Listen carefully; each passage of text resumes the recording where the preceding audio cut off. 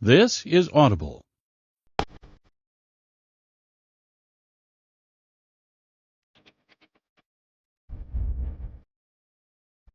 Hachette Audio presents Roses Are Red.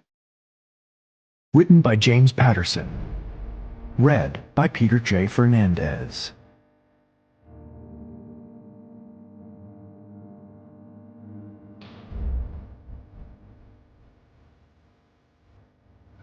Prologue. Ashes. Ashes. Chapter 1. Brienne Parker didn't look like a bank robber or a murderer. Her pleasantly plump baby face fooled everyone. But she knew that she was ready to kill if she had to this morning. She would find out for sure at 10 minutes past 8. The 24-year-old woman wore khakis, a powder blue University of Maryland windbreaker, and scuffed white Nike sneakers. None of the early morning commuters noticed her as she walked from her dented white Acura to a thick stand of evergreen trees, where she hid. She was outside the Citibank in Silver Spring, Maryland, at a little before 8. The branch was scheduled to open in about 90 seconds. She knew from her talks with the mastermind that it was a freestanding bank with 2 drive-through lanes. It was surrounded by what he called big box stores: Target, PetSmart, Home Depot, Circuit City. At 8 o'clock on the dot, Brienne approached the bank from her hiding place in the evergreens under a colorful billboard obnoxiously offering McDonald's breakfast to the public. From that angle, she couldn't be seen by the female teller who was just opening the glass front door and had momentarily stepped outside. A few strides from the teller, she slipped on a rubbery President Clinton mask, one of the most popular masks in America, and probably the hardest one to trace. She knew the bank teller's name, and she spoke it clearly as she pulled out her gun and pressed it against the small of the woman's back. "Inside, Miss Jean Galetta. Then turn around and lock the front door again. We're going to see your boss, Mrs. Buccieri." Her short speech at the entrance to the bank was scripted, word for word, even the pauses. The mastermind said it was crucial that a bank robbery proceed in a specific order, almost by rote. "I don't want to kill you, Jean, but I will if you don't do everything I say when I say it. It's your turn to talk now, darling. Do you understand what I've just told you so far?" Jean Galetta nodded her head of short brown hair so vigorously that her wire-rimmed glasses nearly fell off. "Yes, I do. Please don't hurt me," she gasped. She was in her late 20s, attractive in a suburban sort of way, but her blue polyester pantsuit and sensible stack-heeled shoes made her look older. "The manager's office. Now, Miss Jean, if I'm not out of here in 8 minutes, you will die. I'm serious. If I'm not out of here in 8 minutes, you and Mrs. Buccieri die. Don't think I won't do it because I'm a woman. I will shoot you both like dogs." Chapter 2. She liked this aura of power, and she really liked the new respect she was suddenly getting at the bank. As she followed the trembling teller past 2 Diebold ATMs and then through the meter greeter area of the lobby, Brienne thought about the precious seconds she had already taken. The mastermind had been explicit about the tight schedule for the robbery. He had repeated over and over that everything depended on perfect execution. Minutes matter, Brienne. Seconds matter, Brienne. It even matters that it's Citibank we've chosen to hit today, Brienne. The robbery had to be exact, precise, perfect. She got it. She got it. The mastermind had planned it on what he called a numerical scale of 9.9999 out of 10. With the heel of her left hand, Brienne shoved the teller into the manager's office. She heard the low hum of a computer coming from inside. Then she saw Betsy Buccieri sitting behind her big executive-style desk. "You open up your safe every morning at 5 past 8, so open it for me," she screamed at the manager, who was wide-eyed with surprise and fear. "Open it! Now!" "I can't open the vault," Mrs. Buccieri protested. "The vault is automatically opened by a computer signal from the main office in Manhattan. It never happens at the same time." The bank robber pointed to her own left ear. She signaled with her finger for Mrs. Betsy Buccieri to listen. To listen to what, though? 5, 4, 3, 2, Brienne said. Then she reached for the phone on the manager's desk. It rang. Perfect timing. "It's for you," Brienne said, her voice slightly muffled by the rubbery President Clinton mask. "You listen carefully." She handed the phone to Mrs. Buccieri, but she knew the exact words the bank manager would hear and who the speaker was. The scariest voice of all for the bank manager to hear was not the mastermind making very real but idle-sounding threats, but someone even better. Scarier. "Betsy, it's Steve. There's a man in our house. He has a gun pointed at me. He says that unless the woman in your office leaves the bank with the money by 8:10 exactly, Tommy, Anna, and I will be killed." "It's 8:04. The phone line suddenly went dead. Her husband's voice was gone. "Steve? Steve!" Tears flowed into Betsy Buccieri's eyes and rolled down her cheeks. She stared at the masked woman and couldn't believe this was happening. "Don't hurt them, please. I'll open the vault for you. I'll do it now. Don't hurt anyone." Brienne repeated the message the bank manager had already heard. 8:10 exactly. Not 1 second later, and no stupid bank tricks. No silent alarms. No die packs. "Follow me. No alarms," Betsy Buccieri promised. She almost couldn't think. Steve, Tommy, Anna. The names rang loudly in her head. They arrived at the door of the bank's Mosler vault. It was 8:05. "Open the door, Betsy. We are on the clock. We're losing time. Your family is losing time. Steve, Anna, little Tommy could die." It took a little less than 2 minutes for Betsy Buccieri to get into the vault, which was a polished steel thing of beauty with pistons like a locomotive. Stacks of money were plainly visible on nearly all the shelves. More money than Brienne had ever seen in her life. She snapped open 2 canvas duffel bags and began filling them with the cash. Mrs. Buccieri and Jean Galetta watched her take the money in silence. She liked seeing the fear and respect for her on their faces.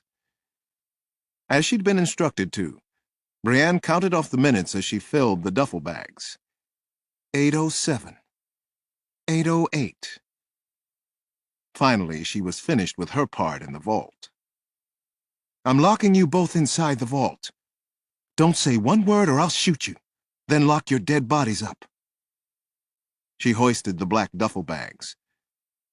"Don't hurt my husband or my baby," Betsy Buccieri begged. "We did what you—" Brienne slammed the heavy metal door on Betsy Buccieri's desperate plea. She yanked her President Clinton mask from her sweaty face. She was running late. She walked across the lobby, unlocked the front door with plastic-gloved hands, and went outside.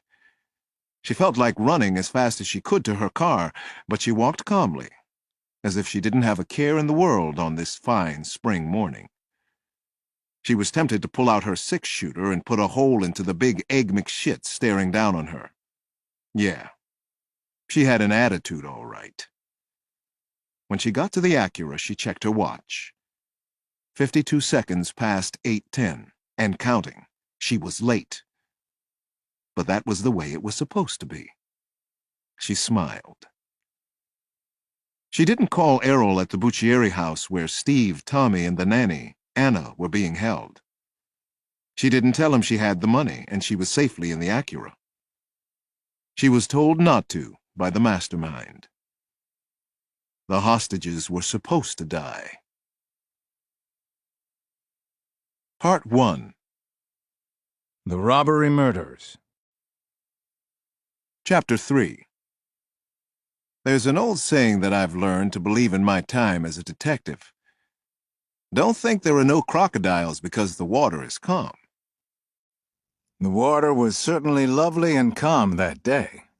My young and irrepressible daughter, Janny, had Rosie the cat up on her hind legs, and she was holding Rosie's front paws in her hands. She and Le Chat Rouge were dancing as they often do. "Roses are red, violets are blue," Janny sang in a sweet, lilting voice.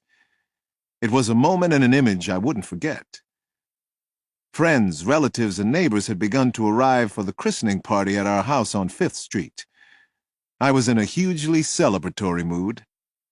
Nana Mama had prepared an amazing meal for the special occasion.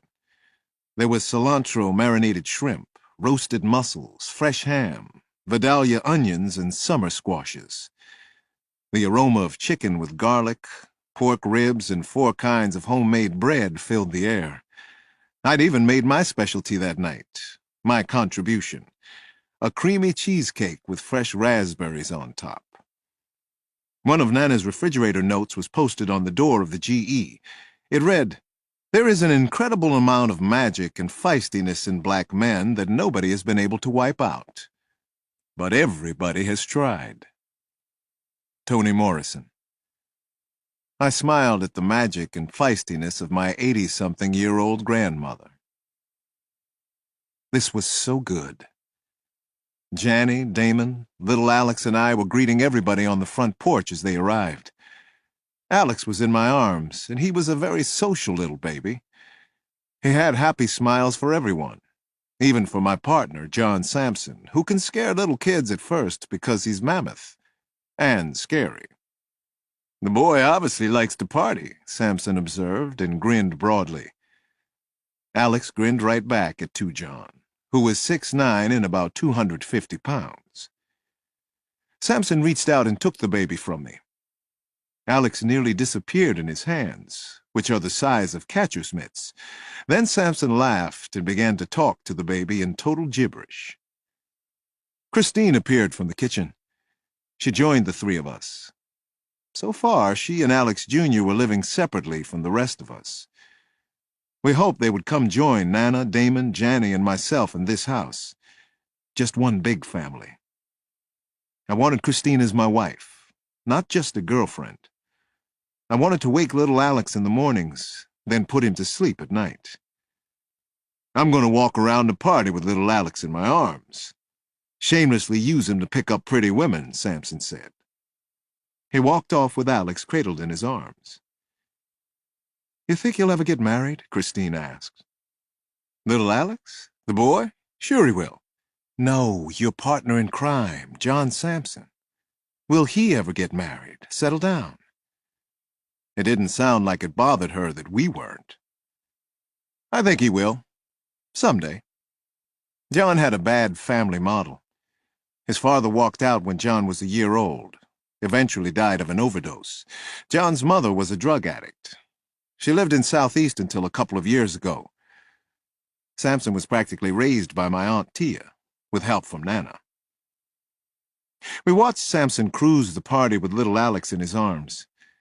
He hit on a pretty lady named Deshawn Hawkins who worked with Christine. "He really is using the baby to hit on women," Christine said in amazement. "Deshawn, be careful," she called to her friend. I laughed. Says what he's going to do, does what he says. The party had started around 2 in the afternoon. It was still going strong at 9:30. I had just sung a duet with Sampson, Joe Tex's Skinny Legs and all. It was a howling success. We got a lot of laughs and playful jeers. Sampson was starting to sing, "You're the first, the last, my everything." That was when Kyle Craig from the FBI arrived. I should have told everybody to go home. The party was all but over. Chapter 4. Kyle was carrying a colorfully wrapped and ribboned present for the baby, and he had balloons.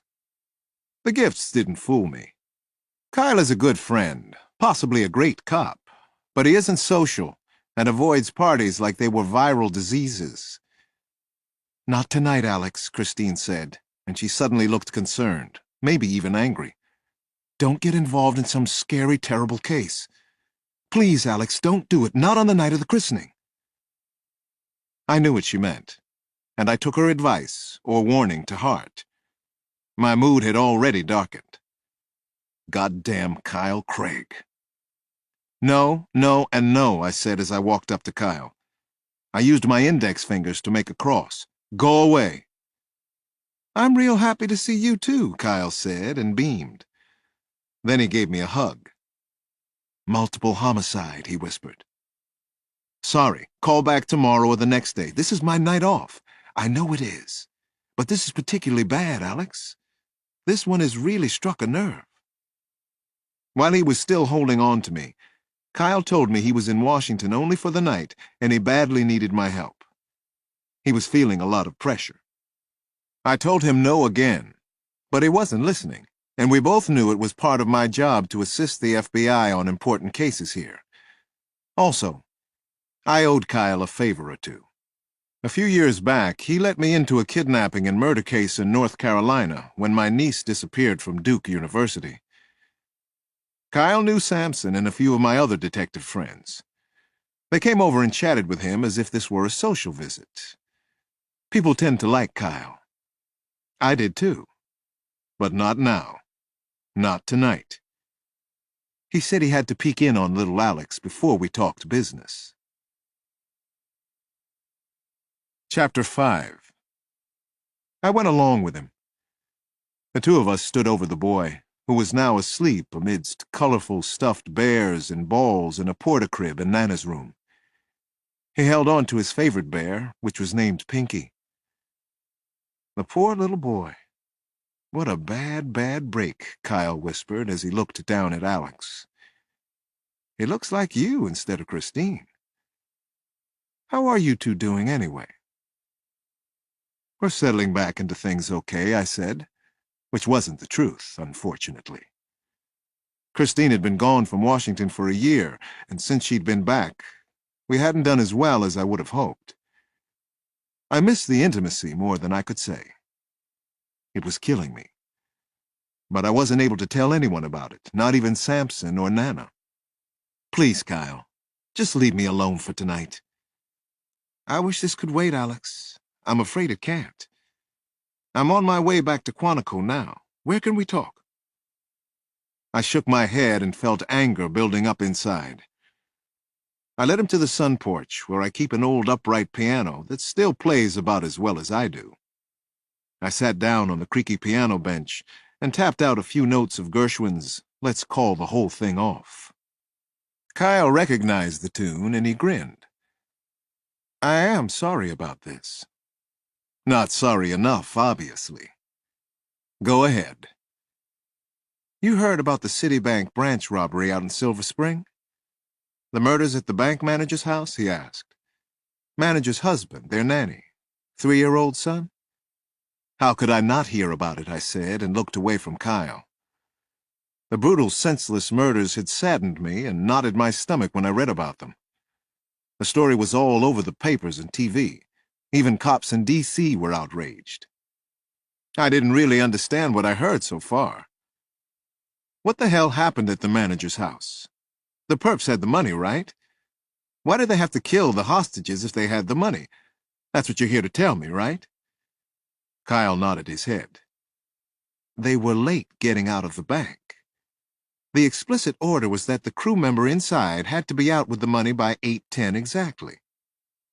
Alex, the crew member at the bank was less than a minute late. Less than a minute. So they murdered the 33-year-old father, the 3-year-old boy, and the couple's nanny. The nanny was 25 and she was pregnant. They executed the father, the 3-year-old, the nanny. You see the murder scene, Alex? I rolled my shoulders, twisted my neck. I could feel the tension invading my body. I saw it all right. How could they have murdered those people for no reason? I really wasn't in the mood for police business, though. Not even a bad case like this one. Which brings you out to my house tonight? On my son's christening day? Oh, hell, Kyle suddenly smiled and lightened his tone. I had to come over to see the promised child anyway. Unfortunately, this case is really intense. There's a possibility the crew is from D.C. Even if they're not from Washington, there's still a possibility somebody here might know them, Alex. I need you to look for the killers. before they do it again. We have the feeling this isn't a one-shot. Alex, your baby is a beauty, though. Yeah, you're a beauty too, I said to Kyle. You are truly beyond compare. 3-year-old boy, the father. A nanny, Kyle said one more time before he left the party. He was about to go out through the door in the sun porch when he turned to me and said, "You're the right person for this. They murdered a family, Alex."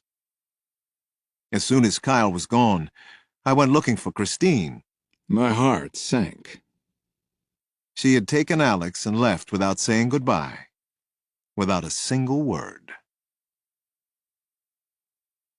Chapter 6. Reluctantly, the mastermind parked on the street, then walked toward an abandoned project within a stone's throw of the Anacostia River. A full moon cast a cold, hard, bone-white light on a half-dozen crumbling, 3-story row houses with open, screenless windows. He wondered if he had the stomach for this. "Into the valley of death," he whispered. To his further dismay, he found the Parkers' hideout was in the row house farthest from the street.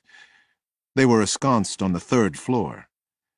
Their lovely little lodging was furnished with a grimy, stained mattress and a rusted lawn chair. Greasy wrappings from KFC and Mickey D's were scattered on the floor. As he entered their room, he held up a couple of oven-warm pizza boxes, as well as a brown paper bag. "Chianti and pizza! This is a celebration, isn't it?"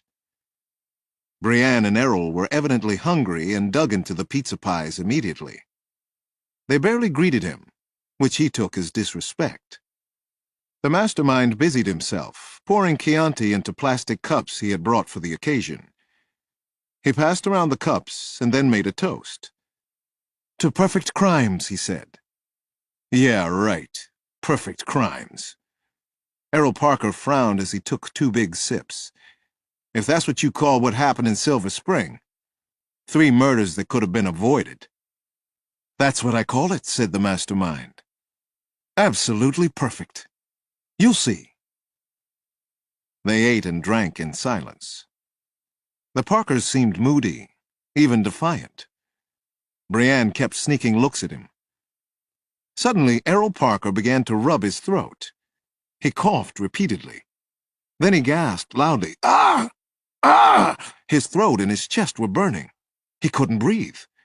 He tried to stand, but he immediately toppled over. "What is it? What's wrong, Errol?" "Errol?" Brienne asked, alarmed and afraid. Then she grabbed at her throat, too. It was on fire. So was her chest. She shot up from the mattress. She dropped the glass of wine and held her throat with both hands.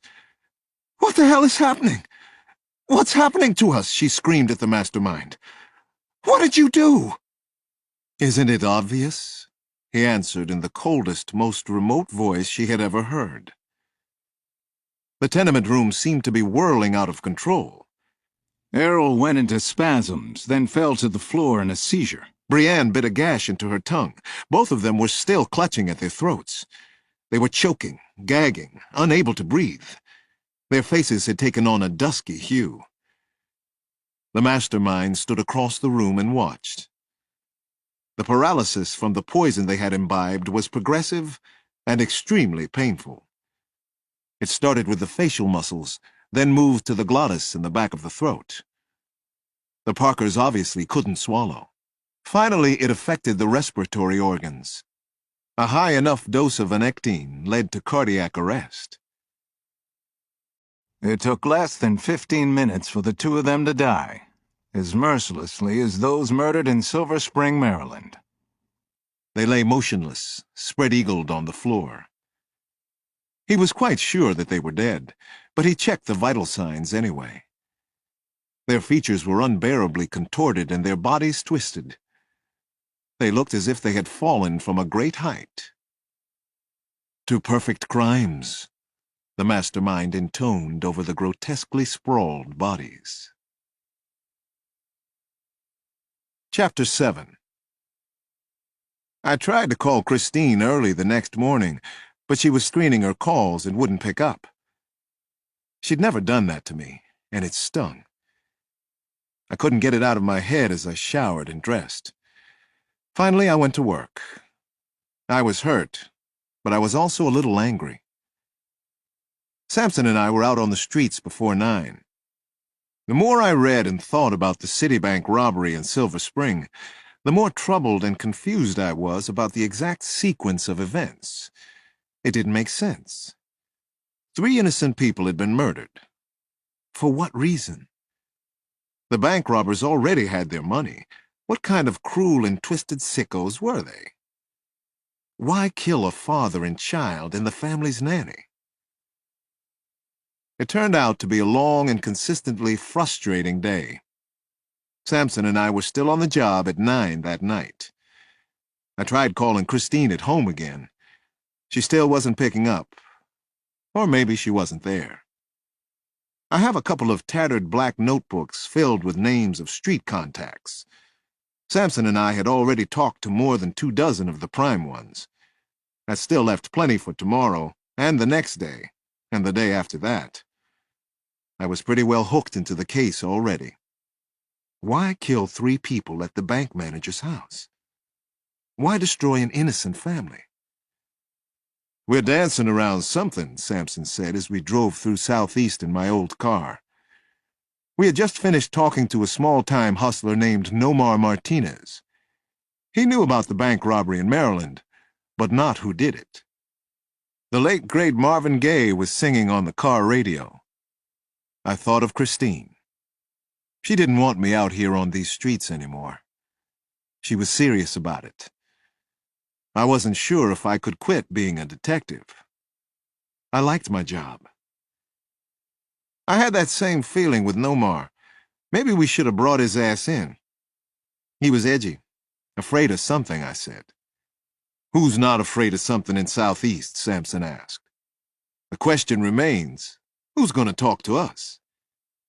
"How about that ugly mutt there?" I said, and pointed toward the street corner we were approaching. "He knows everything happening around here." "He spotted us," Sampson said. "Shit. There he goes." Chapter 8. I spun the steering wheel hard to my left. The Porsche skidded toward a stop, then hopped the curb with a jolting thud. Sampson and I jumped out and started to run after Cedric Montgomery. "Stop! Police!" I yelled at him.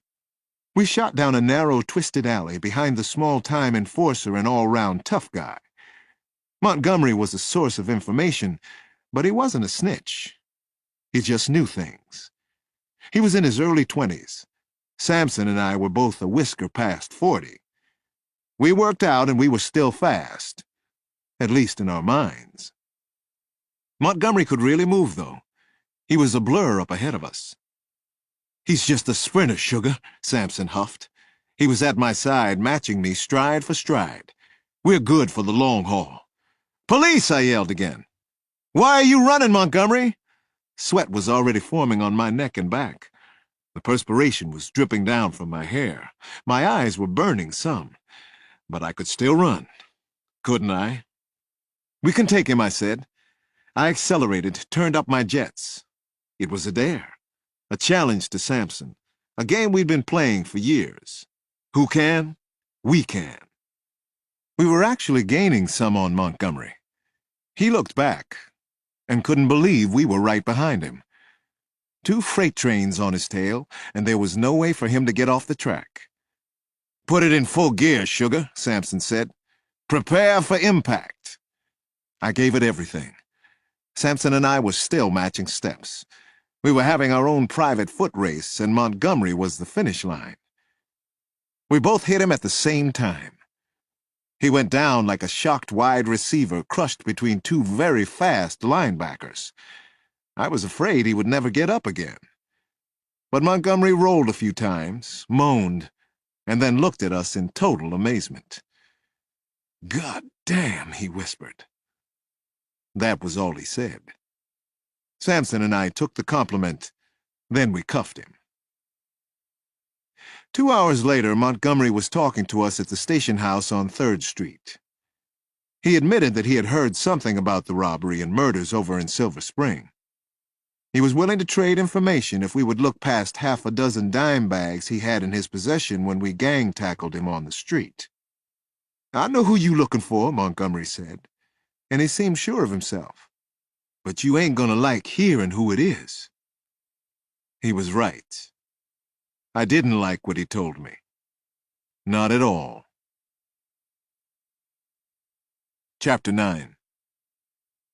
I wasn't sure whether I could trust Cedric Montgomery's information, but he'd given me a good hard lead that I had to follow. He was right about one thing. His tip was disturbing to me. One of the people he'd implicated in the robbery was the stepbrother of my late wife, Maria. He'd heard that Errol Parker might have done the bank in Silver Spring. Sampson and I spent the next day trying to locate Errol, but he wasn't at home or at any of his usual haunts around Southeast. His wife, Brienne, wasn't around either. No one had seen the Parkers for at least a week. Around 5:30, I stopped by the Sojourner Truth School to see if Christine was still there. I'd been thinking about her all day. She hadn't answered my calls or returned any messages. I had met Christine Johnson 2 years before, and we'd almost gotten married. Then a sad and tragic thing happened, and I still blamed myself. She was kidnapped by a monster who had committed several murders in Southeast. She had been held as a hostage for nearly a year. Christine was kidnapped because she was seeing me.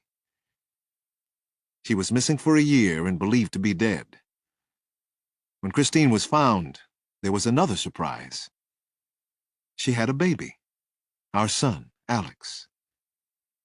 But the abduction had changed her, wounded her in ways she didn't understand, and she couldn't cope with that. I'd tried to help in any way I could. It had been months since we'd been intimate. She kept pushing me farther and farther away. Now Kyle Craig had made it even worse. Nana usually watched over the baby while Christine was working at the Sojourner Truth School. Then Christine and little Alex went to her apartment in Mitchellville. It was the way she needed it to be. I walked inside the school through a side metal door near the gym and heard the familiar sound of basketballs pounding against hardwood and the laughter and joyful screams of kids. I found Christine huddled over the computer in her office. She is the principal at the Sojourner Truth School. Janny and Damon are students there. "Alex," Christine said when she saw me at the door. I read the sign on the wall. Praise loudly, blame softly. Was Christine able to do that for me? "I'm almost finished for the day. Just give me another minute or two." At least she didn't seem angry about the other night with Kyle Craig. She didn't tell me to leave. "I came to walk you home from school. I'll even carry your books," I said, and smiled. "That's all right?" "I guess so," she said. But she didn't smile back, and she still seemed so far away. Chapter 10. When she was ready to go, we locked up the school together, then strolled down School Street toward Fifth. True to my word, I carried Christine's briefcase filled with what felt like a dozen books. I tried a little joke. "You didn't say anything about carrying your bowling ball, too." "I told you the books were heavy. I'm a heavy thinker, you know." "Actually, I'm kind of glad you came by tonight," she said. "Couldn't keep myself away." I told the truth and shamed the devil.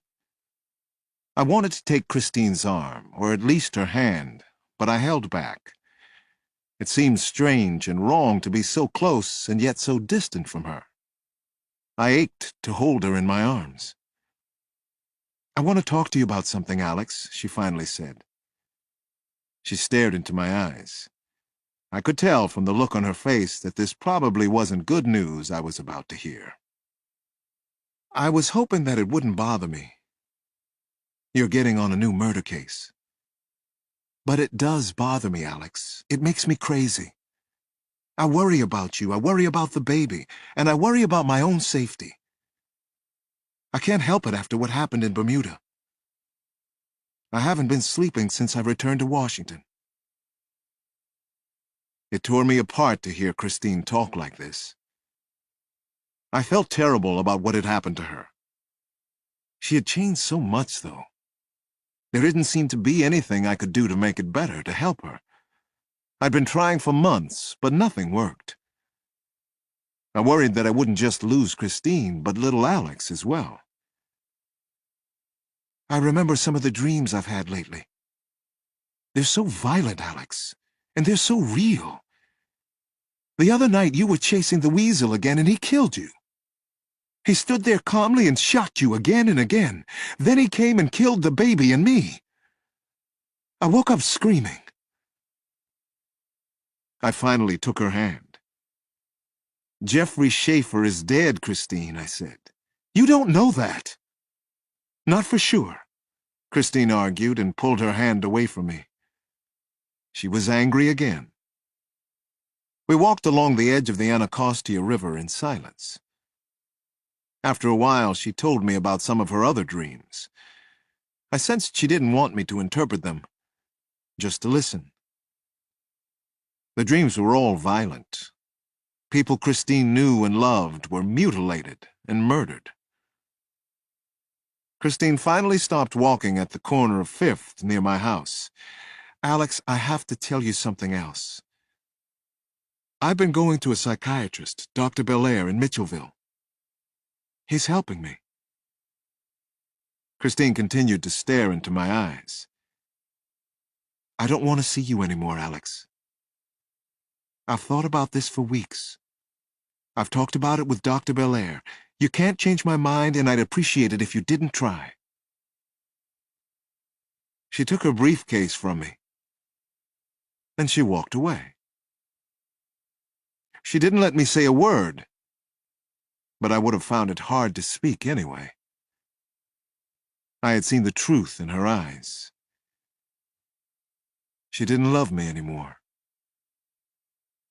What made it so much worse was that I still loved her. And of course, I loved our baby boy. Chapter 11. I really didn't have a choice, so I threw myself into the bank robbery and multiple murders investigation. The newspapers and TV were still filled with sensationalistic stories about the murdered father, child, and nanny. The picture of 3-year-old Tommy Buccieri seemed to be everywhere. Did the killer want us to feel outrage, I wondered? Sampson and I spent most of the next day trying to find Errol and Brianne Parker. The more I followed up on the Parkers with the FBI, the clearer it got that they had probably been robbing small banks in Maryland and Virginia for at least a year. The job at Silver Spring was different. If they had done it, something had happened to change their style. They had become brutal, heartless killers. Why? Sampson and I stopped for lunch at a Boston market around 1 in the afternoon. It wasn't our first or even second choice, but it was handy, and the big man was hungry. Wouldn't be denied. I could have continued on without eating. "You think the Parkers are off doing another job?" he asked me as we dug into orders of meatloaf, corn, and mashed potatoes. "If they're the ones who did the bank in Maryland, they're probably hiding out. They know the heat is on. Errol sneaks off to South Carolina sometimes. He's a fisherman. Kyle already has FBI agents on the ground there." "You ever spend time with Errol?" Sampson wanted to know. "Family get-togethers mostly, but he only came to a few that I can remember. I went fishing with him once. He was like a little kid as long as we were catching largemouth bass and 2 or 3 pound catfish. Maria always liked Errol." Sampson kept eating his meatloaf and double order of mashed potatoes. "You think about Maria much?" I scrunched down into my seat. I wasn't sure I wanted to talk about this now. Different things remind me of her, especially Sundays. We'd sleep until noon sometimes, treat ourselves to a nice brunch, or visit the duck pond near the river. St. Tony's, long walks in Garfield Park. It's a sad, confusing thing, John, that she died so young. It especially hurts that I could never solve her murder. Sampson kept on hounding me with questions. He gets that way sometimes. You and Christine are doing all right? No, I finally admitted. But I couldn't quite get out the whole truth. She can't get over what happened with Jeffrey Schaefer. I'm not even sure that the weasel is dead. We finished here? Sampson grinned. Food or my cross-examination? Let's go. Let's find Errol and Brianne Parker, solve the bank robbery, take the rest of the day off. Chapter 12. Around 7 o'clock, Sampson and I decided to take a dinner break. We figured we'd be working late, probably past midnight. It was that kind of case. I went home for supper with the kids and Nana Mama. I ate and complimented Nana on her cooking, but I didn't taste much of anything. I was keeping the Christine thing bottled up inside me. Not too bright on my part. Sampson and I agreed to meet around 10 o'clock to check out a few night crawlers who would be easier to find after darkness fell. At 10:15, we were trolling southeast again in my car. Sampson spotted a small-time drug hustler and snitch we knew. Darryl Snow was hanging out with his boys in front of a bar and grill that kept changing its name and now was called Used to Be's. Sampson and I hopped out of the Porsche and came up fast on Snow.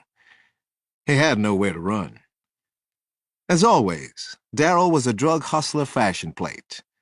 Crimson nylon shorts over blue nylon pants, polo t-shirt, Tommy Hilfiger windbreaker, Oakley shades. "Hey there, Snowman," Sampson said in his deep voice. "You're melting away to nothing." Even Snow's hustler friends laughed. Darryl was around 5'11", and I doubt he weighed 120 pounds with his clothes on, designer labels and all. "Walk and talk with me, Darryl," I told him. "This is not open to discussion." His head shook like a dashboard doll's, but he reluctantly went along. "I don't want to talk to you, Cross." "Errol and Brianne Parker," I said, once we were far enough away from the others. Darryl looked at me and frowned heavily, and his head continued to bob. "You the one was married to his sister or whatever? Why you asking me? Why you always prosecuting me, man?" "Errol doesn't spend a lot of time with the family anymore. He's too busy robbing banks." "Where is he, Darryl?" "Sampson and I don't owe you any favors right now. That's a dicey place to be." "I can live with it," Darryl said, and looked away into the streetlights. My hand shot out and grabbed some windbreaker and shirt. "No, you cannot." "You know better, Darryl." Snow sniffled and cursed under his breath. "I hear Brianne may be over the old First Avenue projects. Rat shit buildings on First? I don't know she's still at that place, though. That's all I got." He held out his hands, palms up. Sampson came rolling up behind Snow. "Moo," he said, and Darryl's sneakered feet almost left the ground. "Is Darryl being helpful?" he asked me. "Seems a little jumpy." "Are you being helpful?" I said to Snow. He whined pathetically. "I told you where Brianne Parker be seen, didn't I? Why don't you just go over there? Check it out, man. Leave me the hell alone. You two like the Blair Witch Project or something. Scary, man." "Much scarier," said Sampson and grinned. "Blair Witch is just a home video movie, Darryl. We're for real." Chapter 13. "I hate this nasty, eerie, middle-of-the-night shit," Sampson said as we approached the First Avenue project on foot. What we saw up ahead were abandoned tenement buildings where junkies and homeless people lived, if you could call it living, in America's capital city. "Night of the living dead all over again," Sampson muttered. He was right. The hang-arounds outside the buildings did look like zombies. "Errol Parker? "Brianne Parker," I said in a low voice as I walked past badly strung-out men with hollowed, unshaven faces. Nobody answered. Most of them wouldn't even look at me or Sampson. They knew we were police. "Errol?" "Brianne Parker," I continued, but still no one answered. "Thanks for the help. God loves you," Sampson said. He was mimicking the rap of the more irritating panhandlers around town. We began to walk through each of the buildings, floor by floor, basement to the roof. The final building we came to looked deserted, and for good reason. It was the most squalid and broken down. "After you, Alphonse," Sampson growled. It was late, and he was getting grumpy. I had the flashlight, so I led the way. As we'd done in the other buildings, we started in the cellar. The floor was potholed, heavily stained cement. Dusty cobwebs weaved from one end of the basement to the other. I came to a closed wooden door, and I pushed it open with my foot. I could hear rodents of various sizes scurrying around inside the walls, scratching furiously as if they were trapped. I waved my flashlight around. Nothing but a couple of glaring rats. "Errol! Brianne!" Sampson called to them. They chittered back at us. He and I continued the floor-to-floor search. The building was damp and smelled of urine, feces, mildew. The stench was unbearable. "I've seen better Holiday Inns," I said, and Sampson finally laughed.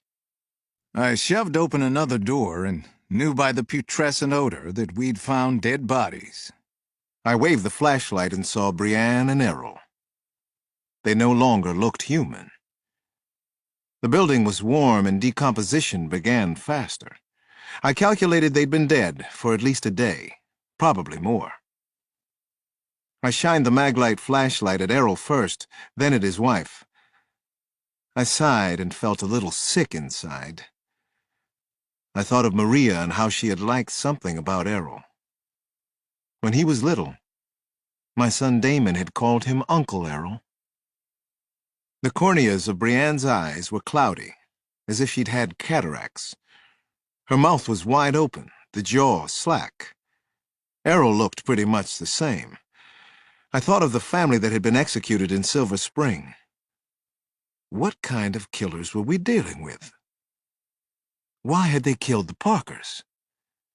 Brianne's top had been removed, and I didn't see it anywhere in the room. Her jeans were pulled down, exposing red panties and her thighs. I wondered what it meant. Had the killer taken Brianne's top? Had someone else been in here since the murders? Had they played around with Brianne after she was dead? Was it the killer? Sampson looked troubled and puzzled. "Doesn't look like an overdose," he said. "Too violent. These two suffered." "John," I finally spoke in a quiet voice. "I think they might have been poisoned. Maybe they were supposed to suffer." I made a call to Kyle Craig and told him about the Parkers. Had we solved part of the Silver Spring robbery? Was at least one killer still out there? Chapter 14. A rush autopsy confirmed my suspicion that Errol and Brianne Parker had been poisoned. The ingestion of a massive dose of anectine had caused rapid muscle contractions and led to cardiac arrest. The poison had been mixed into a half-empty bottle of Chianti. Brianne Parker had been sexually violated after she was dead. What a mess. Sampson and I spent another couple of hours talking to the hang-arounds, the homeless, the junkies living in the abandoned project buildings on First Avenue. No one admitted knowing Errol or Brianne. No one had seen any unusual visitors at the building where the couple had been hiding. I finally drifted home for a few hours' sleep, but I was restless in my bedroom. I got up and hobbled downstairs around 5. I was thinking about Christine and little Alex again. It was 4 a.m. Nana's latest refrigerator note was posted. It read, "Never once Did she want to be white, to pass, dreamed only of being darker? I opened the fridge and took out a Stewart's root beer. Then I wandered out of the kitchen. The poem from the refrigerator door drifted through my head. I flicked the television on, then off. I played the piano in the sunroom. Crazy for You, and then some Debussy. I played Moonglow, which reminded me of the best times with Christine. I imagined ways that we might fix the relationship. I'd tried to be there for her every day since her return to Washington. She kept pushing me away. Tears finally welled in my eyes, and I wiped them away. She's gone. You have to start over again. But I wasn't so sure that I could. The floorboard squeaked. I heard you playing Clair de Lune. Very nicely, I might add. Nana was standing in the doorway with a tray in her hands. There were 2 steaming coffee mugs on it. She pushed one of them toward me, and I took it. She then sat in the old wicker rocker near the piano, quietly sipping her brew. This instant, I kidded her. You find any instant coffee in my kitchen, I'll give you this house. I own the house, I reminded her. So you say, sonny boy. Sunrise concerto, Alex? What's the occasion? Pre-sunrise concerto. I couldn't sleep. Bad night. Bad dreams. Bad morning so far. I sipped the delicious coffee, which was laced with chicory. Good coffee, though. Nana continued to sip hers. Mm-hmm. Tell me something I don't know. What else? You remember Maria's stepbrother, Errol? Samson and I found his body in the First Avenue projects last night, I told her. Nana made a low clucking sound, and she gently shook her head. That's so sad. Such a shame, Alex. They're a good family, nice people. I have to go and tell the family this morning. Maybe that's why I'm up so early. What else? Nana asked again. She knew me so well, and in a way, that was comforting now. Talk to me, Alex. Tell your Nana. It's Christine, I finally said. I think it's over between us. She doesn't want to see me, she told me. Made it official. I don't know where that leaves little Alex. Nana, I have tried everything in my power. I swear I have. She put down her coffee mug and she slid one skinny arm around me. She still has a lot of strength in her body. She held me tight. Well then, you've done what you can, haven't you? What else can you do? She hasn't gotten over what happened in Bermuda, I whispered. She doesn't want to be with a homicide detective. She can't do it. She doesn't want to be with me. Nana whispered back at me. You're taking too much on your shoulders. You're taking on blame you shouldn't. It's bending you, Alex. You can break. You listen to Nana now. I'm listening. I always do. Do not. Do too. Do not. And I can keep this up longer than you, she snapped. Besides, it proves my point. Nana always has the last word. She is the best psychologist in the house, or so she tells me constantly. Chapter 15. The second bank robbery went off like a time bomb early that morning in the town of Falls Church, Virginia, about 9 miles outside Washington. The bank manager's house was a well-maintained colonial in a sweet neighborhood where the people seemed to genuinely like one another. There was evidence of well-loved children everywhere. Tyco toys, bikes, a basketball net, dueling swings, a makeshift lemonade stand. There was a beautiful garden filled with flowered shrubs, birds perched on a whimsical weather vane, a witch on a broom up on the garage roof. That morning you could almost hear the witches cackle. The mastermind had told his new crew what they would find and how they should proceed. Every move was carefully planned and rehearsed. The new crew was superior to the Parkers. It had taken half of the money from the Citibank job to interest them, but it was worth it.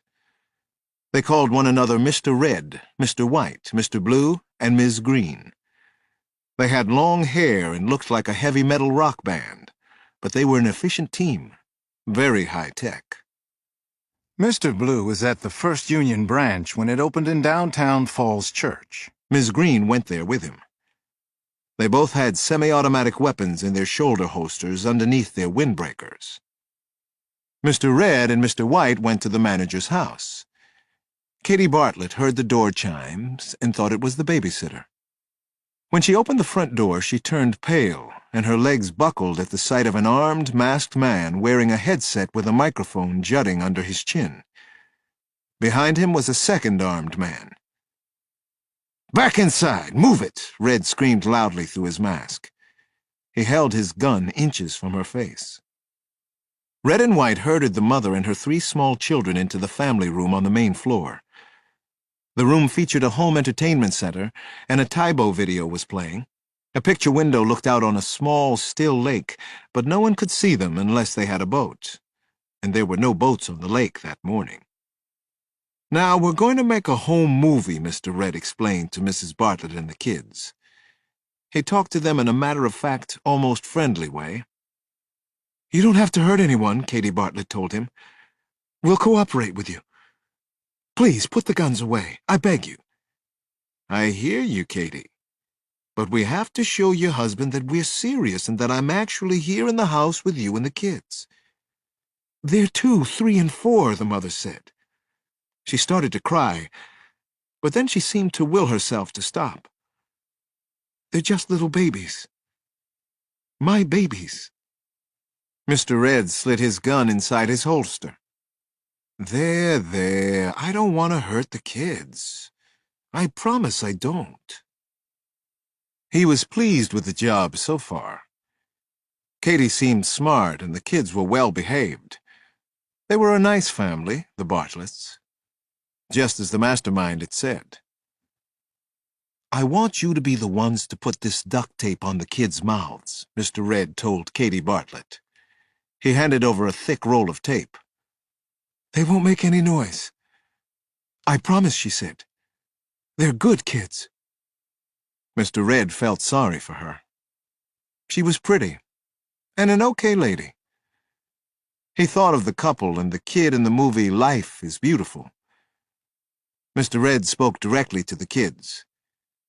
"This is duct tape, and we're going to play a game with it. It'll be cool," he said. 2 of the kids glared at him, but the 3-year-old grinned. "Duct tape? That's right, duct tape.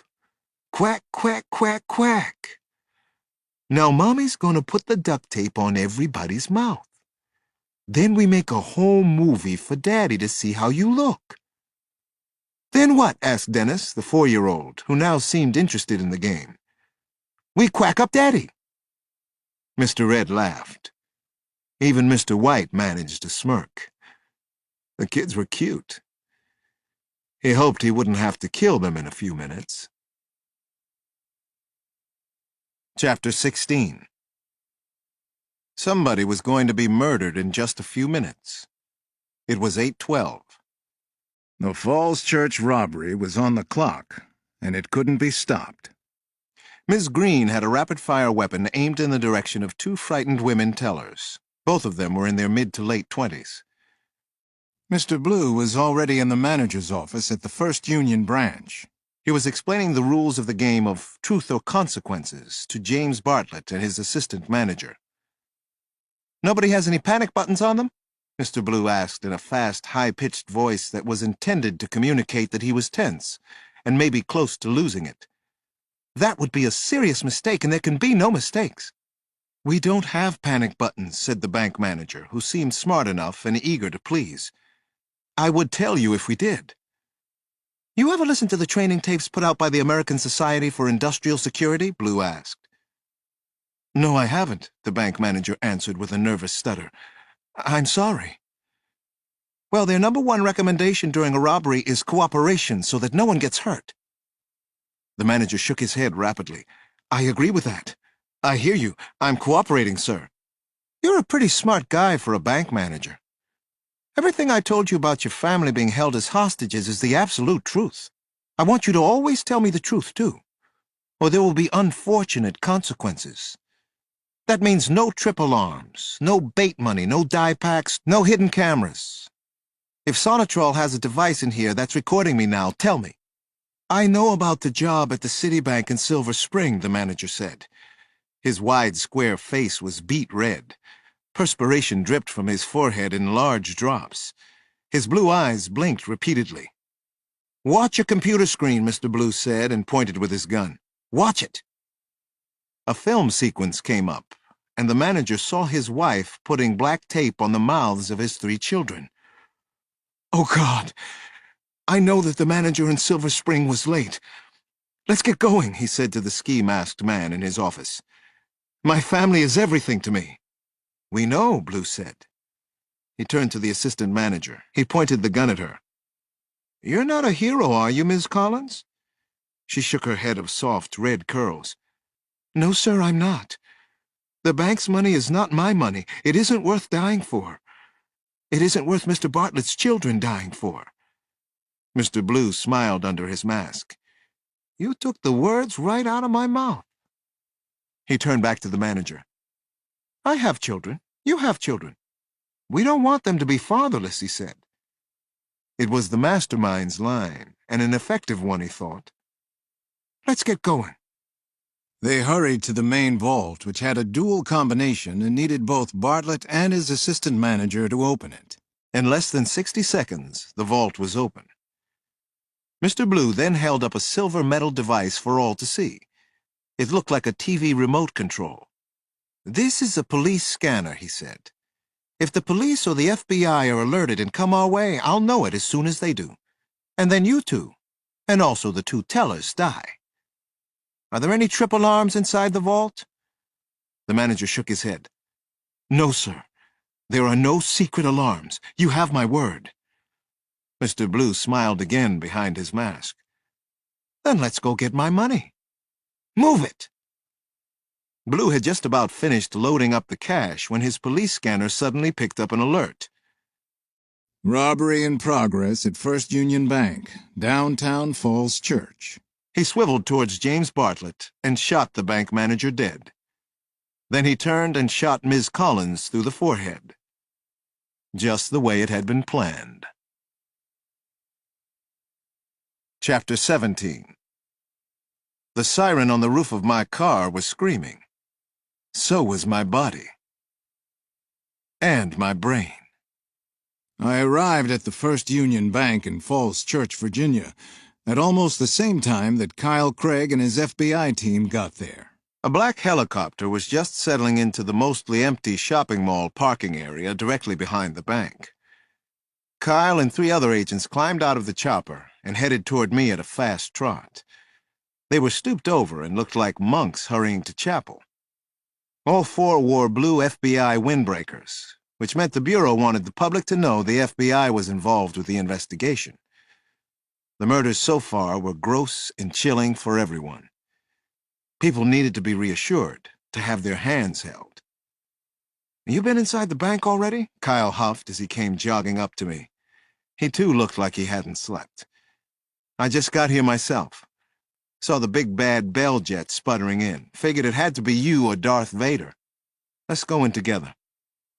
"This is Senior Agent Betsy Cavalieri," Kyle said, indicating a smallish woman with lustrous black hair and eyes almost as dark.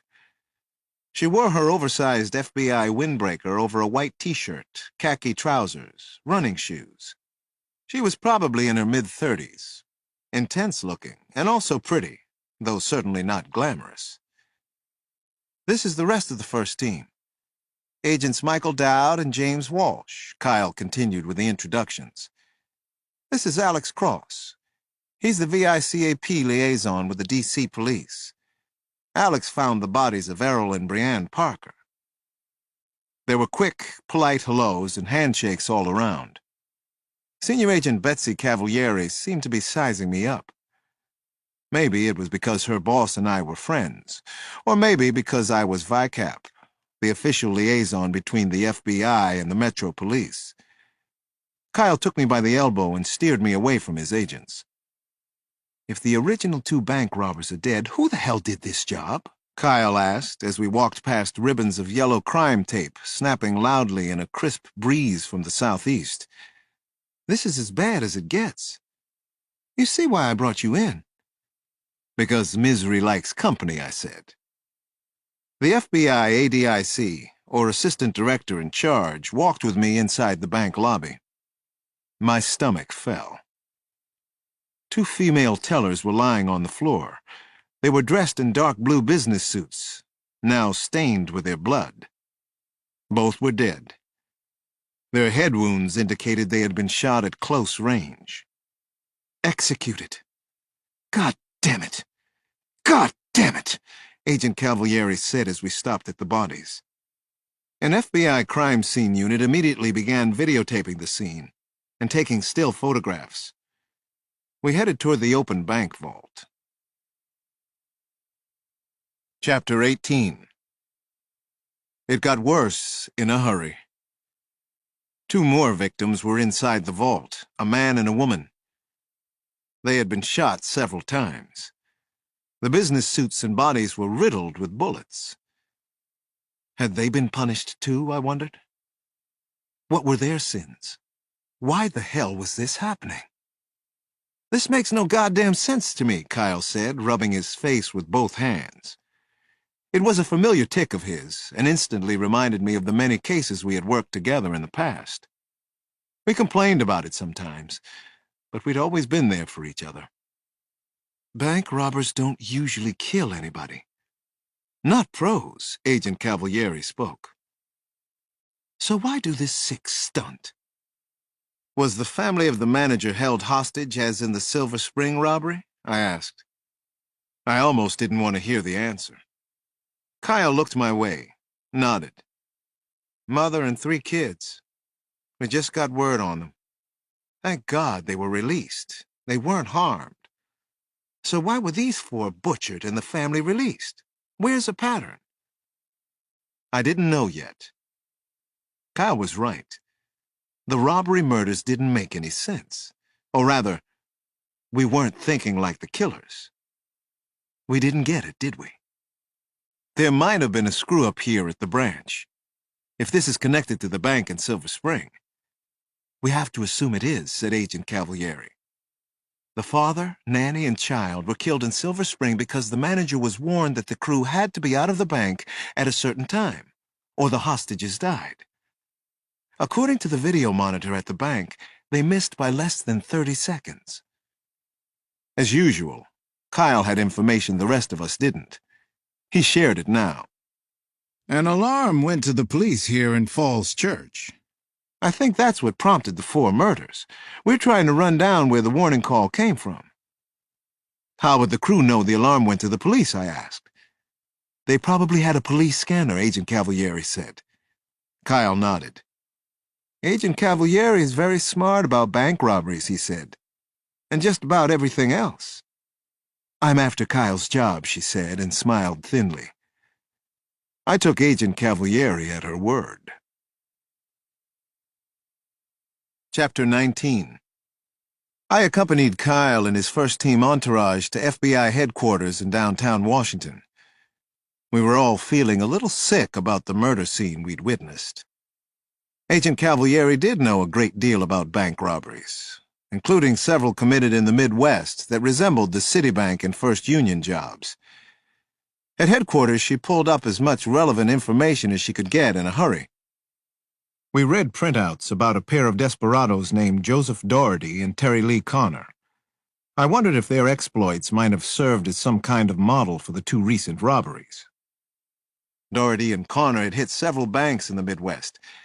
They would usually kidnap the manager's family first. Before one robbery, they held the manager and his family for 3 days over a holiday weekend. Then robbed the bank on a Tuesday. There's a big difference, though. Doherty and Connor never hurt a soul in any of the robberies, Cavalieri said. They weren't killers like this current scum we're dealing with. What the hell do they want? I made myself go home around 7 that night. I had a home-cooked dinner with Nana and the kids. Shallow fried chicken, cheese grits, and steamed broccoli. After we did the dishes, Damon, Janny, and I trooped down to the basement for the kids' weekly boxing lesson. The boxing lessons have been going on for a couple of years and aren't really necessary for Damon and Janny anymore. Damon is a clever 10, Janny's 8, and they can both defend themselves. But they like the exercise and the camaraderie, and so do I. What happened that night came out of the blue. It was unannounced and totally unexpected. Afterward, once I knew what had happened, I understood why. Janny and Damon were fooling around, showing off a little, strutting their stuff. Janny must have walked into a punch from Damon. The looping blow struck her squarely in the forehead, just above the left eye. That much I'm certain about. The rest was a blur to me, a complete shock. It was as if I was seeing life as a series of stop-motion photos. Janny tilted to the left, and she went down in a frightening collapse. She hit the floor hard. Her movements suddenly became jerky, and then her limbs went completely stiff. There was absolutely no warning.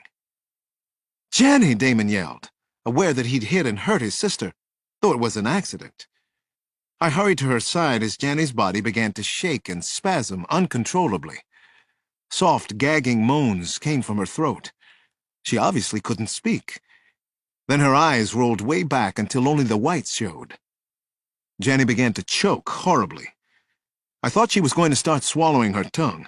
I yanked off my belt. I folded it and wedged it into Janny's mouth to keep her from swallowing her tongue or possibly lacerating it with a hard bite. My heart was pounding as I held the tightly folded belt in her mouth. I kept telling her, "It's okay. It's okay, Janny. Everything is okay, baby." I tried to be as soothing as I possibly could be. I tried not to let her see how scared I was. The violent spasms wouldn't stop. I was pretty sure Janny was having a seizure. Chapter 20. Everything is okay, baby. Everything is going to be fine. 2 or 3 horrifying minutes passed like that. Everything wasn't okay, though, not even close. Everything was as terrible as it could be, as terrible as it had ever been. Janny's lips had turned bluish, and she was drooling. Then she lost control of her bladder and peed on the floor. She still couldn't speak. I had sent Damon upstairs to call for help. An ambulance arrived less than 10 minutes after Janny's seizure ended. So far, there hadn't been another one. I prayed there wouldn't be. 2 EMS attendants hurried down to the basement where I was still knelt on the floor beside Janny. I held one of her hands. Nana held the other. We had propped a pillow from the couch under her head and had covered her with a blanket. This is crazy, I kept thinking. This can't be happening. "You're okay, sweetie," Nana hummed softly. Janny finally looked at her. "No, I'm not, Nana." She was fully conscious now, scared and confused. She was also embarrassed because she'd wet herself. She knew something strange and terrible had happened to her. The EMTs were gentle and reassuring. They checked Janny's vital signs: temperature, pulse, and blood pressure. Then one of them inserted an IV into her arm, while the other brought out an intubation box, breathing aid. My heart was still pounding, racing terribly. I felt as if I might stop breathing, too. I told the EMS workers what had happened. She had violent spasms for about 2 minutes. Her limbs went stiff as boards. Her eyes rolled back. I told them about the shadow boxing and the punch that had landed above her left eye. "It does sound like a seizure," the lead person said. Her green eyes were sympathetic, reassuring. "It could have been the blow she took, even if it was a light hit. The angle of attack. We should take her to St. Anthony's." I nodded agreement, then watched in horror as they strapped my little girl on a stretcher and carried her out to the waiting ambulance. My legs were still unsteady. My whole body was numb and my vision tunneled. "You have to use the siren," Janny whispered to the EMS techs as they lifted her into the back of the ambulance van. "Please?" And they did. All the way to St. Anthony's Hospital.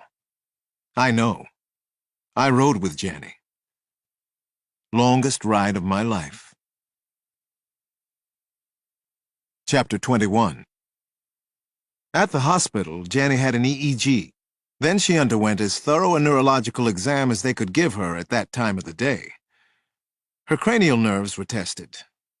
She was asked to walk a straight line, then to hop on one foot to determine the presence of any ataxia. She did as she was told and seemed better now. Still, I watched her as if she might suddenly shatter. Just as she was finishing the exam, Janny had a second seizure. It lasted longer and was more violent than the first one. It couldn't have been any worse if it had happened to me. When the attack finally stopped, Janny was given a Valium IV. The hospital staff was right there for her, but their concern was also frightening. A nurse asked me if there had been any symptoms before the seizure, such as blurred vision, headaches, nausea, loss of coordination. I hadn't noticed anything unusual. When she had finished her examination of Janny, Dr. Bone from the emergency room took me aside. "We'll keep her here overnight for observation, Detective Cross. We'd like to be extra careful." "Extra careful is good," I said. I was still shaking a little. I could see it in my hands. "She might be here longer than that," Dr. Bone then added. "We need to do more tests on Janny.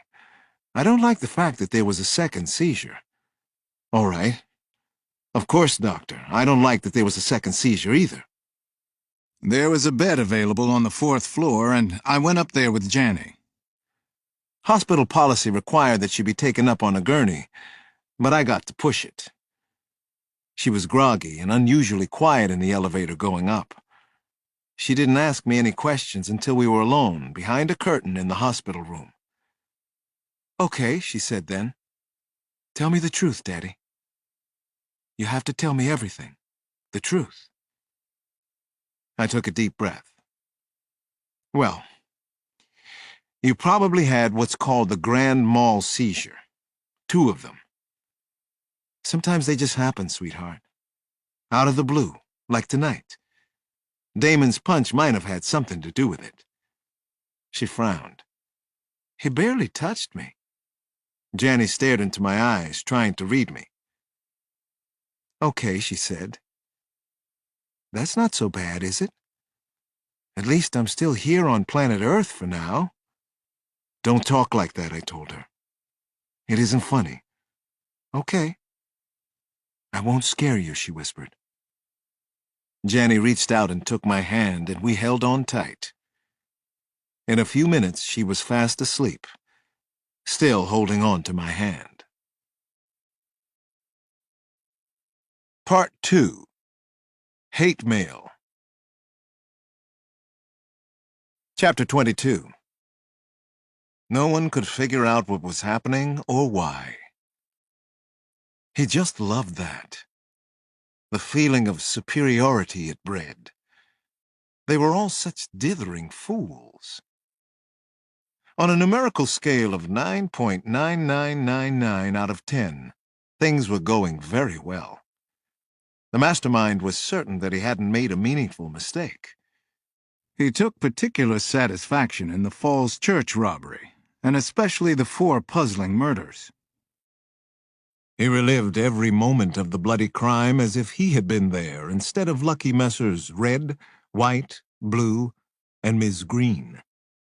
He visualized the scene at the manager's house, and then the murders at the bank with such intense pleasure and satisfaction. He recreated it in his mind again and again and never tired of the scenario, especially the killings. The artistry and symbolism of them infused him with confidence in the cleverness of his thinking, the rightness of it. He found himself smiling at the thought of the phone call to the police, the tip that a robbery was in progress. He'd made the call. He wanted the first union employees killed. That was the whole goddamn point. Didn't anybody see that yet? He had another team to recruit now, the most important one, and the hardest to find. The final crew had to be extremely capable and self-sufficient, and because of their self-sufficiency, they would pose a danger to him. He understood very well that clever people often had large and uncontrollable egos. He certainly did. He brought up the names of potential candidates on his computer screen. He read lengthy profiles and even criminal records, which he thought of as their resumes. Then suddenly, that dreary, rainy afternoon, he came across a crew that was as different from the others as he was from the rest of humanity. The proof? They had no criminal record. They had never been caught, never even been suspected. It was why they'd been so hard for him to find. They seemed perfect for his perfect job, for his masterpiece. No one could figure out what was about to happen. Chapter 23. At 9 a.m., I met with a neurologist named Thomas Petito, who patiently explained the tests Janny would go through in the morning. He wanted first to eliminate some possible causes of the seizures. He told me that worrying would do no good, that Janny was in excellent hands, his, and that for the moment the best thing I could do was to go to work. "I don't want you worrying needlessly," Petito said, "and I don't want you in my way." I drove I-95 south to Quantico that afternoon after I had lunch with Janny. I needed to visit with the FBI's best technicians and profilers, and they were at Quantico. I didn't like leaving Janny at St. Anthony's, but Nana was with her, and there weren't any major tests scheduled until the following morning. Kyle Craig had called me at the hospital and asked about Janny. He was genuinely concerned. Kyle then told me that the Justice Department, the banking industry, and the media were all over him like a cheap suit. The FBI dragnet now covered most of the East Coast, but it wasn't delivering results. He'd even flown in one of the agents from the team that had tracked down master bank robber Joseph Doherty in the mid-'80s. Kyle also said that Senior Agent Cavalieri was running the task force. I wasn't too surprised. She had struck me as one of the brightest and most energetic of the bureau agents I'd met, other than Kyle himself. The agent from the original Doherty team was named Sam Withers. Kyle, Agent Cavalieri, and I met with him in Kyle's conference room in Quantico. Withers was in his mid-60s now. He was retired and told us he played a lot of golf in the Scottsdale area. He admitted he hadn't given much thought to bank robbers in several years, but the horror of these robberies had caught his attention. Betsy Cavalieri got right down to business. "Sam, did you get a chance to read our write-ups of the Citibank and First Union robberies?" "Sure did. I read them a couple of times on my way here," Withers said, running the palm of his hand over his buzz cut. He was a beefy man, probably 240 pounds or more, and reminded me of retired baseball sluggers like Ted Kluszewski and Ralph Kiner. "First impressions?" she asked the former agent. "What do you think, Sam? Is there any connection to the current mess?" Big differences between these jobs and the ones I worked on. Neither Doherty nor Connor was violent by nature. Those guys were basically small-town, small-time criminal minds. Old school, like those commercials you see on ESPN. Even the hostages spoke of them as congenial and pleasant. Connor always carefully explained that he didn't want to steal anything in the hostages' homes. Said he didn't want to harm anyone. He and Doherty both despised banks, and they despised insurance companies. That might be the hookup with your perps. Withers continued to reminisce and conjecture in a soft, sleepy Midwestern drawl. I sat back and thought about what he had just said. Maybe somebody else out there despised banks and insurance companies too. Or possibly they hated bankers and their families for some reason. Someone with a deep enough grudge could be behind the robberies and murders. It made some sense, as much as anything else we had. After Sam Withers left the conference room, we talked about other cases that might relate to this one. One in particular caught my attention. A major robbery had occurred outside Philadelphia in January. 2 men had kidnapped a bank executive's husband and infant son. They said they had a bomb and threatened to blow up their hostages unless the bank vault was opened. They kept in touch with walkie-talkies. Used police scanners, too, kind of like the First Union job, Betsy reported from her extensive notes. It might be the same people who did the First Union. Any violence in the job outside Philly, I asked her. She shook her head and her shiny black hair flipped to one side. No, none. With all the resources of the FBI and hundreds of local police departments, we were still nowhere on the robbery murders. Something was very wrong with this picture. We still weren't thinking like the killers. Chapter 24. I got back at St. Anthony's around 4:30 in the afternoon. Janny wasn't in her room, which surprised me. Nana and Damon were sitting and reading. Nana said she had been taken for tests ordered by her neurologist, Dr. Petito. Janny returned at 4:45. She looked tired. She was so young to be going through this kind of ordeal.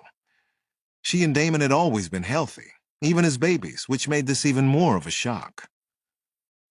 When Janny rolled into the room in a wheelchair, Damon suddenly choked up. So did I. "Give us a big bear hug, Daddy," Janny looked at us and said, "like you used to when we were little."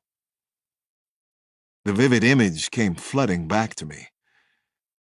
I remembered the feeling of holding them both in my arms when they were much smaller. I did what Janny asked. I bear hugged my 2 babies. As the 3 of us embraced, Nana came back from a walk down the hall.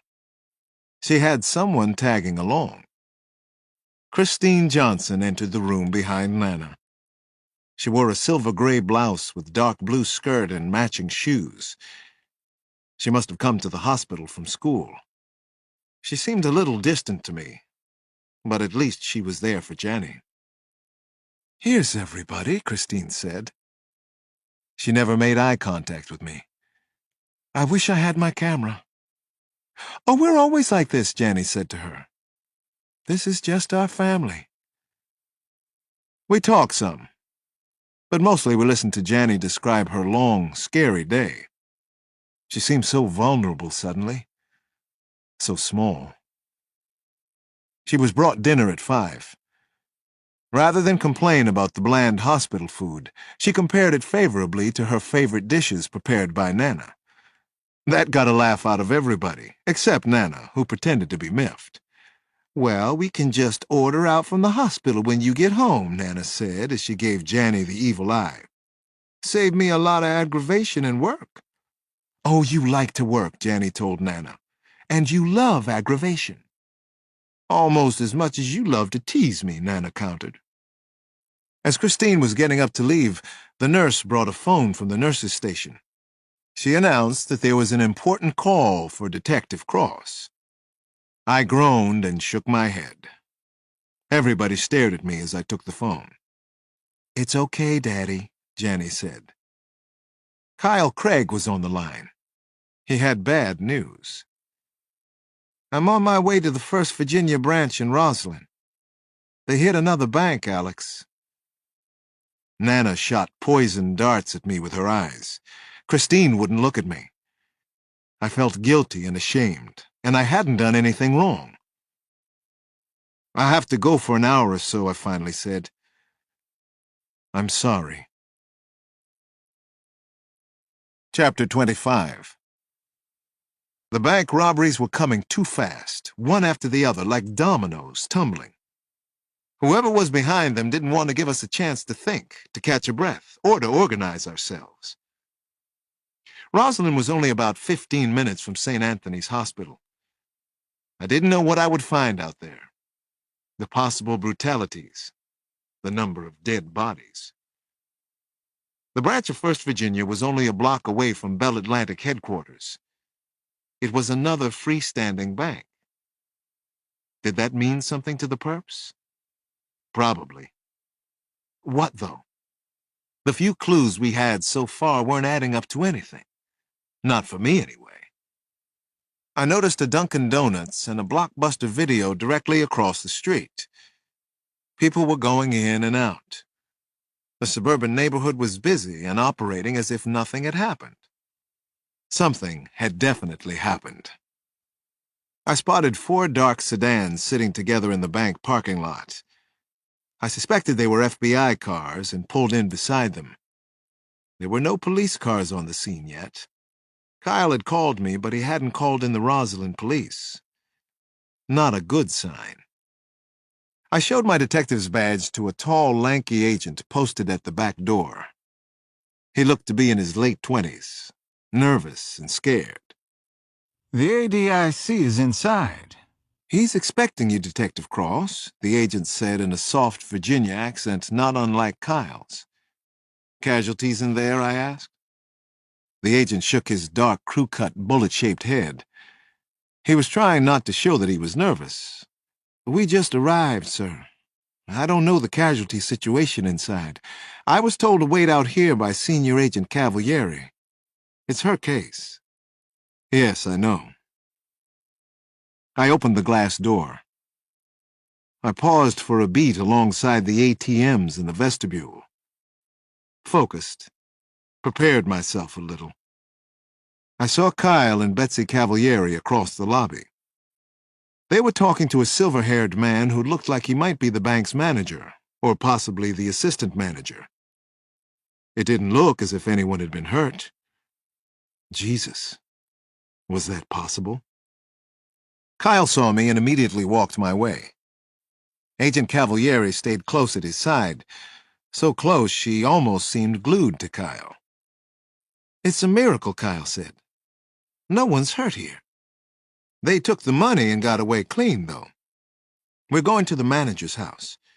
His wife and daughter were held hostage, Alex. The phones at the house are dead. Call the Rosalind police, Kyle. They'll have squad cars there. We're 3 minutes away. Let's go, Kyle barked. He and Agent Cavalieri were already headed toward the door. Chapter 26. The message from Kyle was loud and clear. The FBI was in charge of the bank robbery murders investigation. I was welcome to join up or leave. For the moment, I went along. It was Cavalieri and Kyle's case, and their huge headache, their time in the pressure cooker. No one spoke as we rode through Roslyn in one of the FBI sedans. One pattern of the robberies had been clear so far. Somebody died when a robbery took place. It almost seemed that a serial killer was robbing banks. The bank alarm went directly to the FBI. I finally spoke up about something that had bothered me since I got Kyle's call at St. Anthony's. Betsy Cavalieri turned toward me from the front seat. First Union, Chase, First Virginia, and Citibank are all connected to us for the time being. It was their decision. We didn't pressure them. We've moved several dozen extra agents into the D.C. area, so we'd be ready when and if another bank was hit. We arrived at the branch in Roslyn in less than 10 minutes. They got out anyway.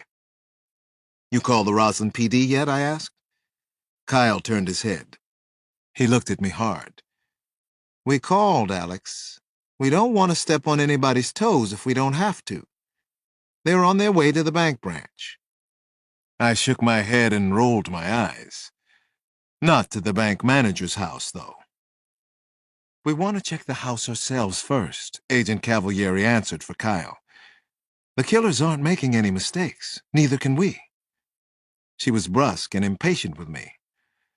I didn't much like her tone, and she didn't seem to care what I thought. Roslyn has a very good police force, I told her. I've worked with them before. Have you? I felt I had to defend some of the people I knew and respected. Kyle sighed. You know, it depends on who responds first. That's the problem. Betsy's right. We can't make mistakes on this one. They don't. We turned onto High Street in Roslyn. The neighborhood looked peaceful, serene, thriving. Nicely groomed lawns, two-car garages, large homes, both new and old. They always kill somebody, I couldn't help thinking. They've done it to a family before. We parked in front of a sprawling ranch house with a big red number 315 on a pale yellow mailbox. A second dark sedan edged into the curb behind us. More agents. The more, the scarier. The crew is probably gone, Kyle spoke into his walkie-talkie. But remember, you never know. These guys are killers. They seem to like it, too. Chapter 27. You never know, I thought. How true that was, and how thoroughly frightening it could be sometimes. Was it part of what kept me on the job? The adrenaline spike that wasn't like anything else I'd ever experienced? The uncertainty of each new case? The thrill of the hunt? A dark side of myself? What? Good occasionally triumphing over evil. Evil often triumphing over good? As I unholstered my Glock, I tried to clear my mind of anything that would interfere with my timing or reflexes in the next few moments. Kyle, Betsy Cavalieri, and I hurried toward the front door. We had our guns drawn. Everyone looked solid, professional, appropriately nervous. You never know. The house was deadly quiet from the outside. Somewhere in the neighborhood, a dog howled. A baby bawled. The baby's cry hadn't come from the bank manager's house. Someone had died at each of the first two robberies. That was the only pattern so far. The killer's ritual? The warning? The what? Could this be a pattern murderer robbing banks? What in the name of God was happening? I go in first, I said to Kyle. I wasn't asking his permission. We're in Washington. We're close, anyway. Kyle chose not to argue with me. Agent Cavalieri was silent. Her dark eyes studied my face. Had she been on the front line before? I wondered. What was she feeling right now? Had she ever used her gun? The door of the house was unlocked. They had left it open. On purpose? Or because they departed in a hurry? I moved inside, quickly, silently, hoping for the best, expecting the worst. The foyer, living room, and kitchen beyond were all dark, except for the stuttering red glow of a blinking digital clock on the stove. The only sound was the refrigerator humming.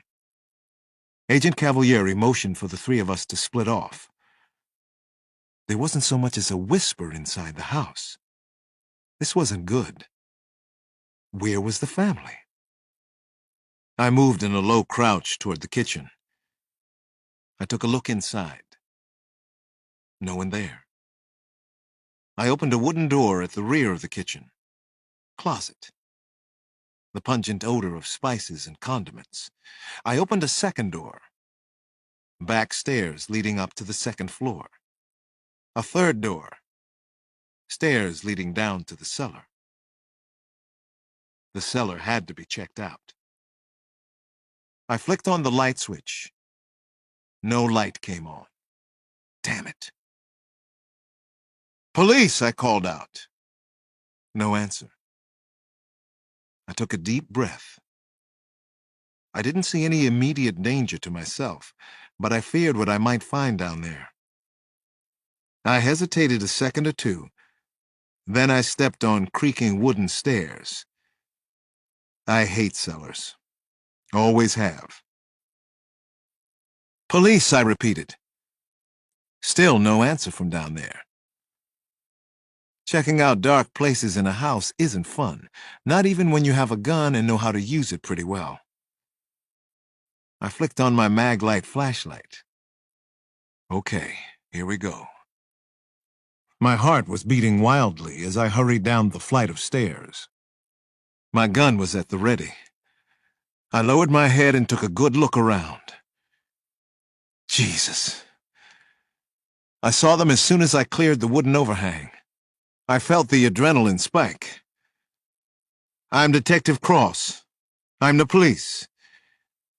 The wife and the baby girl were there. The mother was bound and gagged with black tape over different colored cloths. Her eyes were wide and as bright as searchlights. The baby had black tape over her mouth. The infant's chest was heaving with silent sobs. They were alive, though. No one had been hurt, either here or at the bank. Why was that? The pattern had changed. "What's going on down there? You all right, Alex?" I heard Kyle Craig call. I flashed the light up and saw Kyle and Agent Cavalieri standing at the top of the stairs. "They're here. They're safe. Everyone's alive." What in hell was going on? Chapter 28. The Mastermind. What a quaint, totally absurd name. It was almost perverse. He liked it for just that reason. He actually watched the scene at the bank manager's house, and he felt as if he was standing outside of his own body. He remembered an old TV show from his youth. You Are There. He was, wasn't he? He found it quite thrilling to see the FBI technicians enter the house with their black magic boxes. He knew all about them. The VCU, or Violent Crime Unit. He closely observed the somber, serious-faced agents come and go. Then the Roslyn police arrived en masse. Half a dozen squad cars with their turret lights blazing. Sort of pretty. Finally, he saw Detective Alex Cross leave the house. Cross was tall and well-built. He was in his early 40s, resembled the fighter Muhammad Ali at his best. Cross's face wasn't flat, though. His brown eyes sparkled constantly. He was better looking, actually, than Ali had ever been. Cross was one of his prime opponents, and this was a fight to the death, wasn't it? It was an intensive battle of wits, but even more than that, a battle of wills. The mastermind was confident that he would win against Cross. If anything, this was a mismatch. The mastermind always won, didn't he? And yet he felt a little unsure. Cross exuded confidence, too, and that made him angry. How dare he? Who did the detective think he was? He watched the house for a while longer and knew it was perfectly safe for him to be there. Perfectly safe. On a numerical scale of 9.9999 out of 10.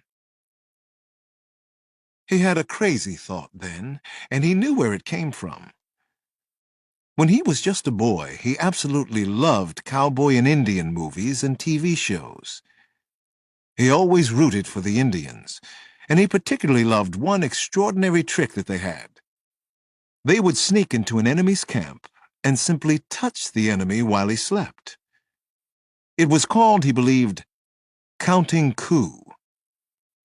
The mastermind wanted to count coup on Alex Cross.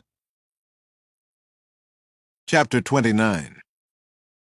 As soon as we knew that everyone in the house was safe, I called St. Anthony's Hospital to check on Jenny. Guilt, paranoia, and duty were all pulling hard at me. The Furies had me in a terrible vice. The bank manager's family was safe. What about my own? I was put in contact with the nurses' station on Janny's floor. I spoke to an RN, Julietta Newton, who sometimes stopped by Janny's room when I came to visit. Julietta reminded me of an old friend, a nurse who had died the year before, Nina Childs. "This is Alex Cross. I'm sorry to bother you, Julietta, but I'm trying to reach my grandmother, or my daughter, Janny." "Nana isn't on the floor at the moment," the nurse told me. "Janny just went down for an MRI. A spot opened up and Dr. Petito wanted her to take it. Your grandmother accompanied her downstairs." I'm on my way. Is Jenny all right? The nurse hesitated, then she spoke. She had another seizure, Detective. She's stabilized, though. I rushed back to the hospital from Roslyn and got there in about 15 minutes. I hurried down to B1 and found an area marked diagnostic testing. It was late, almost 10 o'clock. No one was at the front desk, so I walked right past and down a light blue corridor that looked eerie and forbidding at that time of night. As I approached a room with computerized tomography and MRI lettered on the door, a technician appeared from a doorway across the hall. He startled me. I was walking in a fog, thinking, worrying about Jenny. Can I help you? Are you supposed to be down here, sir? I'm Jenny Cross's father. I'm Detective Cross. She's having an MRI. She had a seizure tonight. The man nodded. She's down here. I'll show you the way. I believe she's about halfway through the test. Our last patient for the night. Chapter 30. The hospital tech showed me into the MRI room where Nana was sitting vigil. She was trying to keep up a calm exterior, trying to maintain her usual self-control. For once, it wasn't working.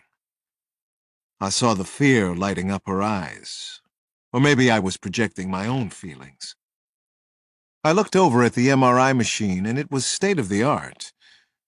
It was more open and less restraining than others I'd seen. I'd had 2 MRIs, so I knew the drill. Jenny would be lying flat inside. Her head would be immobilized on either side by sandbags. The image of Jenny alone inside the imposing machine was disturbing. But so was her 3rd seizure in 2 days. Can she hear us? I asked. Nana cupped her hands to her ears. She's listening to music in there. But you can hold her hand, Alex. She knows your touch. I reached out and took one of Jenny's hands. I squeezed gently, and she squeezed back. She knew it was me. What happened while I was gone? I asked Nana. We were lucky, so lucky, she said. Dr. Petito stopped by on his rounds.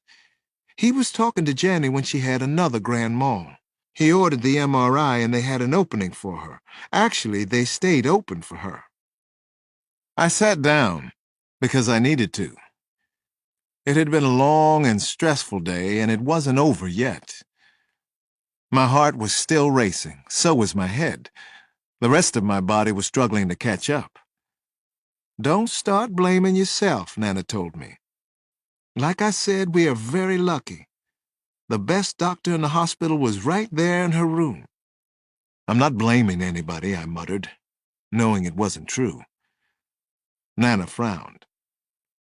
If you had been there during the seizure, she'd still be here having the MRI.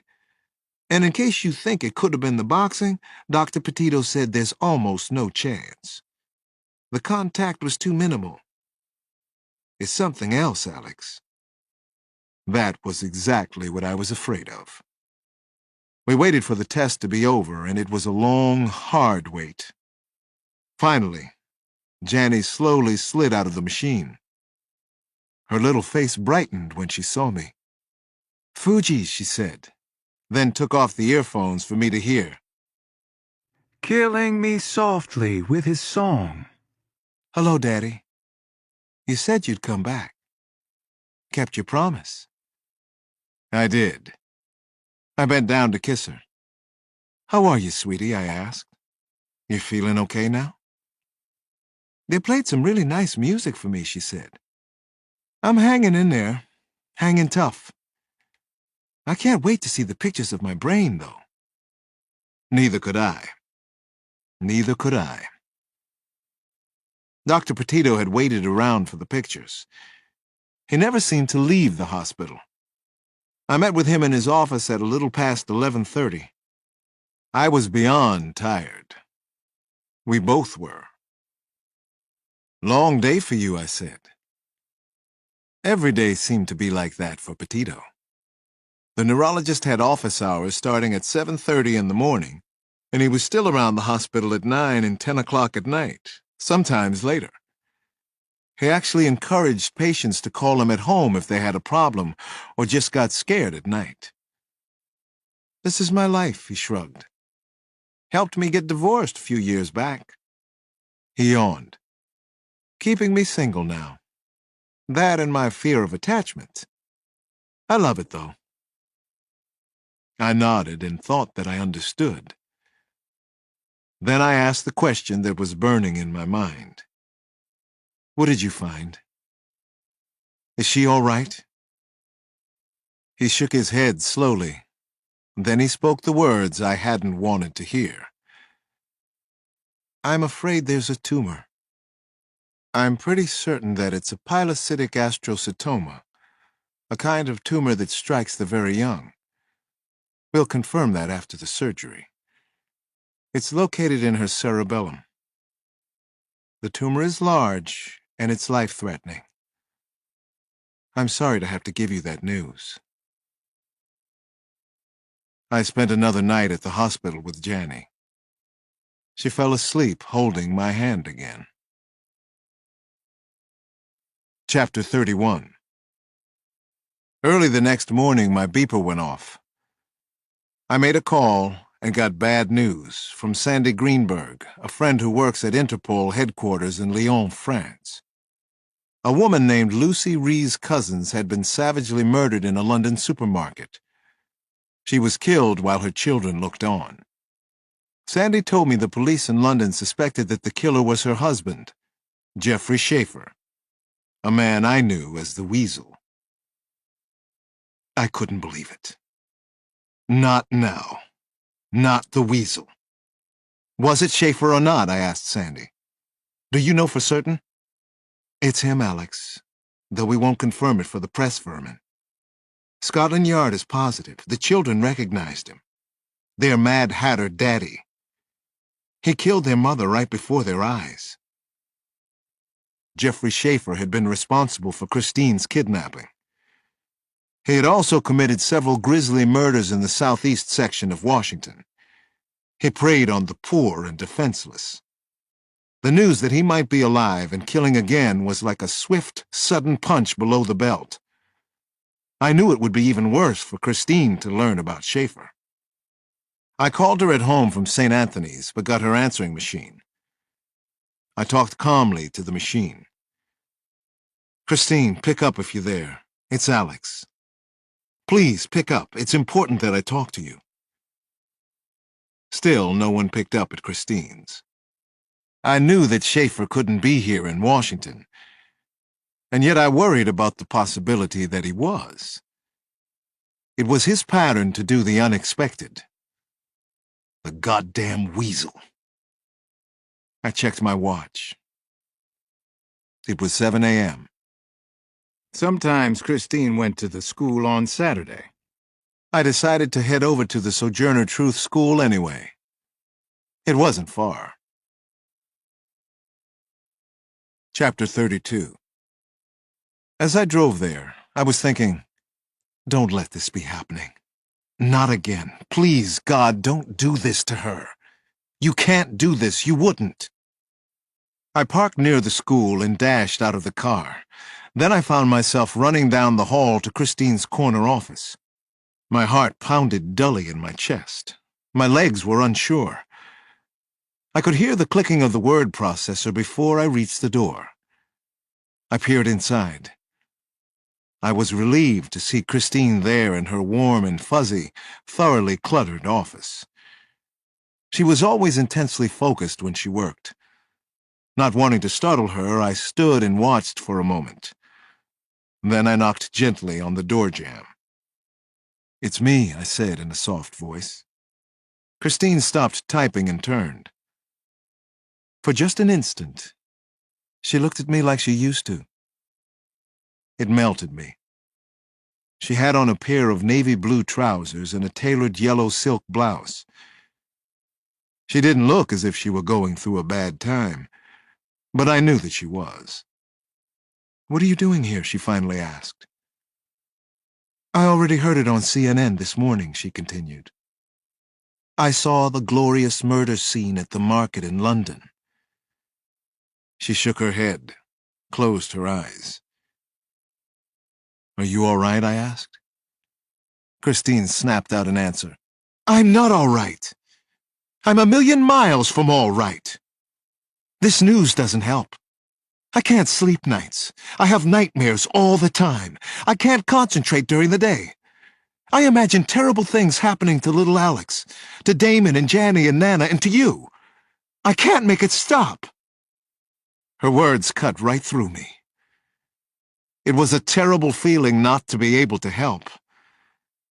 I don't think he'll come back here, I said. Anger flashed in Christine's eyes. You don't know that for sure. Schaefer considers himself beyond us. We aren't that important in his fantasy world. His wife was.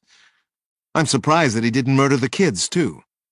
You see, you're surprised. Nobody knows for sure what these insane, pathetic maniacs will do. And now you're involved with more of them. Depraved men who murder innocent hostages for no reason, because they can. I started to walk into the office, but she raised her hand. Don't. Please, stay away from me. Christine then rose from her chair and walked past me toward the teacher's washroom. She disappeared inside without looking back. I knew she wouldn't come out. Not until she was sure I was gone. As I finally walked away, I was thinking that she hadn't asked about Janny. Chapter 33. I stopped at St. Anthony's Hospital again before I went to work. Janny was up, and we had breakfast together. She told me that I was the best dad in the world, and I said she was the best daughter. Then I told her about the tumor and that she needed to have surgery. My little girl cried in my arms. Nana arrived, and Janny was taken away for more tests. There was nothing I could do at the hospital for several hours. I went off to meet with the FBI again. The job was always there. Christine had told me, your work is chasing insane, pathetic maniacs. There didn't seem to be any end in sight. Special Agent in Charge Cavalieri arrived precisely at 11 for her briefing of the team at the Bureau's field office on 4th Street in Northwest. It looked to me as if half the Bureau was there, and it was an impressive sight, somewhat reassuring. I was reminded that the bank-robbing crew demanded exactness. Maybe that was the reason why Kyle Craig felt Agent Cavalieri was right for this case. He told me that she was exacting and precise, one of the most professional agents he'd seen in his years at the Bureau. My thoughts kept going back to the high-profile bank jobs and the murders. Why did they want publicity? Even infamy? Were the robbers preconditioning other bank employees and corporations for future robberies? Scaring the shit out of everyone so there would be no resistance? Or did the murders have to do with revenge? It made sense that one or more of the killers might have worked at a bank. We were chasing that lead with everything we had. I peered around the overcrowded crisis room inside the FBI field office. Several partitions on one wall had been allotted to write-ups and photos of suspects and witnesses. Unfortunately, none of the suspects were particularly hot. Not even lukewarm. The partitions were titled Fat Man, Manager's Wife, Husband's Girlfriend, Mustache. Why didn't we have a single good suspect? What should that be telling us? What were we all missing? Hi and good morning. I want to thank everyone in advance for giving up your weekend, Agent Cavalieri said with just the right amount of irony and humor. She was wearing khakis and a light purple t-shirt. There was a tiny purple beret in her hair. She looked confident and surprisingly relaxed. If you don't come in on Saturday, an agent with a droopy mustache spoke up from the back of the room, don't bother to come in on Sunday. You ever notice how the wise asses always sit in the back? Cavalieri cracked, and then smiled convincingly. She was as cool as they come. She held up a thick blue folder. Everybody has a big bad file like this one, containing past cases that might relate.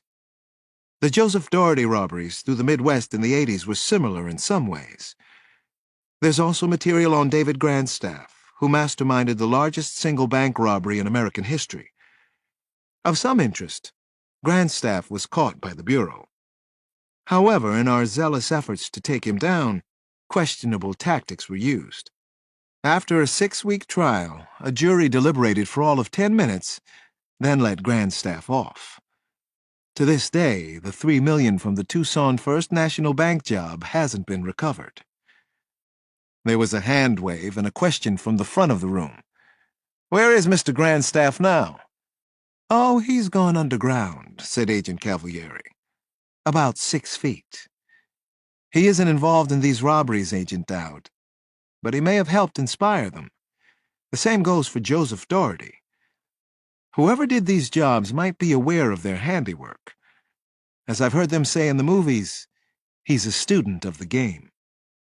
About half an hour into the meeting, Agent Cavalieri introduced me to the other agents. "Some of you already know Alex Cross from the D.C. Police. He's homicide, with a Ph.D. in psychology. Dr. Cross is a forensic psychologist. He is a very good friend of Kyle Craig, by the way.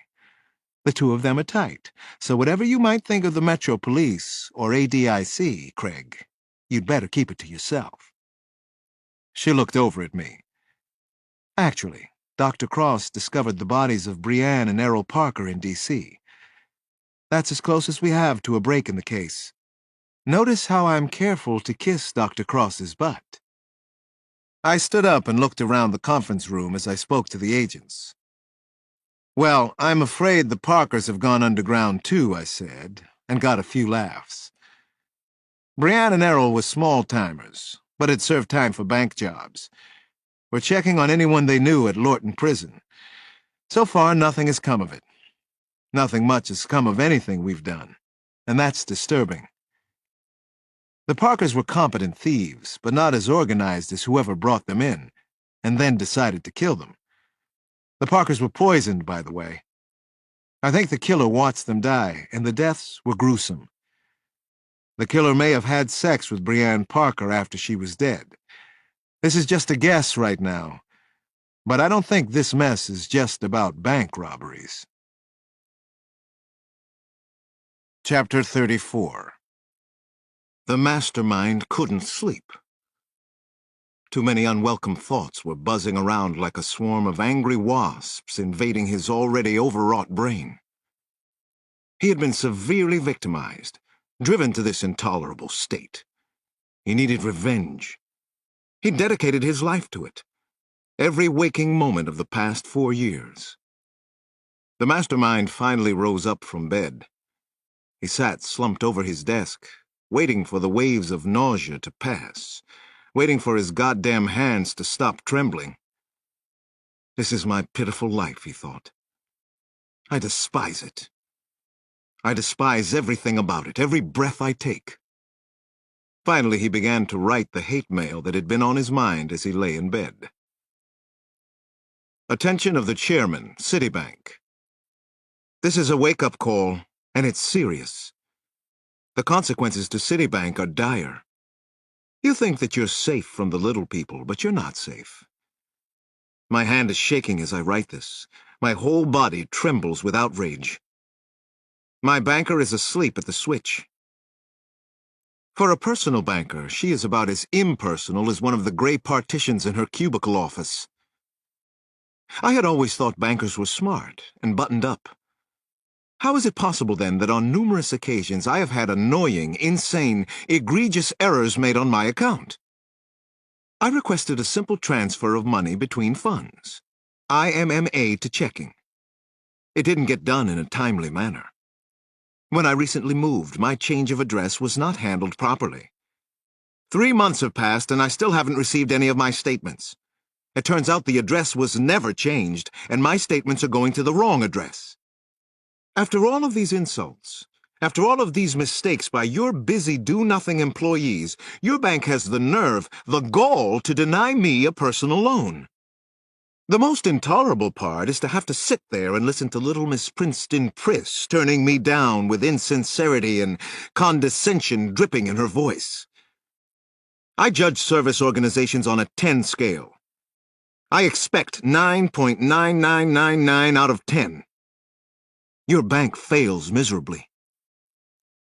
The little people will have their day.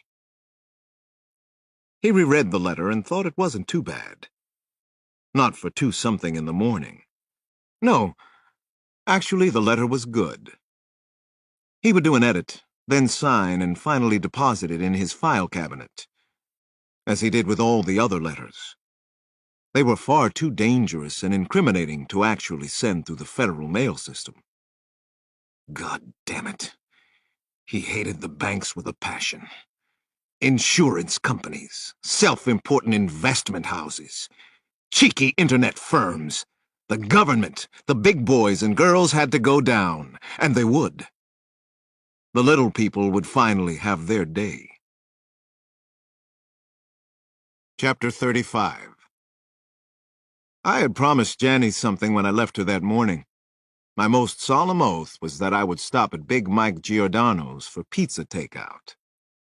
I was juggling a hot box in my hands when I entered her room at the hospital. She wouldn't be able to eat much, but Dr. Petito said a slice would be fine. "Delivery," I said as I waltzed into the room. "Hooray, hooray," she cheered from her bed. "You saved me from this awful, dreadful hospital food. Thank you, Daddy. You are the greatest." Janie didn't look sick. She didn't look as if she needed to be at St. Anthony's. I wished that were so. I already had the essential information on her operation. The total time for prep and the surgery would be between 8 and 10 hours. The surgeon would dissect the tumor, and a piece would be used for a biopsy. Until the surgery, her condition was stabilized with Dilantin. The operation was set for 8:00 a.m. tomorrow. "You wanted olives and anchovies, right?" I teased her as I opened the pizza box. "You got that wrong, Mr. Delivery Man. Better take that nasty pie right back to the store if it has those slimy little anchovies on it," she said, giving me the evil eye she must have learned from her great-grandmother.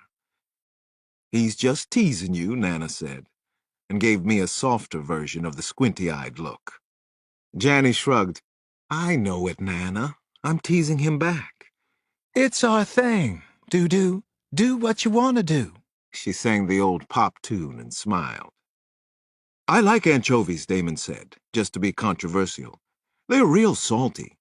"You would," she frowned at her brother. "I think you might have been an anchovy in another life." We were laughing, just like always, as we dug into the extra cheese pizza and milk.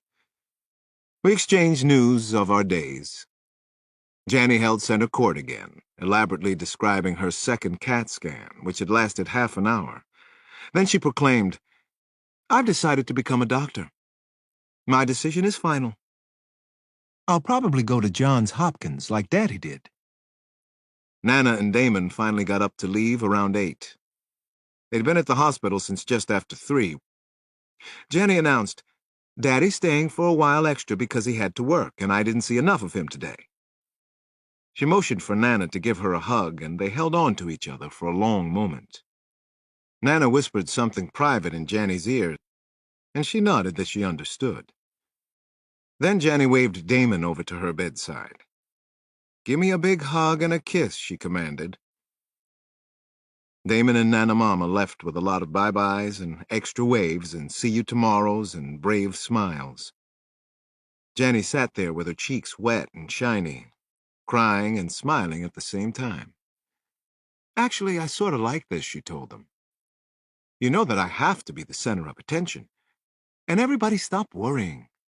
I am going to be a doctor. In fact, from now on, you all can call me Dr. Janie." "Good night, Dr. Janie." "Sweet dreams," Nana spoke softly from the doorway. "I'll see you tomorrow, darling girl." "Night," Damon said. He turned away, then turned back. "Oh, all right, Dr. Janie."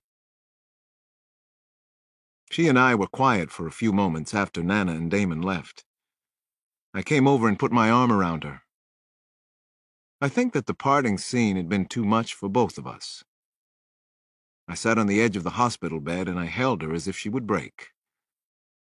We stayed like that for a long time, talking a little bit, but mostly just holding on to each other. I was surprised when I saw that Janny had fallen fast asleep in my arms. That's when the tears finally started to roll from my eyes. Chapter 36. I stayed in the hospital with Janny all night. I was as saddened and afraid as I've ever been. The fear was a living thing, constricting my chest. I slept some, but not much. I thought about the bank robberies a little, just to put my mind somewhere else. Innocent people had been savagely murdered, and that hit home with me and everybody else. I also thought about Christine. I loved her, couldn't help it. But I believed she had made up her mind about the two of us. I couldn't change it. She didn't want to be with a homicide detective, and I probably couldn't be anything else. Jenny and I were both awake around 5 the next morning.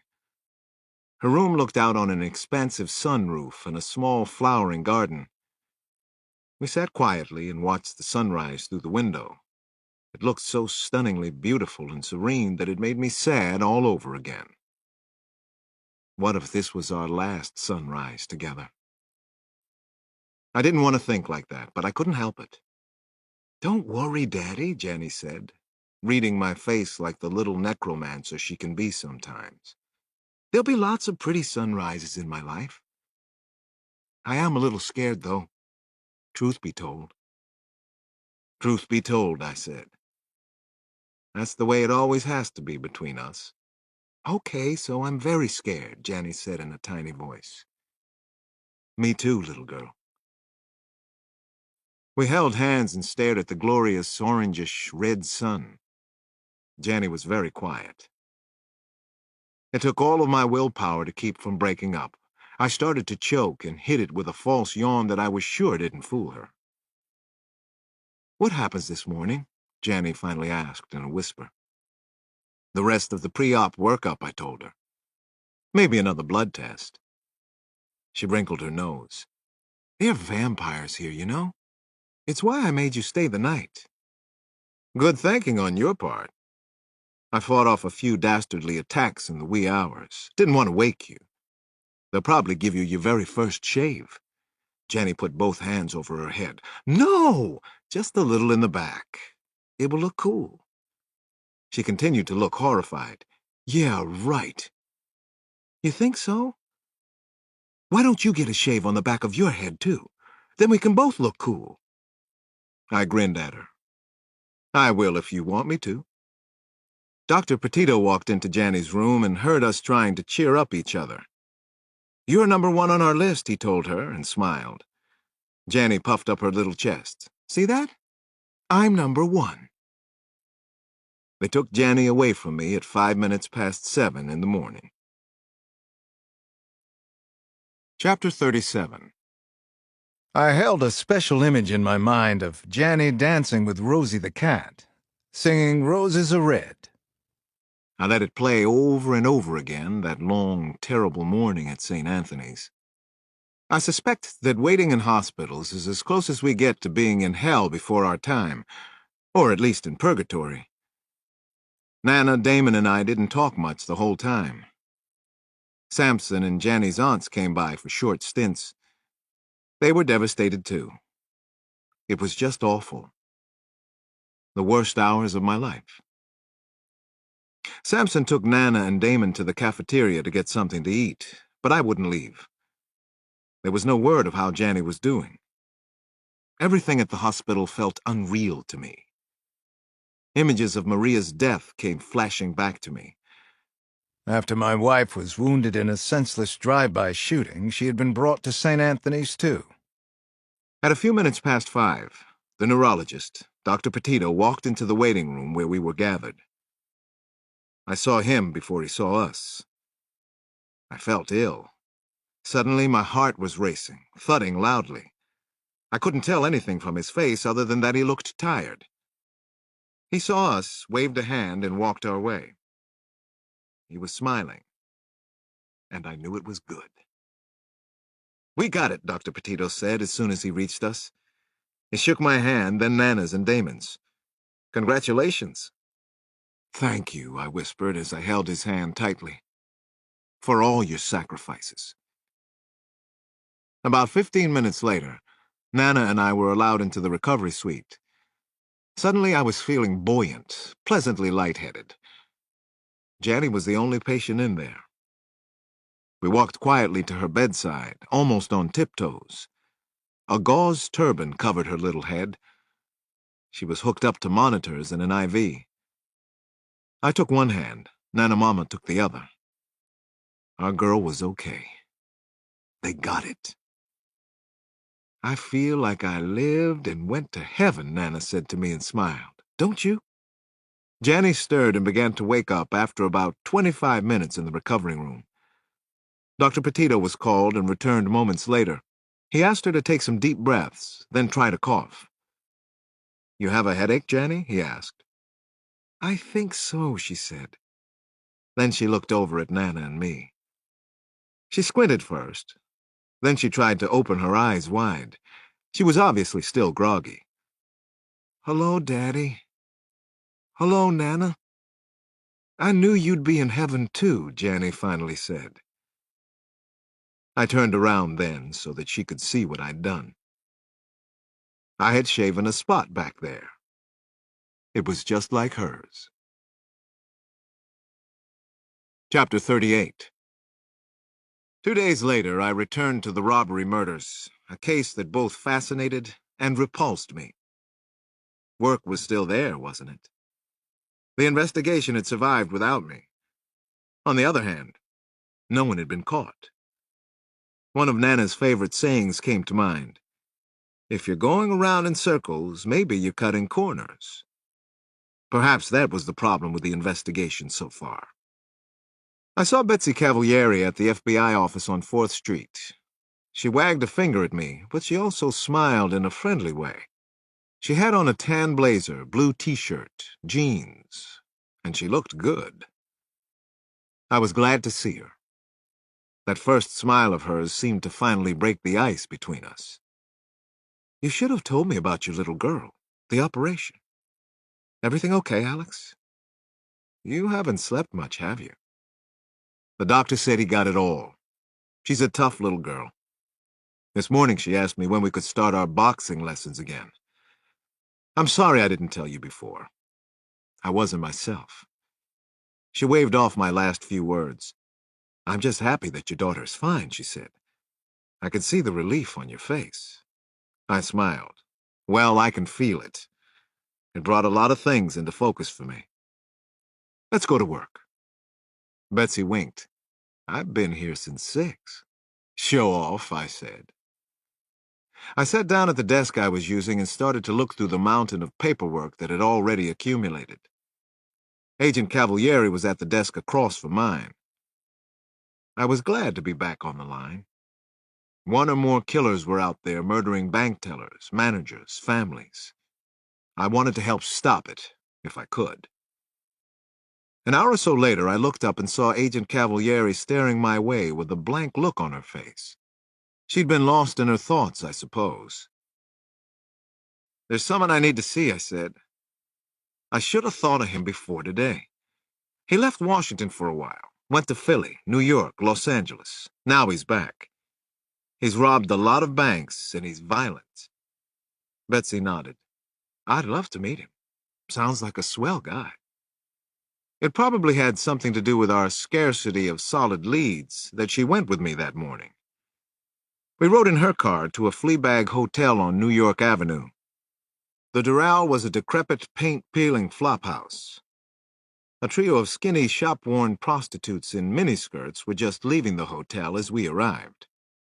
A retro-looking pimp in a gold lame zoot suit leaned against a yellow Cadillac convertible, picking at his teeth. "You take me to all the nicest places," Agent Cavalieri said as she climbed out of the car. I noticed she was wearing an ankle holster, dressed for success. Chapter 39.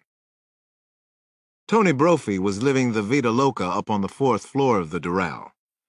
The hotel desk clerk said he'd been staying there for a week, and that he was a very troubled dude, not a nice person, and a serious asshole.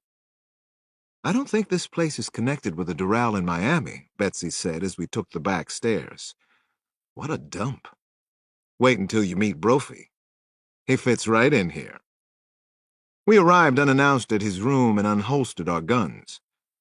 Brophy was a legitimate suspect in the robbery murders. He fit the profile.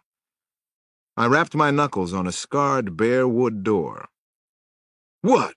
a gruff voice called from inside. "I said what?" "Washington PD. Open up," I called out.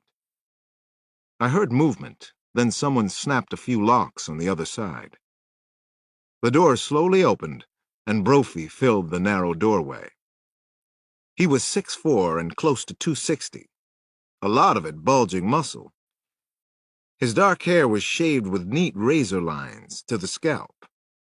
"Asshole DC cop," he said, a non-filter cigarette hanging from his lips. "And who's this lovely asshole with you?" "Actually, I can talk for myself," Betsy said to Brophy. Tony Brophy grinned down at her. He apparently liked to get a response to his rudeness. "Okay. Speak." "Woof." "I'm Senior Agent Cavalieri, FBI," Betsy said. "Senior Agent? Let's see, what's the line from all the cop shows on TV? 'We can do this the hard way, or we can do it the easy way,'" he said, and showed off surprisingly even white teeth. He was wearing black paramilitary pants, off-white shower thongs, no shirt. His arms and upper torso were covered with jailhouse tats and curled black hair. "I vote for the hard way, but that's just me," Betsy said. Brophy turned to a skinny blonde who was sitting on a lime-green retro couch propped in front of a TV. She wore a loose-fitting FUBU shirt over her underwear. "You like her as much as I do, Nora?" Brophy asked the blonde. The woman shrugged, apparently uninterested in anything but Rosie O'Donnell on TV. She looked like she was probably high.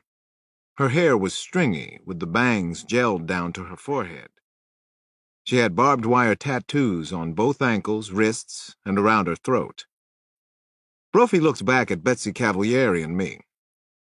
"I take it we have business to discuss?" "So the mystery lady is FBI. That's very good. Means you can afford any information I might have." Betsy shook her head. "I'd rather beat it out of you." Tony Brophy's dark eyes came alive again. "I really like her." We followed Brophy to a lopsided wooden table in a tiny kitchen. He sat straddled on a chair, the backrest wedged against his hairy stomach and chest. We had to arrive at a financial agreement before he would give up anything. He was right about one thing. Betsy Cavalieri's budget was a lot bigger than mine. "This has to be good information, though," she warned. He nodded confidently, smugly. "This is the best you can buy, baby. Top of the line. You see, I met with the man behind those nasty jobs in Maryland and Virginia. Want to know what he's like? Well, he's one cold motherfucker, and remember who's telling you that." Brophy stared hard at Betsy and me. He definitely had our interest. "He called himself Mastermind," Brophy said in a slow Florida drawl. He was dead serious about it. Mastermind. You believe it? The two of us met at the Sheraton Airport Hotel.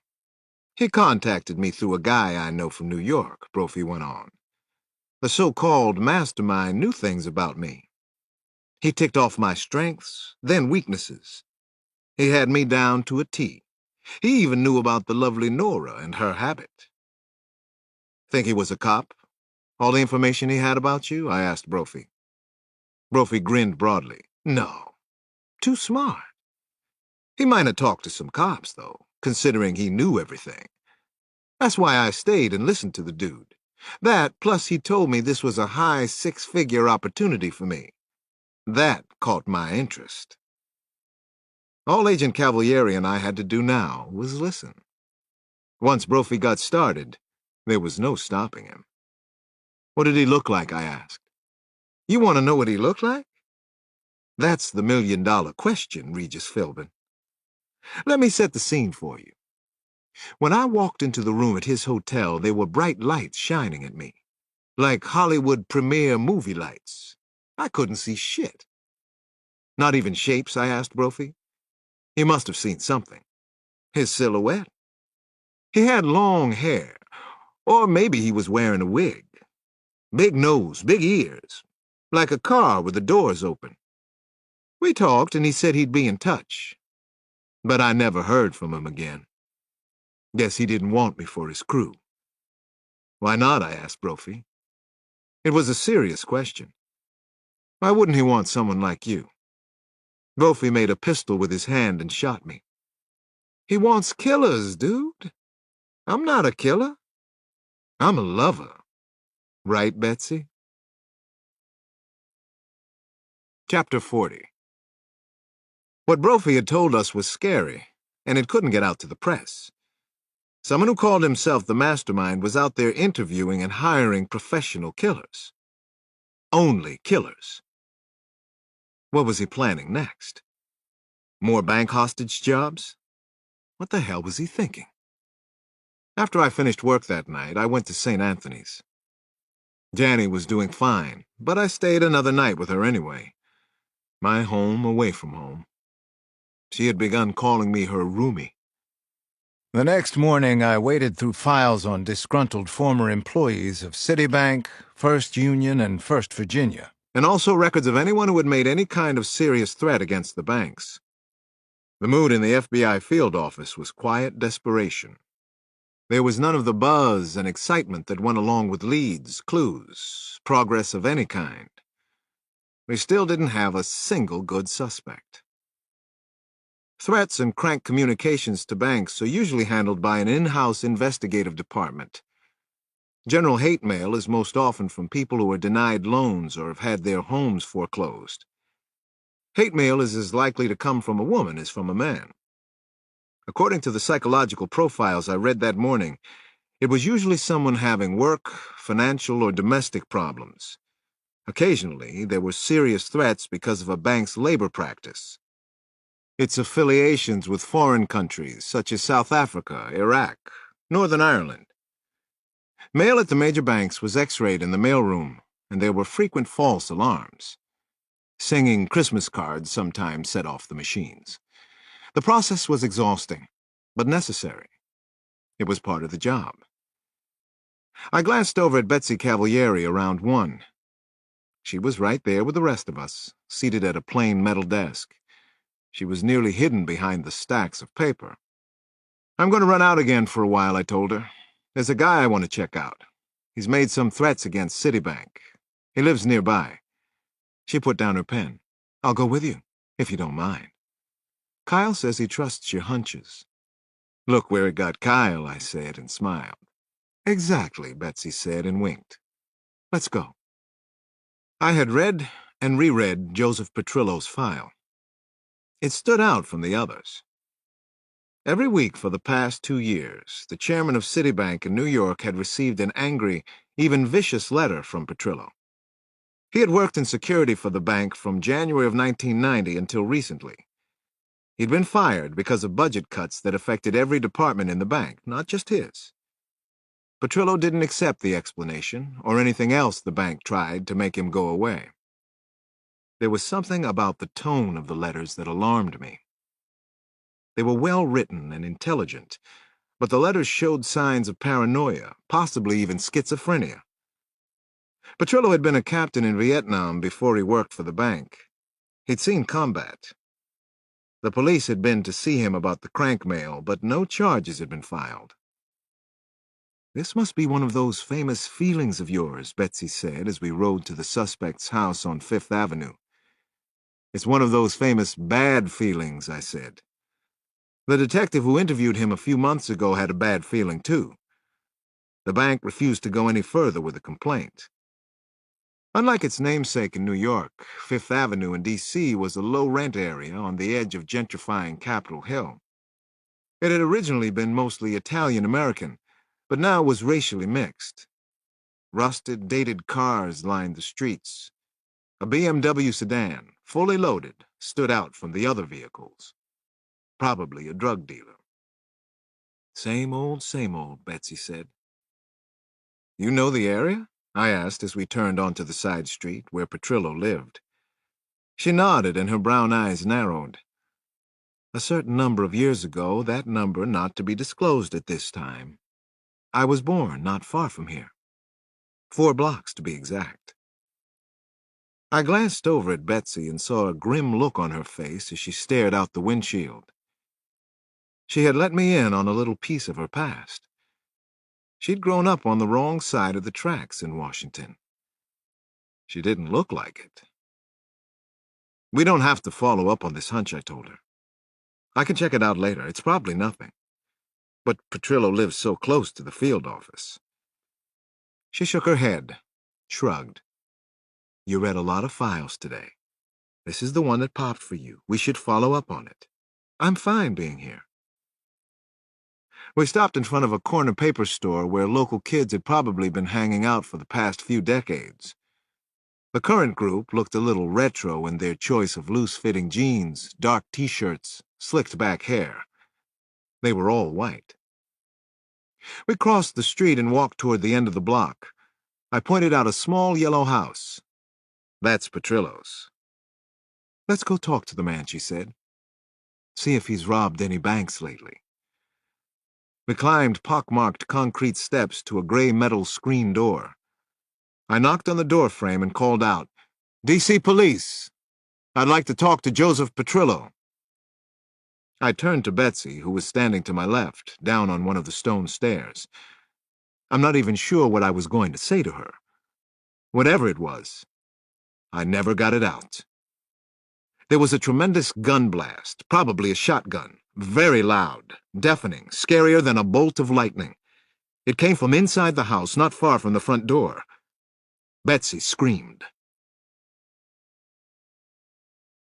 Chapter 41. I dived headfirst off the porch, taking her with me. We lay on the lawn, scrambling to get our guns, breathing hoarsely. Jesus Christ! Jesus, she gasped. Neither of us had been hit, but we were scared shitless. I was also angry at myself for being careless at the door. Damn it! I wasn't expecting him to shoot at us. Last time I ever doubt your gut feelings, she whispered. I'll call for backup. Call Metro first, I told her. This is our city.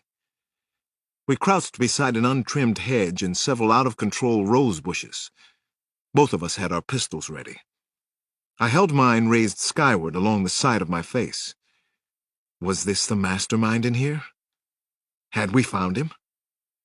Across the street, the teens in front of the deli were brazenly checking out the action, more specifically, where the gunshot had come from. They had wide-eyed expressions and were watching us as if we were characters in an episode of NYPD Blue or Law and Order. Crazy fucking Joe! One of them held his hands cupped around his mouth and shouted loudly. At least he stopped shooting for the moment, Betsy whispered. Crazy fucking Joe. Unfortunately, he still has his scattergun. He can shoot some more if he wants to. I shifted around on the ground so I could see the front of the house a little better. There was no hole in the door. Nothing. Joseph Petrillo! I shouted again. No response came from inside the house. DC Police! I called out. You waiting for me to show my face again, Crazy Joe? You want a little better target this time? I inched up closer to the porch, but I stayed down below the railing.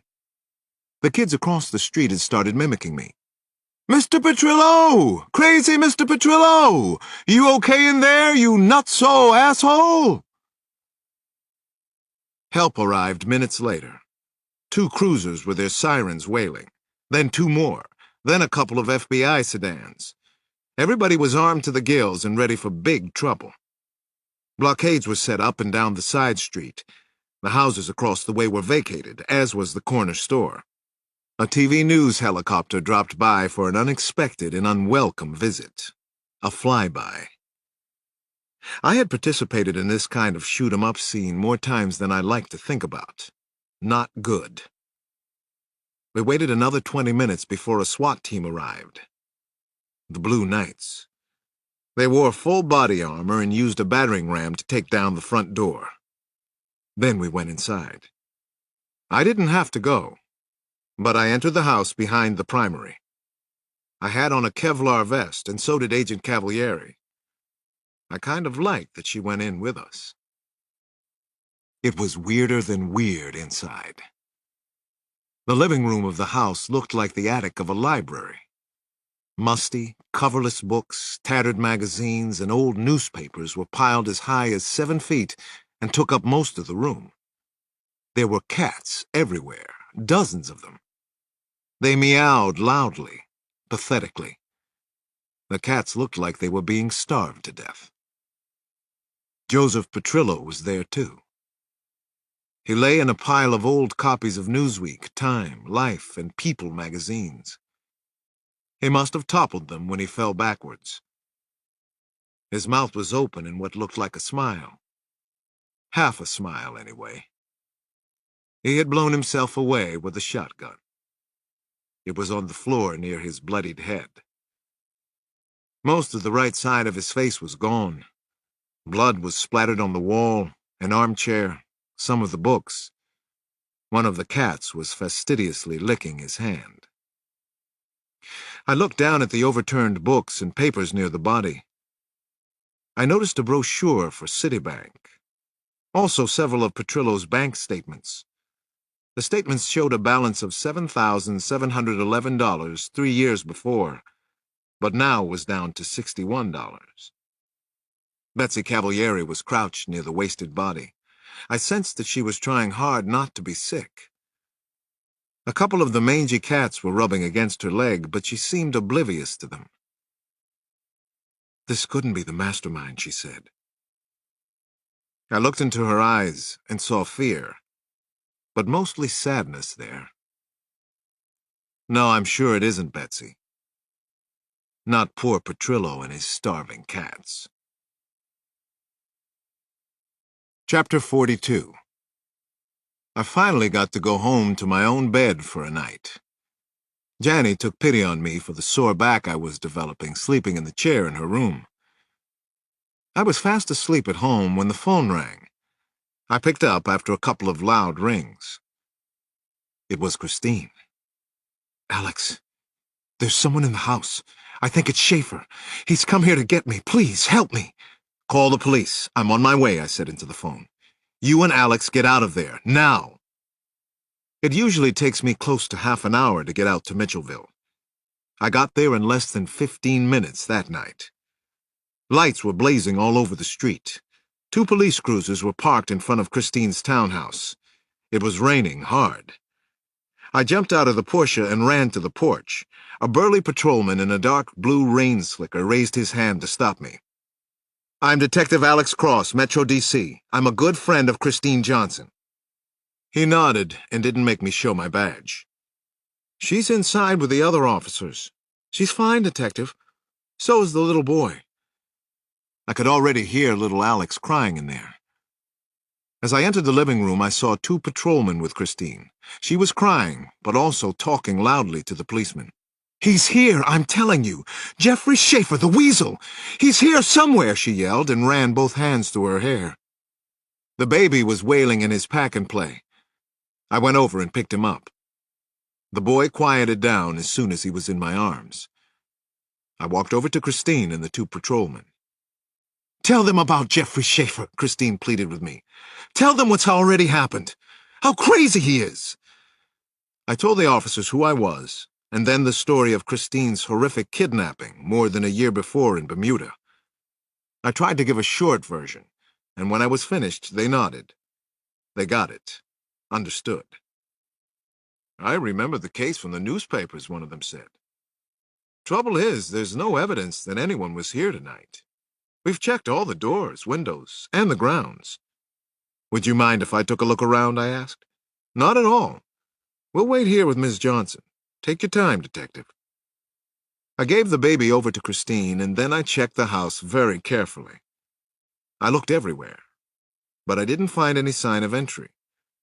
I walked the grounds, and even though it was wet, saw no evidence of fresh footprints. I doubted that Schaefer had been there that night. When I returned to the living room, Christine and the baby were cuddled up quietly on the couch. The two patrolmen were waiting outside on the front porch. I went out and talked to them. "Can I be honest?" one of them asked me. "Could Ms. Johnson have had a bad dream? It sounds like some kind of nightmare or something. She's sure this guy Schaefer was in her house, in the bedroom. We saw nothing to support that, Detective. The doors were locked. The alarm was still on. Does she have nightmares?" "Sometimes she does. Lately. Thank you for your help. I'll take it from here." After the squad cars drove off, I went back inside to be with Christine. She seemed a little calmer now, but her eyes were so damn sad. "What's happening to me?" she asked. "I want my life back. I can't get away from him." She wouldn't let me hold her. Not even then. She didn't want to hear that she might have been dreaming about Jeffrey Schaefer, the weasel. Christine did thank me for coming, but then she told me to go home. "There's nothing you can do for me," she said. I kissed the baby. Then I went home. Chapter 43. That morning at precisely 7, Mr. Blue was in position in the thick fir woods behind a house in the Woodley Park section of Washington. As he'd done for the past 3 mornings, the bank manager, Martin Castleman, left his home at around 20 past 7. Castleman peered around the neighborhood before he got into his car. It was possible he was spooked by the recent bank robberies in Maryland and Virginia. Still, most people never really thought it could happen to them.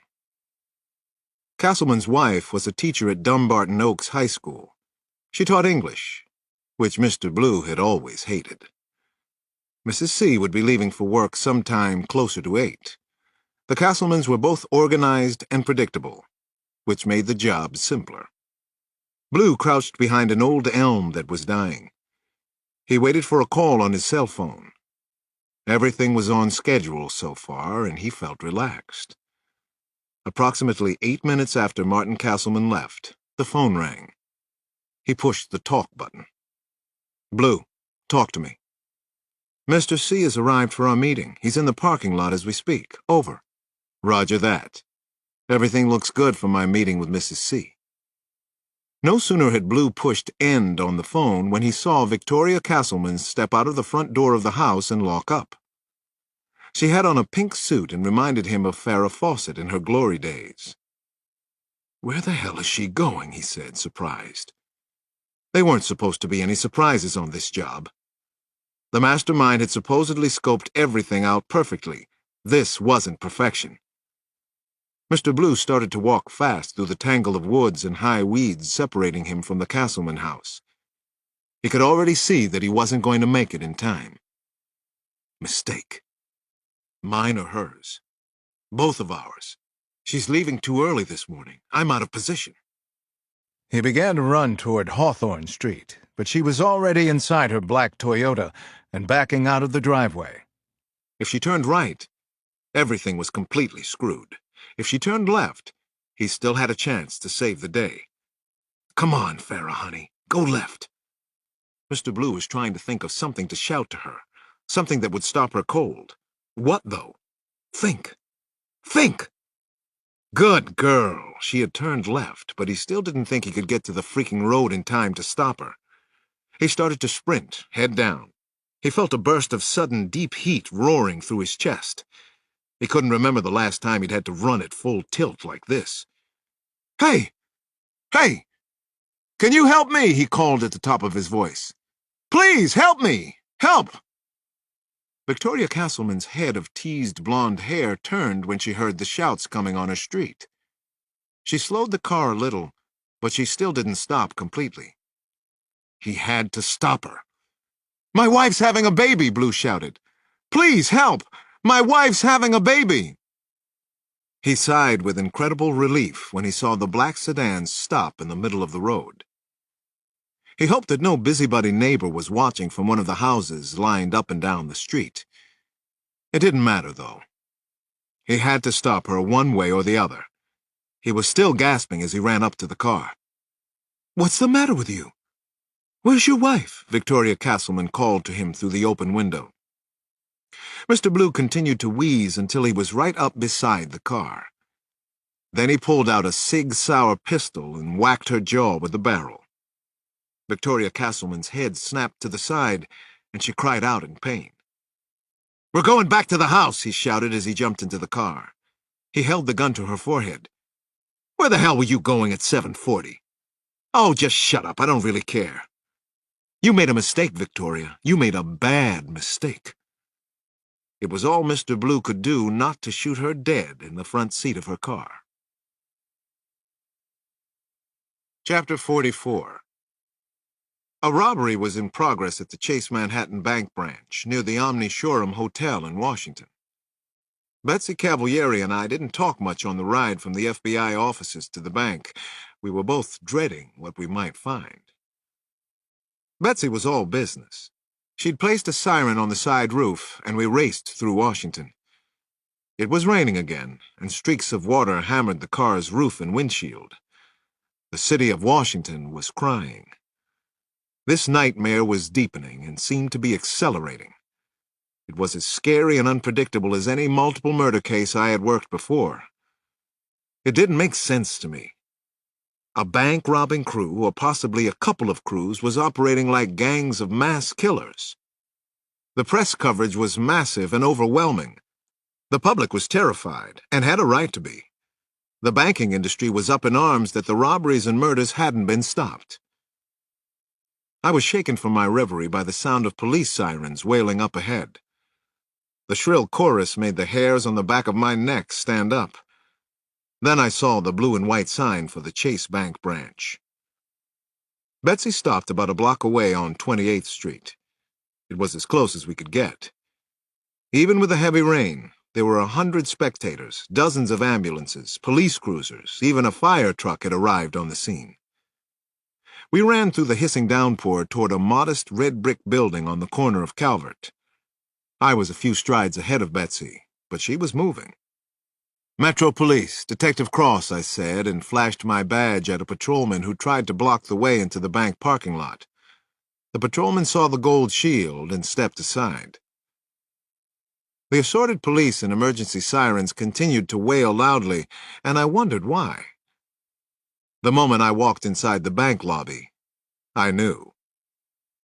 I counted 5 bodies. Tellers and executives, 3 women, 2 men. All had been shot dead. It was another massacre, possibly the worst one so far. "Why?" "Jesus!" Agent Cavalieri muttered at my side. For a second she grabbed onto my arm, but then realized what she had done and let go. An FBI agent hurried up to us. His name was James Walsh, and I remembered him from the first meeting at the field office. "5 are dead here. They're all on staff, bank employees." "Hostages at home?" Betsy asked. Walsh shook his head. "The manager's wife is dead, too. Shot at close range. Executed for no reason we can figure out. Betsy, they left a survivor at the bank. He has a message for you and Detective Cross. It's from someone called the Mastermind." Chapter 45. The survivor's name was Arthur Strickland, and he was being kept in the slain manager's office, as far away as possible from the press. He was the bank's security guard. Strickland was a tall, slender, well-built man in his late 40s. Although physically impressive, he looked to be in a state of shock. Beads of perspiration covered his face, his thick mustache. His light blue uniform shirt was entirely soaked through. Betsy went up to the bank guard and spoke very softly, compassionately. "I'm Senior Agent Cavalieri from the FBI. I'm in charge of this investigation, Mr. Strickland. This is Detective Cross from the D.C. Police. I hear that you have a message for us?" The powerful-looking man suddenly broke down. He sobbed into his hands. It took him a minute or so before he pulled himself together and was able to talk. "They were nice people that got killed here today. They were my friends," he said. "I was supposed to protect them and our customers, of course." "It's a terrible thing that happened, but it's not your fault," Betsy said to the guard. She tried to be kind, to calm him, and she was doing a good job. "Why did the gunman kill them? How did you get away?" The guard shook his head in dismay. "I didn't get away," he said. "They held me in the lobby with the others. 2 of them did the job. All of us were told to stay face down on the floor. They said they had to be out of the bank 8:15, no later than that. No mistakes, they said several times. No alarms, no panic buttons." "They were late getting out of the bank?" I asked Arthur Strickland. "No, sir," the guard said to me. "That's just it. They could have made it on time. They didn't seem to want to. They told me to stand up. I thought they was going to shoot me right then. I was in Vietnam, but I was never this afraid." "They gave you a message for us?" I asked him. "Yes, sir. A message for both of you." "You like this bank?" one of them asked me. I said I liked my job. He called me a dumb spade asshole. Then he said that I was to be their messenger. I should tell FBI agent Cavalieri and Detective Cross that there was a mistake made at the bank. He said there could be no more mistakes. He repeated that several times. No more mistakes. He said, "Tell them the message is from the mastermind." Then they shot everybody else. They shot them where they lay on the floor in cold blood. It's all my fault. I was the guard on duty at the bank. I let it happen. "No, Mr. Strickland," Betsy Cavalieri spoke softly to the bank guard. "You didn't. We're the ones at fault, not you." Chapter 46. There can be no more mistakes. The mastermind knew all about the FBI's Betsy Cavalieri and Detective Cross. He was on top of everything, even the police officers assigned to the case. They were part of his plan now. It was a gorgeous day for his excursion into the countryside outside Washington. The lilies and daffodils and sunflowers were in bloom, and the sky was clear. It was bright china blue, with just a couple of cloud puffs placed symmetrically to the east and west. The current bank-robbing crew was staying in a farmhouse just south of Hayfield, Virginia. It was a little more than 80 miles southwest of Washington, almost in West Virginia. He rounded a bend on an unpaved road and saw the rear end of Mr. Blue's van jutting out of a faded red barn. A pair of dogs were roaming in the yard, biting at horseflies.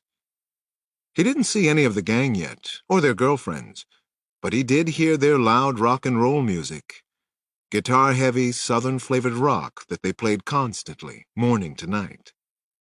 He walked into the farmhouse living room, which had been remodeled to resemble a loft.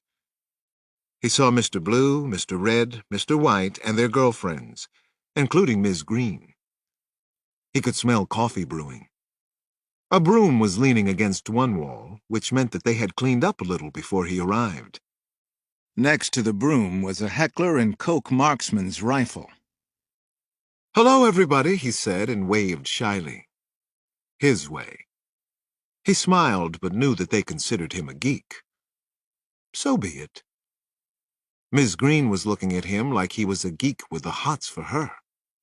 "Hey, mon professor," Blue said and gave him a light-hearted grin that was so insincere it hurt. The mastermind wasn't fooled.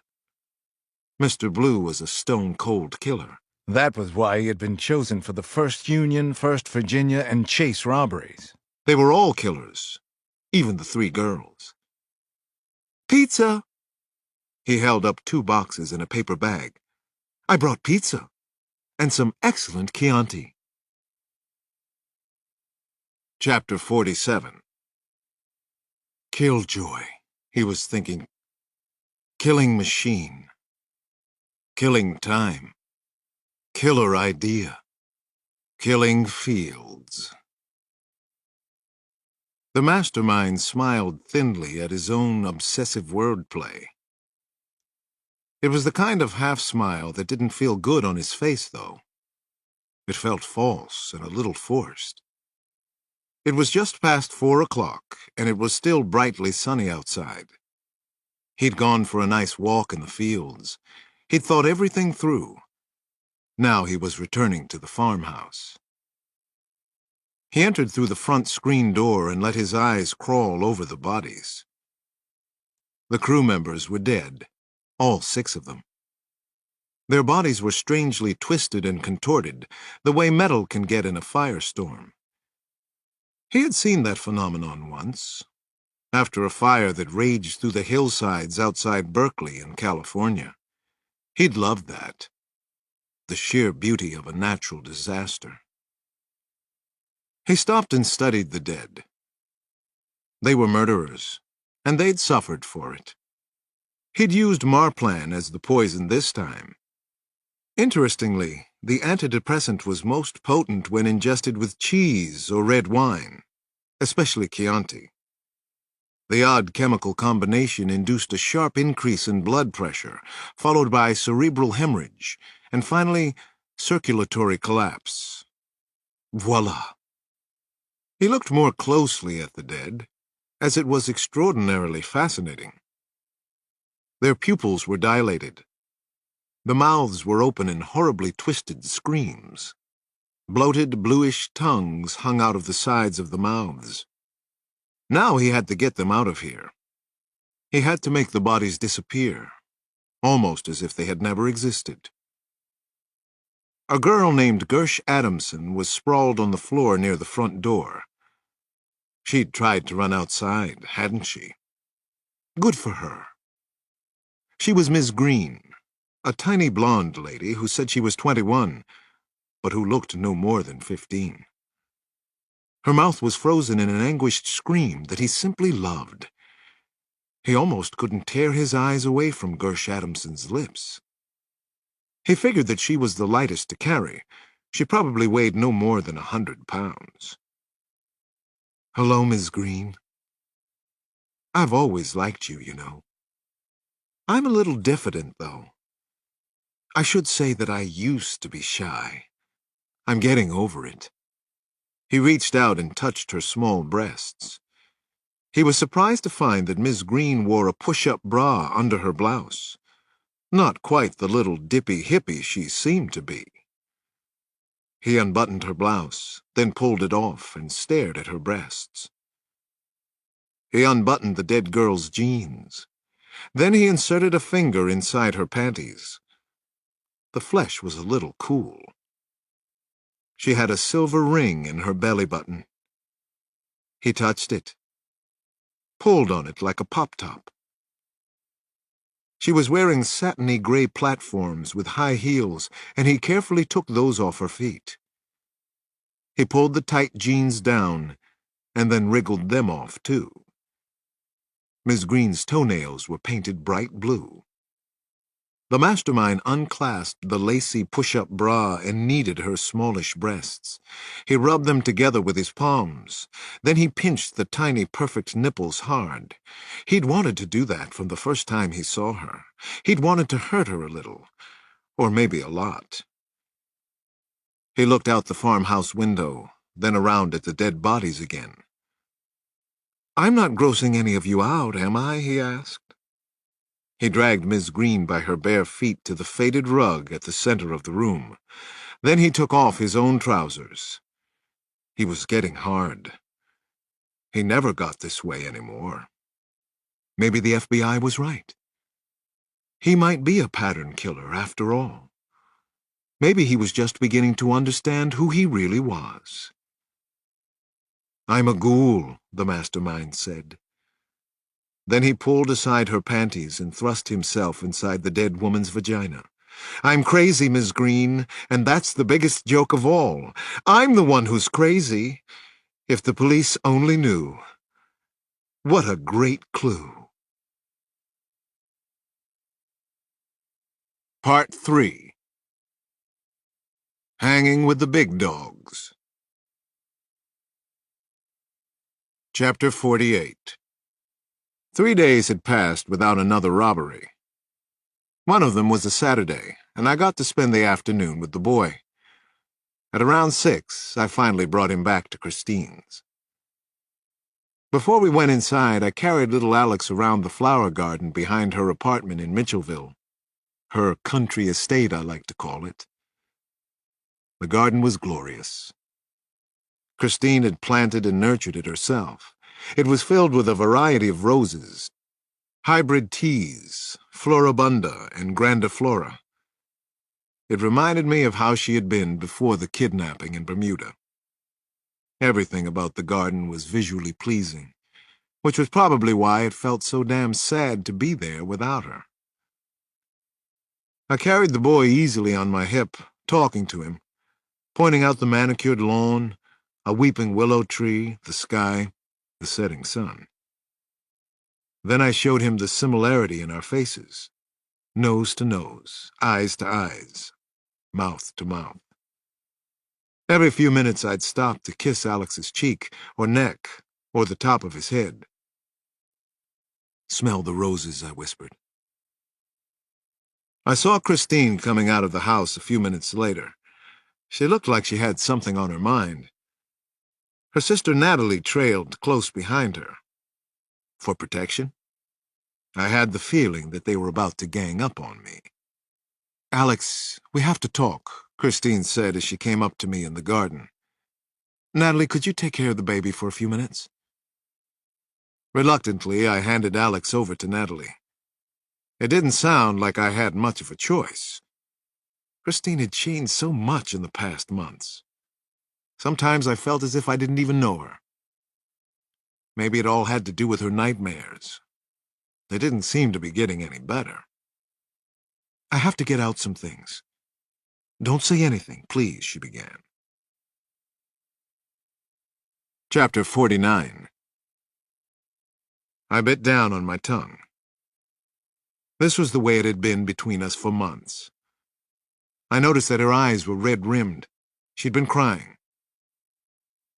"You're off on another murder case now, Alex. I suppose that's good. It's your life. You're obviously very skilled at it." I couldn't keep silent. "I've offered to leave the police department, to go into private practice. I'd do that, Christine." She frowned and shook her head. "I'm so honored." "I'm not trying to fight you," I said. "I'm sorry. Go ahead. I didn't mean to interrupt."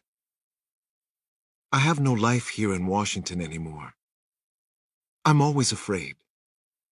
Petrified is a better word. I hate going to the school now. I feel as if my life has been taken away from me. First George, and then what happened in Bermuda. I'm afraid that Schaefer is coming back for me." I had to speak. "He's not, Christine." "Don't say that," she raised her voice. "You don't know. You can't."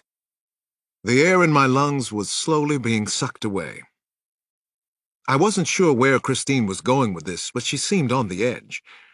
It was like the night she'd had a nightmare that Jeffrey Schaefer was in her house.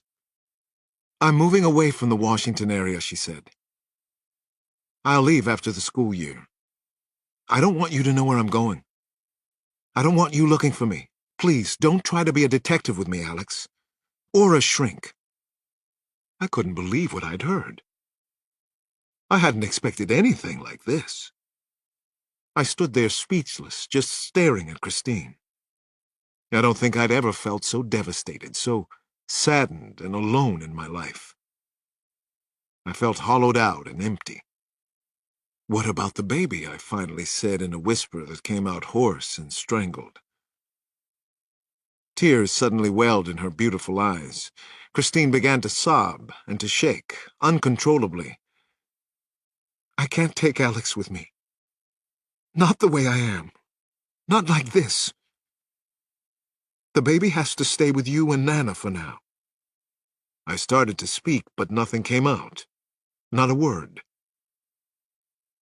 Christine held eye contact with me briefly. Her eyes were so sad, so hurt and confused. Then she turned away and walked back to her house. She disappeared inside. Chapter 50. I was angry and sad, and I was holding it all inside. I knew better than to do that, which only made it worse. Physician, heal thyself. I happened to see my psychiatrist, Adele finally, in church on Sunday morning. We were attending the 9 o'clock service with our families. We moved to the rear vestibule to talk. Adele must have seen something in my eyes. She doesn't miss much and knows me well since I've been seeing her for almost 4 years. "Did Rosie the cat die or something?" she asked and smiled. "Rosie's just fine, Adele. So am I.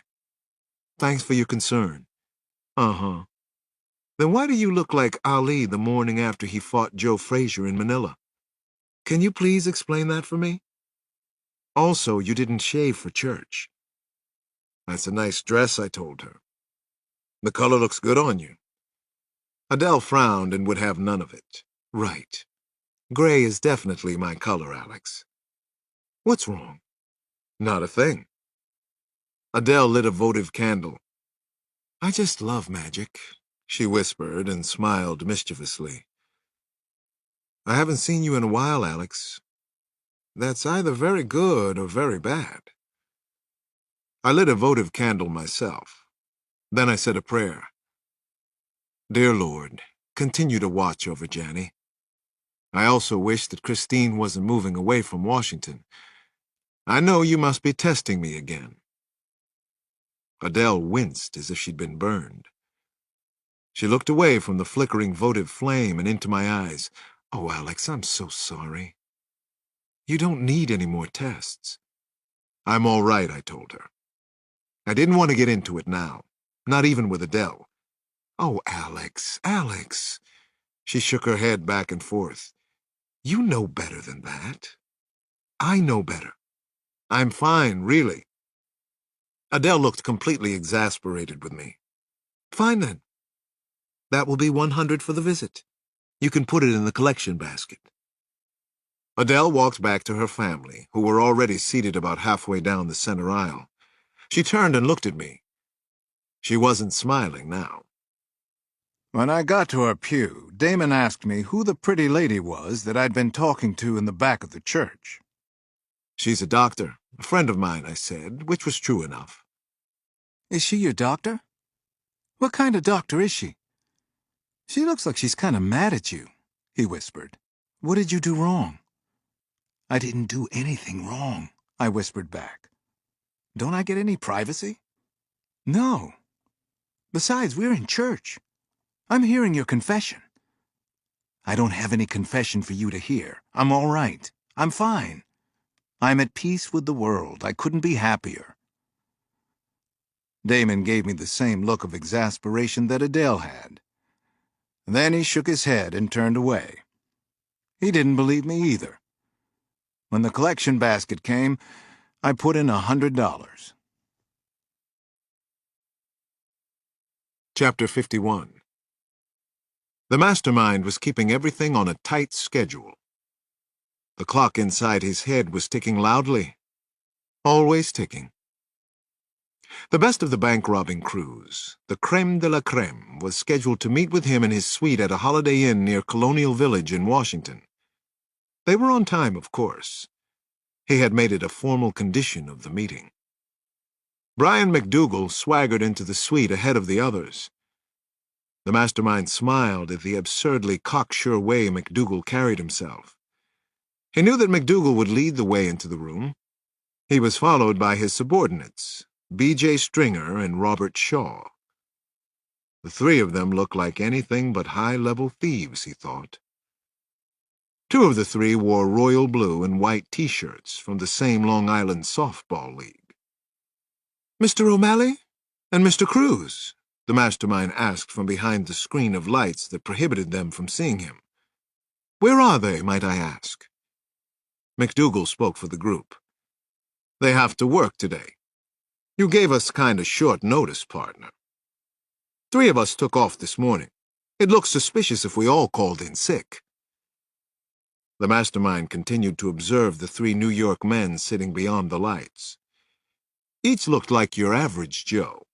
In truth, they were the most dangerous of the bank-robbing crews he'd used. They were exactly what he needed for the next test. "So, this is what, an audition?" McDougal asked. He had on a black silk shirt, black trousers, and loafers. He had slicked-back black hair and a goatee. "An audition?" "No, not at all. The job is yours if you want it. I know how you work, know all about you. I know your track record." McDougal stared ahead at the bright lights, almost as if his gaze could penetrate them. "This needs to be a face-to-face meeting," he said stonily. "That's the only way we'll do the job." The mastermind rose quickly. He was stunned and angry. The legs of his chair made a loud scraping noise against the floor. "You were told from the beginning that wasn't possible. This meeting is over." A heavy silence filled the hotel room. McDougal looked over at Stringer and Shaw. He scratched his goatee a few times. Then he laughed out loud. "I was just testing, partner. I guess we can live without seeing your face, if you have our payment with you. I have the money, gentlemen. $50,000, just for meeting with me. I always keep my promises. And we walk away with the payment if we don't like your plan for the job." Now it was the mastermind's turn to smile. "You'll like the plan," he said. "You'll especially like the part about your share. It's $15 million. I'll contact you later. Chapter 52. Did he say 15 million? That's what the man said. What the hell are we supposed to rob? Vincent O'Malley and Jimmy Cruz weren't at work that day. They were waiting inside a Toyota Camry and an Acura Legend, respectively. They were in contact with each other by headset. Their cars were parked on opposite sides of the Holiday Inn in Washington. They were watching for the mastermind to appear outside so that maybe they could follow him, find out who the hell he was. O'Malley and Cruz listened to the meeting through Brian McDougal, who was wired for sound. They heard 15 million mentioned, and they wondered what the hell the job could be. The guy who called himself Mastermind was something else. He talked, or rather lectured, and he made the mind-boggling job sound like a walk in the park. 6 to 8 hours of work, 30 million to split. The most impressive thing of all, he answered all of Brian McDougal's tough questions. O'Malley stayed in contact with Cruz in the other car. "You listening to this shit, Jimmy? You believe it?" "He has my rapt attention. I'd love to see the frickin' look on McDougal's face right about now. This asshole has his number. It's like he knows everything about Brian. Hey, I think the meeting's breaking up." O'Malley and Cruz remained silent for the next few minutes. Then O'Malley spoke. "He's outside the hotel. I see him, Jimmy. He's on foot. He's walking south on 16th Street. Doesn't seem concerned about being followed. I got him." "Maybe he's not so fucking smart after all," Cruz said. O'Malley laughed. "Shit, I was kind of hoping he was that smart." Cruz said, "I'll go parallel down 14th. What's he look like? What's he wearing?" "Tall, over 6 feet, white guy, beard, maybe a fake one, long hair, pretty nondescript clothes, dark sports coat and slacks, blue shirt. He's picking up the pace. He's starting to jog now. He's going off the main street, Jimmy. He's headed back through a yard. He's running. Son of a bitch is on the run. Here we go." Vincent O'Malley jumped out of his car and followed the mastermind. He ran close to the maple and oak trees that lined the street. He continued to report into Cruz. "He's going into the woods off Shepherd Park. Mother Humper's trying to get away from us. Imagine that." O'Malley followed the mastermind as best he could, but he couldn't keep up. The guy was a runner. He didn't look like it, but he could move real well. Then O'Malley lost him. He's gone. Fuck me in the hiney. I lost him, Jimmy. I don't see him anywhere. This is not good. Cruz picked him up again. I got him. I'm on foot, too. He's still running like some pickpocket with my wallet. You keep up with him? Hope so. We'll see. For $15 million, I'll keep up with him somehow. The mastermind finally came out of the woods and onto a side street filled with brick townhouses. Cruz was panting as he spoke into the mic on his headphones. Thank God I run every day. He runs, too. He's out on Morningside Drive.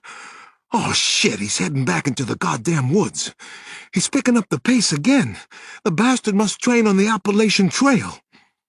It became an incredible game of cat and mouse. Even though they were good at it, O'Malley and Cruz lost their prey twice more in the next 20 minutes. They were miles from the Holiday Inn, somewhere south of Walter Reed Army Medical Center. Then Cruz spotted him on a narrow side street called Powhatan Place. The mastermind had turned into a back driveway or something. Cruz followed. He spotted a metal sign and he almost couldn't believe what it said. Cruz reported back to O'Malley. Then he talked to Brian McDougal, who'd joined the merry chase. Cruz couldn't keep the irony out of his voice. I know where the hell he is, fellas. Get this. He's inside a nut house. He's on the grounds of a mental institution called Hazelwood. And now I've lost him again. Chapter 53. Monday morning, I got a call to meet Kyle Craig and Betsy Cavalieri at the Hoover Building on 10th Street and Pennsylvania Avenue. They wanted me to be at the director's office at 8 o'clock. An emergency meeting had been called. The Hoover Building is sometimes called the Puzzle Palace, and for obvious reasons. Kyle and Betsy were waiting when I arrived in the FBI director's conference room. Betsy looked tense for her. Her small hands were clenched into fists, the knuckles white. I pretended to be annoyed that Director Burns wasn't there yet. He's late, I muttered. Let's get out of here. We got better things to do. Just then, one of two polished oak doors into the room opened. I knew both of the men who walked inside. Neither of them looked very happy. One was FBI Director Ronald Burns, whom I'd met during the Casanova killings in Durham and Chapel Hill, North Carolina. The second man was Secretary of Justice Richard Pollitt. I had met him when I'd worked on a case involving the president. We're getting an awful lot of heat on these robbery murders. The big banks, Wall Street, Pollitt said to Kyle. He nodded in my direction. Hello, Detective. Then he looked at Betsy. I'm sorry, we haven't met. I'm Senior Agent Cavalieri, she said, and rose to shake the secretary's hand. I'm the SAC. Ms. Cavalieri is the agent in charge of the investigation? Pollitt asked Director Burns. Yes, she is, Kyle answered the question. This is her case. Secretary Pollitt turned his unwavering gaze on her. All right, you're the SAC. Where are some results, Miss Cavalieri? I walked into this room ready to make heads roll. Tell me why I shouldn't. Richard Pollitt had run a large and successful Wall Street investment house before he came to Washington.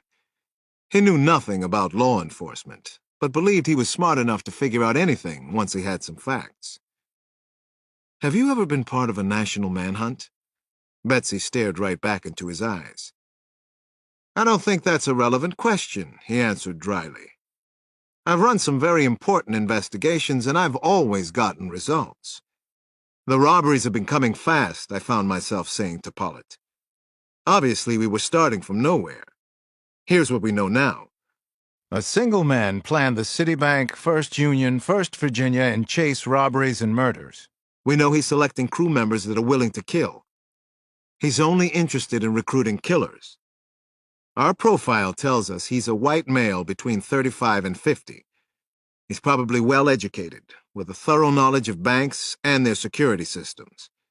He may have worked for a financial institution in the past, or even more than one, and might have a grudge against them. He robs banks for the money, but the murders are probably for revenge. That we're not sure about yet. I looked around the room. Everyone was listening instead of bickering. A few days ago, we located and questioned a man named Tony Brophy. He was recruited for one of the jobs, but was turned down. He wasn't cold-blooded enough. He wasn't a killer. Betsy spoke. We have over 200 agents in the field. We were only a couple of minutes behind them at the Chase robbery in D.C., she said. We know that he calls himself the mastermind. There's been a lot of progress in a relatively short time. Pollitt turned to the FBI director and nodded curtly. I'm not satisfied, but at least I finally got a few answers. It's your job to get this mastermind, Ron. Do it. What's happening makes all our financial systems appear vulnerable. The polls say confidence in the banks is down, and that's a disaster for this country. I assume your mastermind has figured that out already. 10 minutes later, Betsy Cavalieri and I rode the elevator down to the FBI's underground garage together. Kyle had stayed behind with Director Burns. When we got to the basement floor, she finally spoke. I owe you one for upstairs. You saved me, big time. I was this close to unloading on that pompous Wall Street asshole. I looked at her and a smile broke on my face. You definitely have a temper. I hope you don't have a grudge against big business or the banking system. She finally grinned. Of course I do. Who doesn't? Chapter 54. I spent the next couple of hours at the hospital with Janny. She told me again that she was going to be a doctor, and she sounded ready to take her med boards. She took delight in using words like pilocytic astrocytoma, her tumor, prothrombin, a plasma protein used in the clotting of blood, and contrast material, dye used in the CAT scan she'd had just that morning. I'm back, Janny finally announced, and the new improved model is better than ever. Maybe you better go into the public relations or the advertising field when you grow up, I teased her. Work for J. Walter Thompson or Young and Rubicam in New York. She puckered her mouth and looked as if she'd just bitten into a lemon. Dr. Janelle Cross. Remember where you heard it first? Don't worry, I told her. I won't forget any of this. Around 1 o'clock, I went over to the crisis center at the FBI field office on 4th. After the meeting with Pollitt and Burns, I knew we'd be working late. A conference room had been commandeered on the 3rd floor. More than 100 agents were working out of there. Also about 60 detectives from D.C. and the surrounding areas. We had a few more suspects up on the walls now. They were all bank robbers with the skills and experience to pull off big jobs. I studied the list and made notes on a few of them. Mitchell Brand was a suspect in several unsolved robberies in and around D.C. Stephen Schnermacher was the person behind at least 2 successful bank heists in the Philadelphia area. Jimmy Dowd was a bartender in Boston who'd never been caught but who had robbed dozens of banks up in New England. Victor Kenyon had been concentrating his efforts in Central Florida. They all did banks, and they hadn't been caught yet. They were smart and good at what they did. But were they masterminds? Everything about the long session on 4th Avenue was intense and intensely frustrating. I made some calls about the suspects, particularly Mitchell Brand, since he worked out of D.C. It was nearly 11:30 when I looked at my watch for the first time all night. Betsy Cavalieri and I hadn't gotten the chance to talk since I'd arrived that afternoon. I drifted her way to say goodnight before I left the building. She was still going at it. She was talking to a couple of agents, but gestured for me to wait. Finally, she walked over. She still managed to look fresh and alert, and I wondered how she did it. Metro has a couple of leads on Mitchell Brand, I told her. He's violent enough to be involved in something like this. Suddenly she yawned. Longest day of my life. Whew. How's Janny doing? She asked. I was surprised and also pleased by the question. Oh, she's doing good. Great, actually. Hopefully she'll come home soon. She wants to be a doctor now. "Alex," she said, "let's go have a drink. This is a shot in the dark, but I get the feeling that you need to talk to somebody. Why don't you talk to me?" I must admit, the offer completely caught me off guard. I stammered out a response. "I'd like to, but not tonight. I have to go home." "Rain check?" "Sure, I understand. It's okay. Rain check," she said, but not before a look of hurt had passed over her face. I never expected that from Agent Betsy Cavalieri. She had shown concern about my family, and she was vulnerable. Chapter 55. This was the place, the time, the opportunity. The Renaissance Mayflower Hotel on Connecticut Avenue near 17th. It was busy as ever that morning, busy and important looking. The Mayflower had been the site of every presidential inaugural ball since Calvin Coolidge. The hotel had been completely renovated in 1992, with architects and historians working together to restore it to its earlier grandeur. It was a popular place for corporate conferences and board of directors meetings. That was how the mastermind had come to choose it. A blue and gold chartered tour bus had been waiting in front of the Mayflower since a little before 9. It was scheduled to leave at 9:30 and would be making scheduled stops at the Kennedy Center, the White House, the Lincoln and Vietnam Memorials, the Smithsonian Institution, and other favorite tourist spots around Washington. The bus company was called Washington on Wheels. The corporate group on board was from the Metro Hartford Insurance Company. 16 women and 2 children were on the bus when the driver, Joseph Denyeau, finally shut the door at 9:40. "All aboard for various museums, historic sites, and lunch," he announced into his microphone. A corporate assistant named Mary Jordan stood up in front and addressed the group. Jordan was in her early 30s, attractive and likable, supremely efficient. She was courteous to the important women on the bus, without fawning over them or sounding obsequious. Her nickname at Metro Hartford was Mary Mary. "You all know the itinerary for this morning," she said. Then she smiled brilliantly. "But maybe we should scrap the whole plan and go drinking." "Just kidding," she added quickly. "Boo," said one woman. "That sounds like fun, Mary. Let's go to a real drinking bar. Where does Teddy Kennedy go for his morning wake-up shot?" Up and down the aisle, everyone laughed. The tour bus proceeded down the driveway of the hotel at a leisurely pace, then turned onto Connecticut Avenue. A few minutes later, the bus turned onto Oliver, which was a residential street.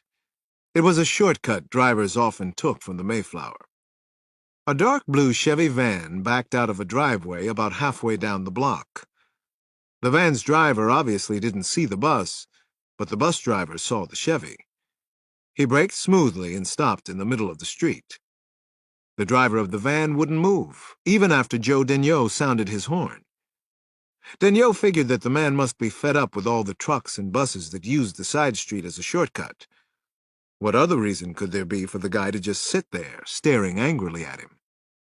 2 masked men suddenly appeared from behind a high hedge. One of them stepped directly in front of the tour bus. The other thrust an automatic weapon inside the open side window, inches from the driver's head. "Open the door or you're dead, Joseph," he shouted at the driver. "No one gets hurt if you obey. You have 3 seconds to follow directions. 1, it's open, Denyeau said in a high-pitched, very frightened voice. "Take it easy." Several of the wives stopped in the middle of their conversations and peered up toward the front of the bus. Mary Jordan slid down in the bus seat behind the driver where she was riding alone. She could see the man with the gun, and then he winked at her. "Do what he says, Joe," Jordan whispered. "Don't play the hero." "Don't worry, it didn't even cross my mind." The armed masked man suddenly boarded the bus. He held a Walther double automatic, pointed at them. Some of the passengers began to scream. The masked man shouted out, "This is a hijacking!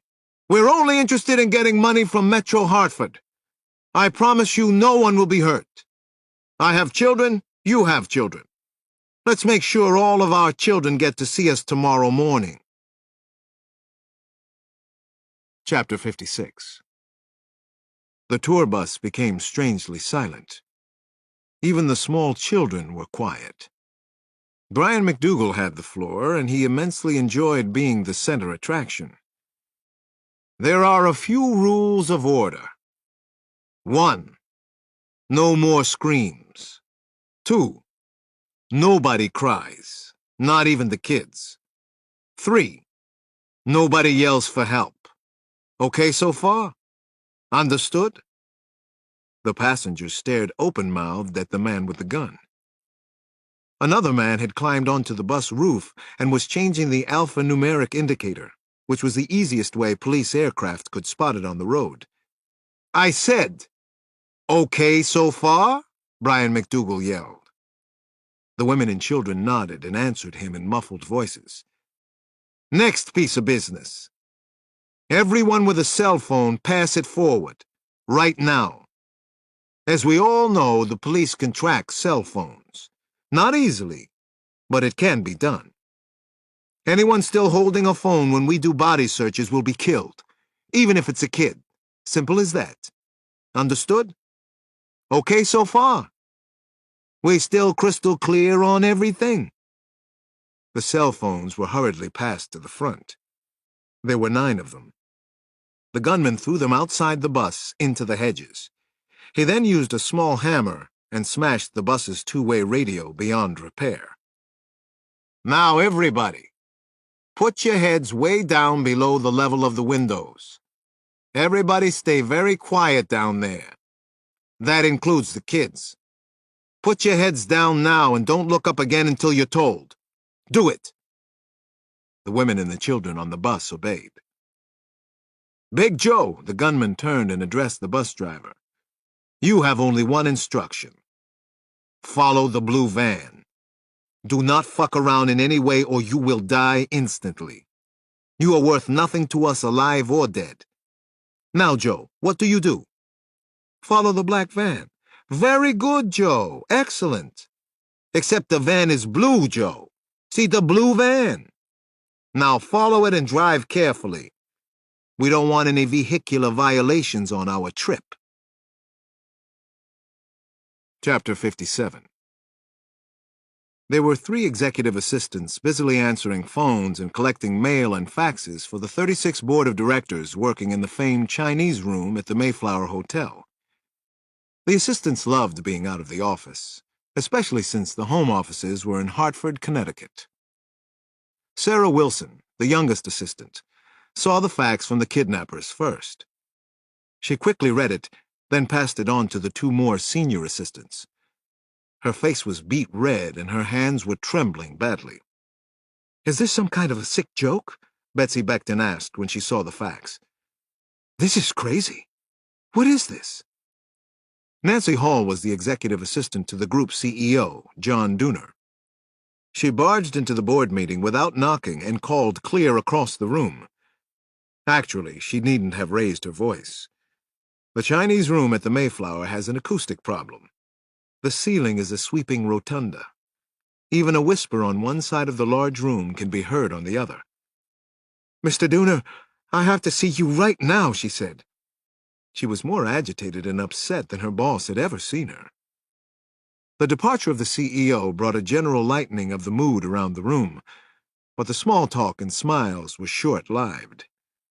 He was back in less than 5 minutes. His face was pale as he hurriedly walked to the podium. Time is of the essence, said Dooner in a trembling voice that shocked the other board members. Please, listen carefully. The chartered tour bus carrying my wife and many of your wives has been hijacked.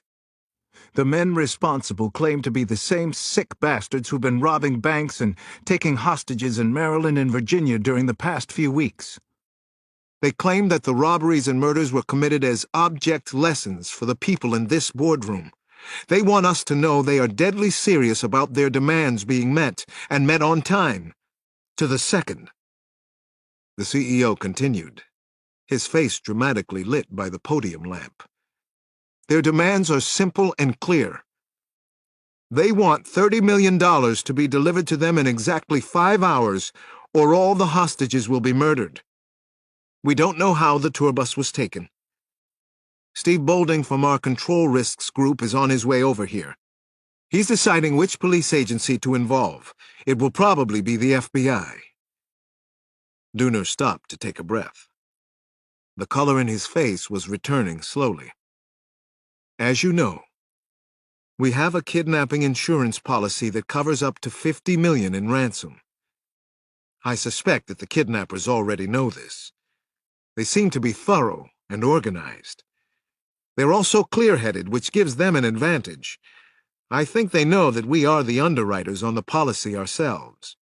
Therefore, we can get the money, and we can get it fast. Now, ladies and gentlemen, please, we have to talk about our alternatives. If there are any alternatives. The kidnappers have made one thing very clear.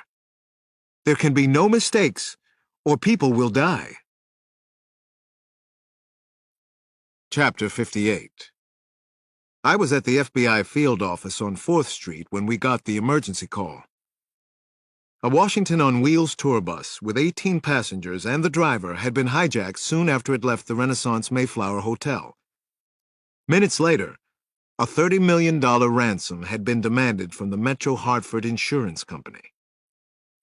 The instructions from the kidnappers stated that police agencies were not to be involved, but there was no way we could back off and trust them. We set up at the Capitol Hilton, which was close to the Mayflower, on 16th and K. We had 4 mobile command units, in addition to the dozen agents already operating inside the Mayflower. It was dangerous, but Betsy felt we needed primary surveillance at the hotel. The technical penetration involved concealed listening devices and a limited amount of video surveillance. The entire Metropolitan Field Office of the FBI was put on alert. High-tech helicopters, Apaches, were in the air searching for the Washington on Wheels bus. The Apaches had heat monitors for tracking purposes, if and when the kidnappers attempted to hide the bus and its passengers. The alphanumeric indicator on the bus's roof had been given out to aerial police, military, city, state, and even civil aircraft. None of the groups were told why they were looking for the bus. The Capitol Hilton was close enough for us to get to the Mayflower in about 90 seconds if necessary to. We hoped it was far enough away so that the crew wouldn't know we were there. We now had exactly 2 hours until the money was to be dropped. The schedule was incredibly tight, for them and for us. Then the job got harder. Jill Abramson from the insurance company's Internal Security Committee and Steve Boulding from the security firm itself arrived at the Hilton. Abramson was a heavyset woman in a yellow pinstriped business suit. She looked to be in her late 40s. Boulding was tall and in good shape, probably in his early 50s. He had on a blue blazer, white shirt, and jeans. They had come to the Hilton to tell us how to do our jobs. Betsy opened her mouth to speak, but Boulding abruptly waved her off. He had something to say first.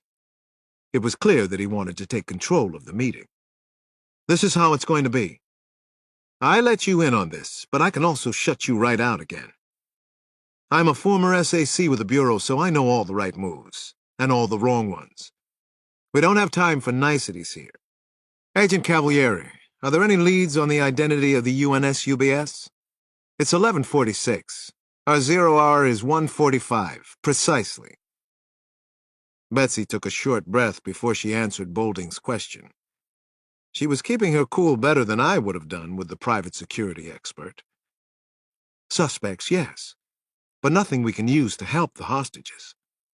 A neighbor saw the hijacking of the bus. 2 males were involved. They wore ski-style masks. The bus was spotted on DeSales Street, but we don't know if that was before or after the hostages were taken. It's now 11:47, Mr. Boulding. Ms. Abramson said something that surprised all of us. We have the money coming to the Mayflower right now. The ransom will be paid. On schedule, said Boulding. We're waiting for further instructions from the hijackers. They've been incommunicado since their first contact. Our people will make the drop, and we'll make it alone. Betsy Cavalieri finally went off on Boulding. I listened to you. Now you listen to me, mister. You were a SAC. I am a SAC. I would have been your superior if you had stayed at the bureau, and I'm your superior now. My people will make the money drop. I'll be there, you won't. That's how it'll be done." Both Abramson and Boulding started to argue with her, but Betsy cut them off instantly. "That's enough bullshit out of the both of you.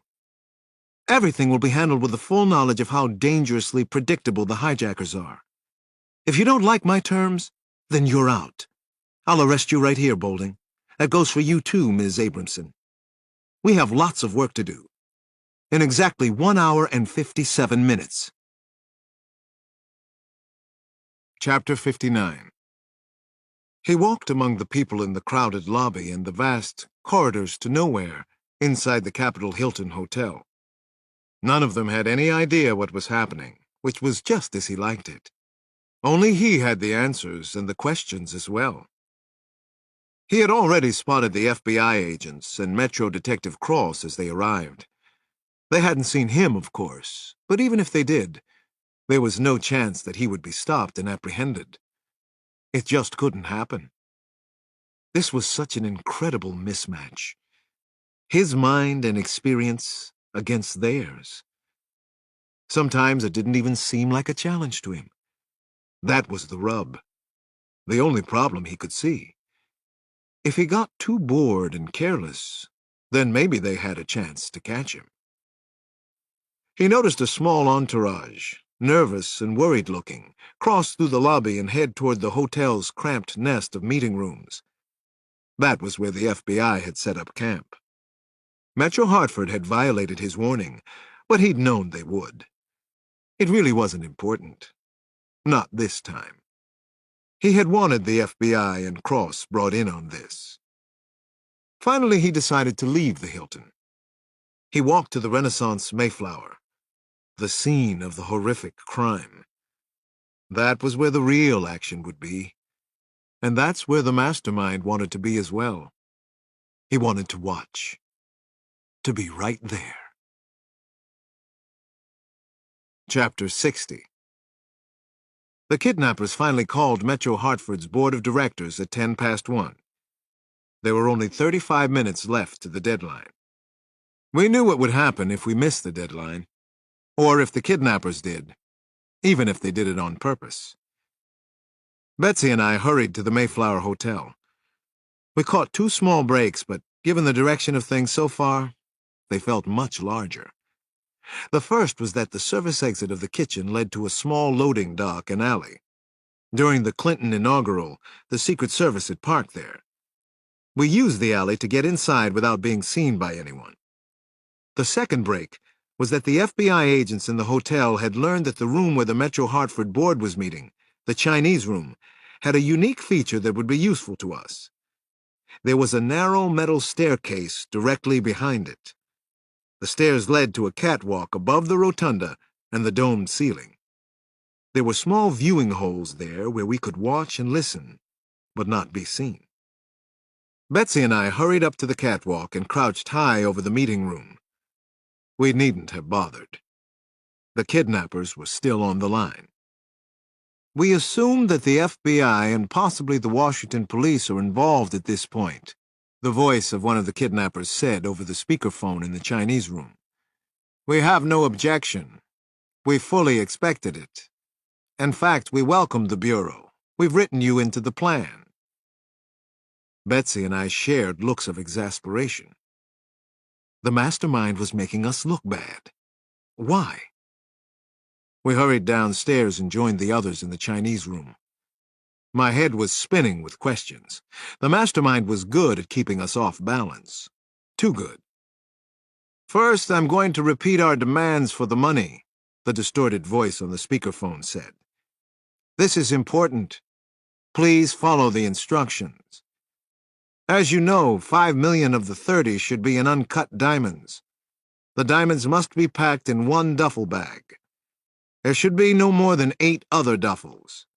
The cash must be in 20s and 50s. No $100 bills, no die packs, no tracking devices of any kind. Now, who am I speaking to? Betsy moved close to the speakerphone. So did I. This is Special Agent Elizabeth Cavalieri. I'm Special Agent in charge with the FBI. I'm Alex Cross, Washington Police, and liaison with the Bureau. Good for you. I'm familiar with both your names, your reputations. Is our money ready as requested? Yes, it is. The money and the diamonds are here at the Mayflower, Betsy answered. Excellent. We'll be in touch. We heard a click as he hung up the phone. The CEO of Metro Hartford exploded in anger. They knew you were here! Oh, Christ, what have we done? They'll kill the hostages! I put a firm hand on his shoulder. Take it easy, please. Is the payoff arranged exactly as they've requested, I asked. He nodded. Exactly. The diamonds will be here any minute. The money has already arrived. We're doing our part, everything that we can. What are you people doing? I continued to speak in a soft voice. And no one at Metro Hartford has heard a word about where the money and diamonds are to be dropped? This is an important question. The insurance executive was frightened, and with good reason. You heard the man on the phone. He said they'd be in touch. No, we haven't heard anything about where to drop the money and diamonds. That's good news, Mr. Dooner. They're acting in a professional way. So are we. I don't believe they've harmed anyone yet. We'll wait for the next call. The exchange is the hardest part for them. My wife is on that bus, the chief executive said. So is my daughter. I know, I told him. I know. And I also knew that the mastermind seemed to like hurting families. Chapter 61. It wasn't as if we weren't doing everything we could, but we were at their mercy so far, and our time was running out. The clock was ticking. Very fast. No aircraft had spotted the tour bus, and that meant that the bus had gotten off the road quickly, or possibly that they'd changed the alphanumeric indicator on the roof. The heat-seeking Army helicopters hadn't found anything either. At 1:10, another call came to the Chinese room at the Mayflower. It was the same disturbing, machine-distorted voice. It's time to move. There's a delivery at the front desk for Mr. Dooner. Inside you'll find handy talkies. Bring all of them. Where are we going? Betsy asked. We're going to be rich. You're going to load the money and diamonds into a van and head north on Connecticut Avenue. If you deviate from the route I give you, a hostage will be shot. The line went dead again. We had a van parked in the alley outside the hotel kitchen. The kidnappers knew we did. How, though? What did that tell us? Betsy Cavalieri and I and 2 other agents rushed outside to the van, then headed on to Connecticut Avenue. We were still on Connecticut when the handy-talkie went off. FBI agents call walkie-talkies handy-talkies. So had the kidnappers on the phone. What did that clue mean? Was it a clue? Was the caller simply communicating that he knew everything about us? Detective Cross? I'm right here. We're on Connecticut Avenue. Now what? I knew you would be. Listen closely. If we see any surveillance planes or helicopters flying above your prescribed route, a hostage will be shot. Understand? I understand perfectly, I said. I looked over at Betsy. She had to cut off air surveillance immediately. The kidnappers seemed to know everything we were doing. Proceed as fast as possible to the Baltimore-Washington Airport Rail Station. You and the FBI agents are to be on board the 5:10 p.m. Northeast Corridor train from Baltimore to Boston. Bring the money duffels with you. Bring the diamonds. The 5:10 to Boston.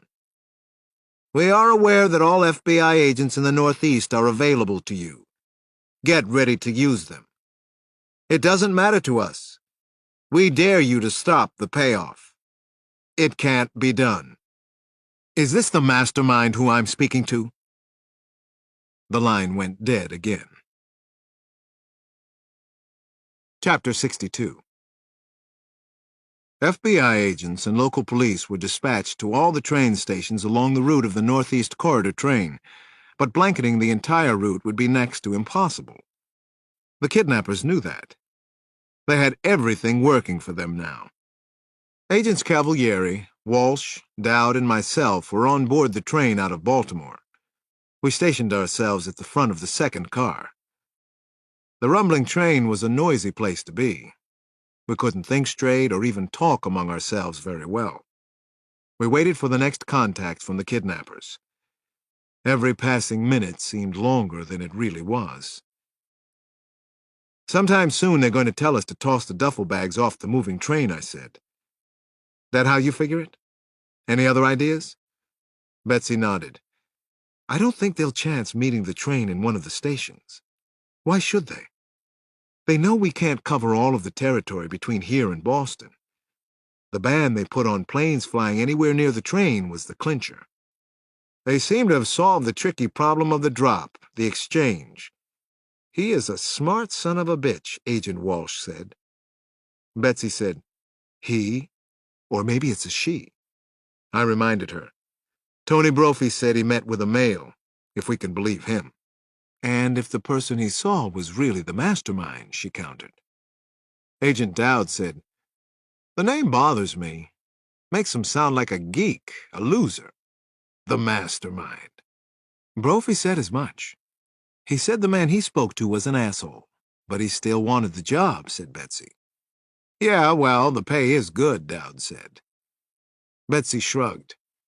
"Maybe he is a geek. Maybe some kind of computer genius. I wouldn't be all that surprised. Geeks are running the world now, right? Getting even for what happened to them in high school. I sure am." "I was reasonably cool in high school," I said, and winked.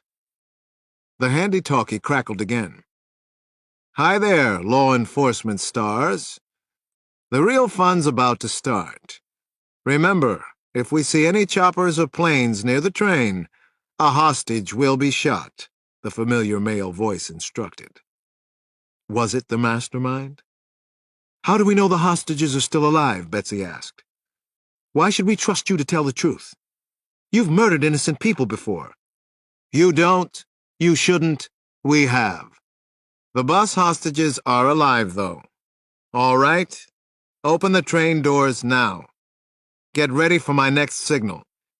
Get the duffel bags up to the door. Now! Now! Now! Move it! Don't make us kill somebody." Chapter 63. The four of us rushed to get the heavy bags of money to the nearest train door. I was already starting to sweat. My face and scalp felt flushed. "Get ready! Get ready!" the voice on the handy-talkie yelled out frantic commands. "This is it!" Betsy was already on another two-way, alerting her people. The countryside was flashing by in bright greens and muddy browns. We were somewhere near Aberdeen, Maryland, having passed through the last station about 7 minutes earlier. "Get ready! Are you ready? Don't disappoint me," the voice squawked loudly. So far, the only trick we had come up with was to try to spread out the area where the money bags would fall. We had even considered keeping one bag on board, which might force them to search for a while. But we agreed that that was too dangerous for the hostages. The handy-talkie went dead again. "Fuck!" Dowd exclaimed. "Do we throw the money bags out?" Walsh yelled over the rumble of the train and the rushing wind. "No! Wait!" I yelled at him, and Dowd, who was leaning precariously over the train's edge. "Wait for their instructions. He would have told us to throw the money off. Don't throw the bags." "Son of a bitch!" Betsy shouted as she swung her arm around in a fast, hard arc. "They're messing with us. They're laughing at us right now." "Yes, they probably are," I said. "Let's keep our cool. We have to keep it together." The FBI was going crazy trying to track the channel the kidnappers were using for the two-way radios. It wasn't working. The two-ways were state-of-the-art, the kind the military used. The scrambler chips in them were encoded to change the frequency each time they were used. It was even possible that the kidnappers had several two-ways and were discarding them after each call. Betsy was still incensed. Her brown eyes flashed. "He's thought of everything, including not giving us time to plan. Who is this bastard?" The handy-talkie crackled again. "Open the door! Get ready to heave the bags out," the radio voice suddenly commanded again. I grabbed 2 bags full of $20 and $50 bills. My heart was in my throat as I rushed to the open door a second time. The wind outside roared. The train was hurtling through deep woods now, elms and pines and thick brush. I saw no houses or anyone lurking in the woods. It seemed like a good spot for the drop-off. The handy-talkie went dead again. "Assholes!" Agent Dowd yelled at the top of his voice. The rest of us groaned and dropped to the floor. The voice repeated the drill 11 times in the next hour and a quarter. 3 times we were made to move all the money to different cars on the train. We were sent all the way to the last car. Then we were immediately ordered back to the front again. "You guys are good. Very obedient," said the radio voice. Then the two-way was silent again. Chapter 64. "I can't stand this," Betsy yelled. "God damn him to hell! I want to kill that bastard!" The money bags were oversized and heavy. We were exhausted from lugging them through the train. We were covered with perspiration and dirt and soot, jumpy and on edge. The constant rattle of the train was noisier than ever. The Amtrak train was rushing through deep woods again. Its horn blared loudly. Agent Walsh was keeping track of the stations we'd passed. Then the handy-talkie came to life again. "Get those bags of money and diamonds ready. Open the doors now. And when you toss them out close together. If you don't, a hostage will be shot. We're watching every move you make. You're very pretty, Agent Cavalieri." "Yeah, and you're a geek," Betsy muttered to herself. Her pale blue T-shirt was stained a shade darker with sweat. Her brown hair stuck closely to her scalp. If she'd had an ounce of fat on her before, she'd lost it during the jarring train ride. "False alarm," the voice on the radio said with obvious glee. "As you were. That's all for the moment." The two-way went dead again. Shit! Everyone collapsed onto the duffel bags and lay there, breathing heavily. I was trying to keep my brain working in straight lines, but it was getting harder after each false alarm. I really wasn't sure if I could make another run to the other end of the train. "Maybe we should get off the train with the money bags," Walsh spoke from his perch on the bags. "Screw up their timing, at least. Do something they don't expect." "It's an idea, but too dangerous for the hostages," Betsy told him. Walsh and Dowd cursed loudly when the two-way came on again. We had almost reached our limit. What was our limit? "No rest for the wicked," the voice said. We could hear the pop of a soft drink or beer can being opened. Then a sigh of refreshment. Or maybe the line should be, "Rest for the wicked." The radio voice screamed at us. "Throw out the bags now! Do it! We're watching the train. We see you. Throw the bags or we kill all of them." We had no choice. No options had been left open to us. It was all we could do to try to throw the bags off close to one another. We were too tired to move as fast as we might have. I felt as if I was moving in a dream. My clothes were soaking wet, my arms and legs sore. "Throw the bags faster," the voice commanded. "Let's see those muscles, Agent Cavalieri." Could he see us? Probably. It sounded like it. No doubt he was in the woods with his two-way. How many of them were there? When the 9 bags were gone, the train rushed around a sharp bend in the tracks. We couldn't see what was happening 50 yards behind us. We fell to the floor, cursing and moaning. Betsy gasped. "God damn them! They did it! They got away with it! Oh, God damn them to hell!" The handy-talkie came on again. He wasn't finished with us. "Thanks for the help. You guys are the best. You can always get a job bagging groceries at the local A&P. Might not be a bad career option after this." "Are you the mastermind?" I asked. The line went dead. The radio voice was gone, and so was the money and diamonds. And they still had the 19 hostages. Chapter 65.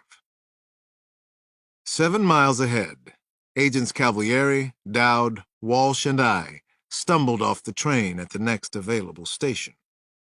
2 black Suburbans were waiting for us. Standing around the vehicles were several FBI agents with rifles. A crowd of people had gathered at the station. They were pointing at the guns and agents as if they'd spotted the Washington Redskins fresh from a hunting trip. We were given up-to-the-minute information. It appears they are already out of the woods, an agent told us.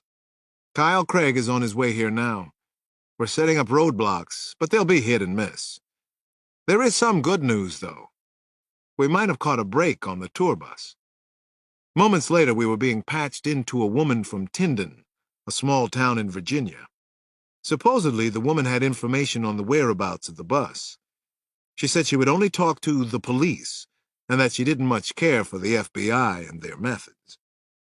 Only after I identified myself was the elderly woman willing to talk to me. She seemed nervous and hyperactive. Her name was Isabel Morris, and she had sighted a tour bus in the farmlands out in Warren County. She'd become suspicious because she owned the local bus company, and the bus wasn't one of hers. "The bus has blue with gold stripes?" Betsy asked, without identifying herself as FBI. "Blue and gold. Not one of mine. So I don't know what the tour vehicle would be doing here," Mrs. Morris said. "No reason for a bus like that to be out in these parts. This is redneck territory. Tyndon isn't on any tours that I know of." "Did you get the license number, or at least a part of it?" I asked her.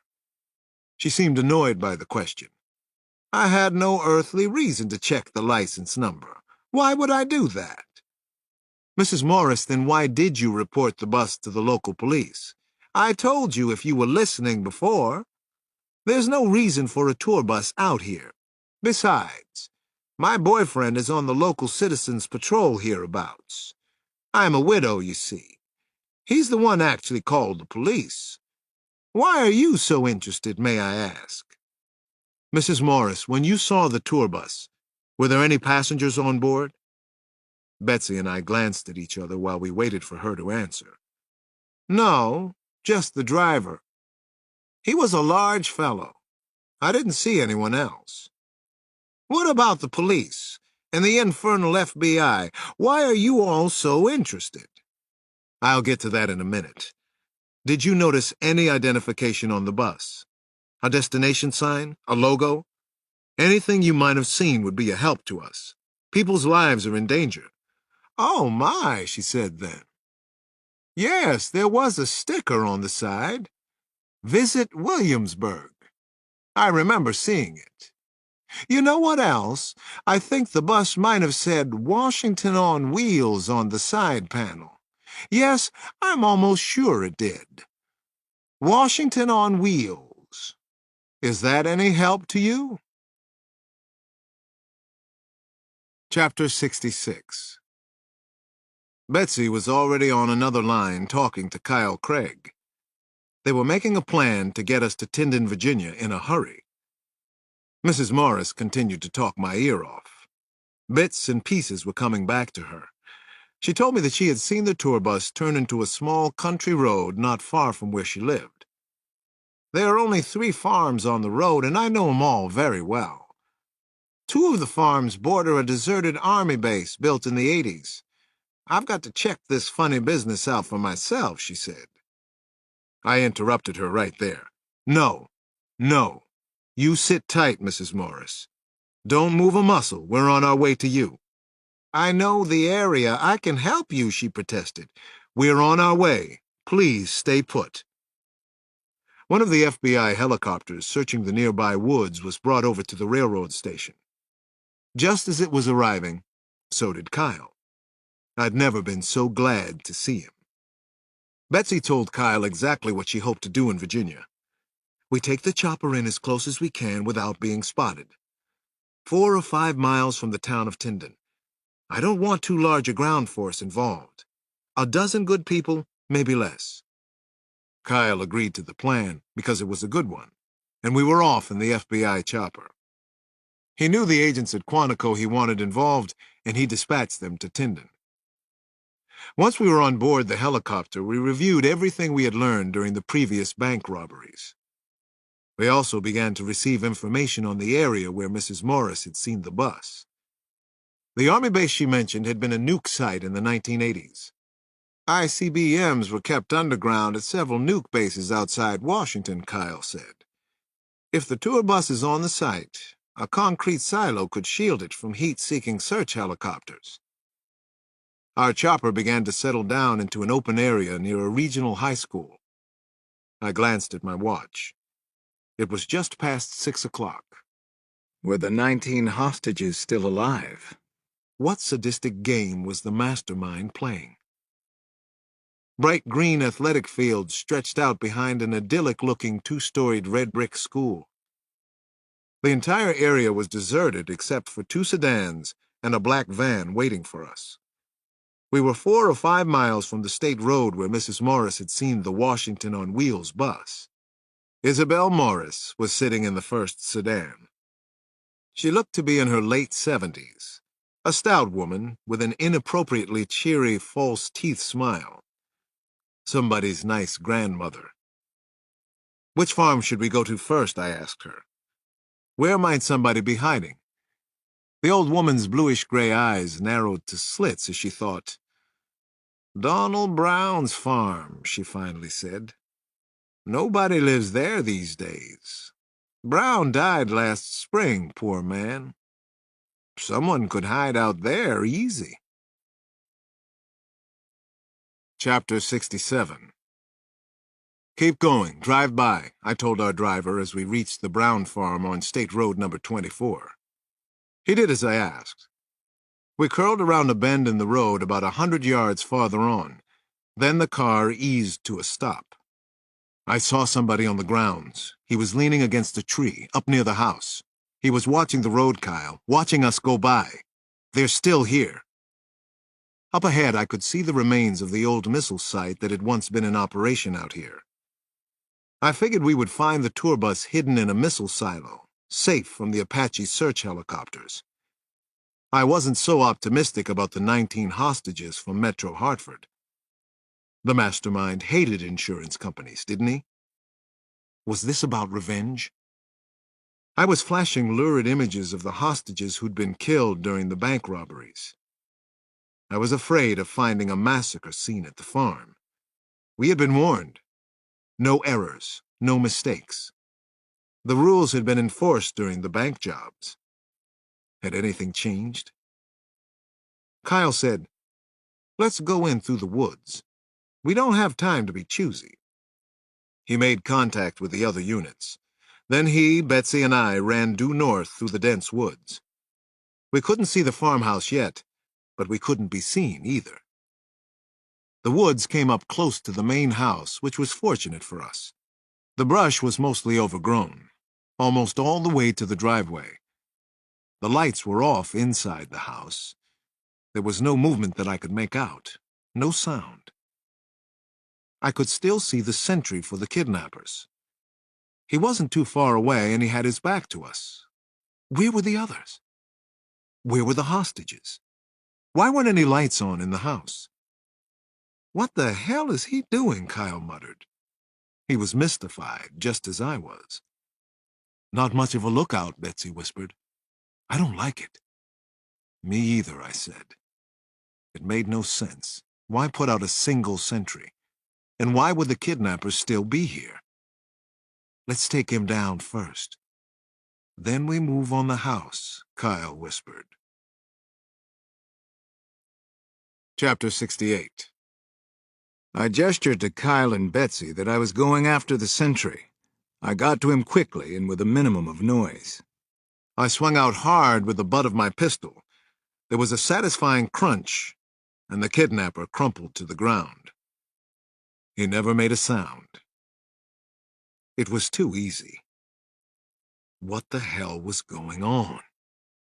Betsy was crouched low, coming up to me fast. She whispered, "What the hell kind of lookout was that? They've always been careful before." A half-dozen agents appeared out of the woods behind us. Betsy signaled for them to stop. There were still no lights in the farmhouse and no movement. The scene was eerie and unreal. Then Kyle gave the order to go, to move on the house. Everybody was quiet as they ran forward. There didn't seem to be any more sentries or guards. Was this some kind of trap?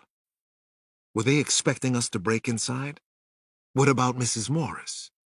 Could she be part of this? I got to the farmhouse with the first wave of agents, and I was filled with a sense of dread. I raised my Glock and kicked the front door open. I couldn't believe my eyes. I had to stop myself from shouting out loud. The hostage group was there in the farmhouse living room. They were staring at me, clearly frightened, but no one was hurt. I did a quick count. 16 women, 2 children, and the driver. All alive. No one punished because we'd broken the rules. The kidnappers? I asked in a low voice. Are any of them still here? A dark-haired woman stepped forward and spoke. They left sentries around the house. There's one man by the elm tree in front. Not anymore. We didn't see any others, Betsy told the group. Everybody stay right here while we look around. FBI agents were inside and spreading out all over the house. Some of the hostages began to cry when they realized they weren't going to die, that they'd finally been rescued. They said we'd be killed if we tried to leave the house before tomorrow morning. They told us about the Buccieri and Castleman families, a tall, dark-haired woman said between sobs. Her name was Mary Jordan, and she'd been in charge of the tour group. We did a careful search of the house. No one was there. There wasn't any obvious evidence, but the technicians would be here soon. The tour bus had already been found in a shed on the former Army base. After half an hour or so, Mrs. Morris came waddling through the front door. A couple of agents were futilely trying to stop her. The local woman's appearance was an almost comical punctuation to the stress of the last several hours. Why did you hit old Bud O'Mara? He's just a nice local fellow, works at the truck stop. Bud said he was paid to stand around and wait. Got all of $100 for the dent in his skull. He's harmless, Bud is. An odd and exhilarating thing happened as several rescue vehicles finally arrived. The hostages started to clap and to cheer. We'd come for them. We hadn't let them die. But I knew otherwise. For some reason, the mastermind hadn't wanted them to die. Part 4. Hit and Run. Chapter 69. Of course, the case continued to be a full-blown, knock-down, drag-out media event. The press had learned about the existence of a mastermind, and it made for sensational headlines. A picture of the Buccieri boy, one of the first victims, was the featured art in story after story. I had begun seeing the little boy's face in my dreams.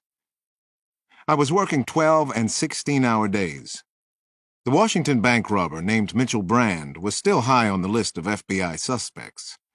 He had been up on the wall of suspects for over a week. We hadn't been able to locate Brand, but he fit the profile. Meanwhile, crime scene investigators covered the money pickup site, combing it for evidence. FBI technicians went over every square inch of the Brown farmhouse. Traces of theatrical makeup were found in the sink of the farmhouse. I talked to several hostages, and they supported the idea that the kidnappers might have worn makeup, wigs, and possibly lifts in their shoes. Sampson and I worked in Washington the first 2 days. Metro Hartford had offered $1 million reward for information leading to the capture of the men involved in the crime. The reward was aimed at the general public, but also at anyone involved in the robbery whose take might be less than the reward being offered. The search for the bank robber, Mitchell Brand, was also centered in Washington.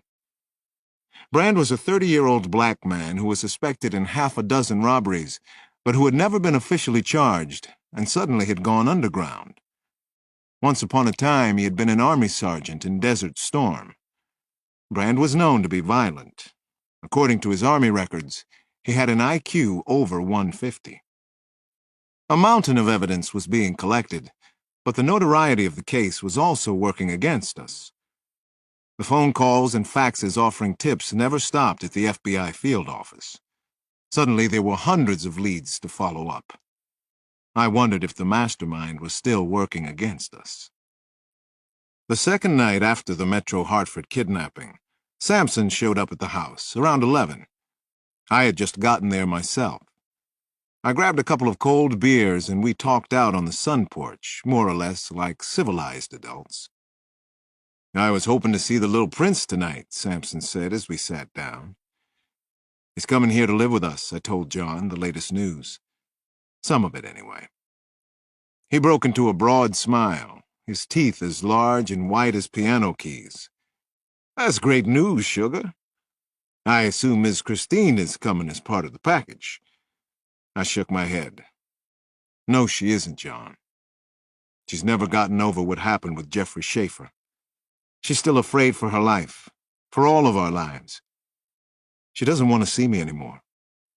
It's over between us." Sampson just stared at me. "You two were so good together." "I don't buy it, sugar." I didn't either. Not for months. I offered to leave police work, and I guess I would have. Christine told me it wouldn't matter. I stared into my friend's eyes. "I've lost her, John. I'm trying to move on. It breaks my heart." Chapter 70. My beeper went off late the following night at the house. It was Sampson. "All hell is breaking loose," he said. "Seriously, Alex." "Where are you?" I asked. "I'm with Rakeem Powell right now. We're over at the East Capitol dwellings. One of his snitches gave us something good. We might have located Mitchell Brand." "What's the problem then?" I asked. "Rakeem called his lieutenant. The Lou called the Jefe. Chief Pittman is half a D.C. on the way here now." I think I actually saw red at that moment. "It's still my goddamn case. Pittman didn't contact me. That's why I'm calling you, sugar. Better burn on over here." I met Sampson at the East Capitol Dwellings housing project. According to the snitch, Brand was holed up there. East Capitol Dwellings are what I've heard called a subsidized human warehouse. Actually, the project looks like a failed prison. Cold white cinder block fences surround bunker-like buildings. It's thoroughly depressing and not atypical of housing in much of Southeast. The poor people who live here do the best they can under the circumstances. "This has gotten out of control, Alex," Sampson complained once we were together in one of the dirt patch yards separating the project buildings. "Way too much firepower here. Too many cooks in the kitchen. The chief of detectives strikes again." I looked around, shook my head, and cursed under my breath. It was a goddamn zoo. I saw SWAT personnel and several homicide detectives, plus the usual neighborhood looky-loos. Mitchell Brand. Jesus. Could he possibly be the mastermind? I quickly put on a Kevlar vest. I checked my Glock. Then I went and talked to the chief of detectives. I reminded Pittman that this was my case, and he couldn't argue with that. I could tell he was surprised that I was at the scene, though. "I'll take it from here," I said. "We've got Brand all set up. Just don't fuck it up," Pittman finally snarled, then walked away from me. Chapter 71. Senior Agent James Walsh arrived on the scene after I did. No Betsy Cavalieri, though. I went up to Walsh. He and I had gotten friendly over the past couple of weeks, but he seemed distant tonight. He didn't like what was going on here either. He'd been called late, too. "Where's Senior Agent Cavalieri?" I asked. "She had a couple of days off. I think she's visiting a friend in Maryland." "You know this Mitchell Brand?" he asked. "I know enough about him. He'll probably be heavily armed if he's up there. He apparently has a new girlfriend named Teresa Lopez. She lives in the project. Lopez has 3 kids. I know her by sight." "That's really great," Walsh said, and shook his head, rolled his eyes. 3 kids, their mommy, and an armed bank-robbing suspect. You got it. Welcome to D.C., Agent Walsh. Anyway, Brand could have been part of the team that struck Metro Hartford. He could be the mastermind. We have to go get him. I met with the raid team at an OP, an observation point in a nearby building. The OP was a studio apartment used by Metro narcotics detectives assigned to the East Capitol Dwellings Project. I had been in the apartment a few times before. This was my neighborhood. A team of 8 of us would go into the 6th floor apartment to take down Mitchell Brand. 8 was more than enough. There's only safety in numbers up to a point. As the team checked weapons and put on Kevlars, I stared out onto the streets. Sodium vapor streetlights created a yellow fuzziness down below. What a bad scene. Even with this much police presence in the neighborhood, the drug game continued. Nothing could stop it. I watched a brazen team of lookouts and steerers selling crack on the far corner beyond the projects. An addict approached, quick-stepping, his head down. A local Fulio, a familiar sight to me. I turned away from the drug deal as if it weren't happening. I began to talk to the team. Mitchell Brand is wanted for questioning in the robbery of a Union Trust in Falls Church. He could definitely be our link to whoever is behind the robberies. This is the best suspect we've come up with so far. He could be the mastermind. As best as we can tell, Brand is up in the girlfriend's apartment. She's a new honey for him. Detective Sampson will pass around a standard layout for a 1-bedroom in the building. You should know that inside the 1-bedroom we may find Brand, his girlfriend, and her 3 children, aged 2 to 6. I turned to Agent Walsh. 2 of his agents were part of the GO team. He had nothing to add, but he told his men, "The Washington police will act as the primary at the apartment. We will be back up in the hallway and going into the girlfriend's apartment." "That's about it," he said. "Okay, let's move out," I said to everybody. "Everybody use extreme care. Everything we know about Brand says he's dangerous and will be heavily armed." "He was Special Forces Army," John Sampson added. "How's that for whipped cream on shit?" Chapter 72. Armed and dangerous. It is a common enough catchphrase, but with real meaning to police officers. We entered Building 3 single file through the dingy underlit basement. Then we hurriedly marched up several flights of stairs to the 6th floor. The stairway was dirty and stained the color of bad teeth. There was evidence there might have been a serious fire in there at one time. Soot was caked heavily on the walls, the floor, and even the metal banister. Could the mastermind be hiding up here? Was he a black man?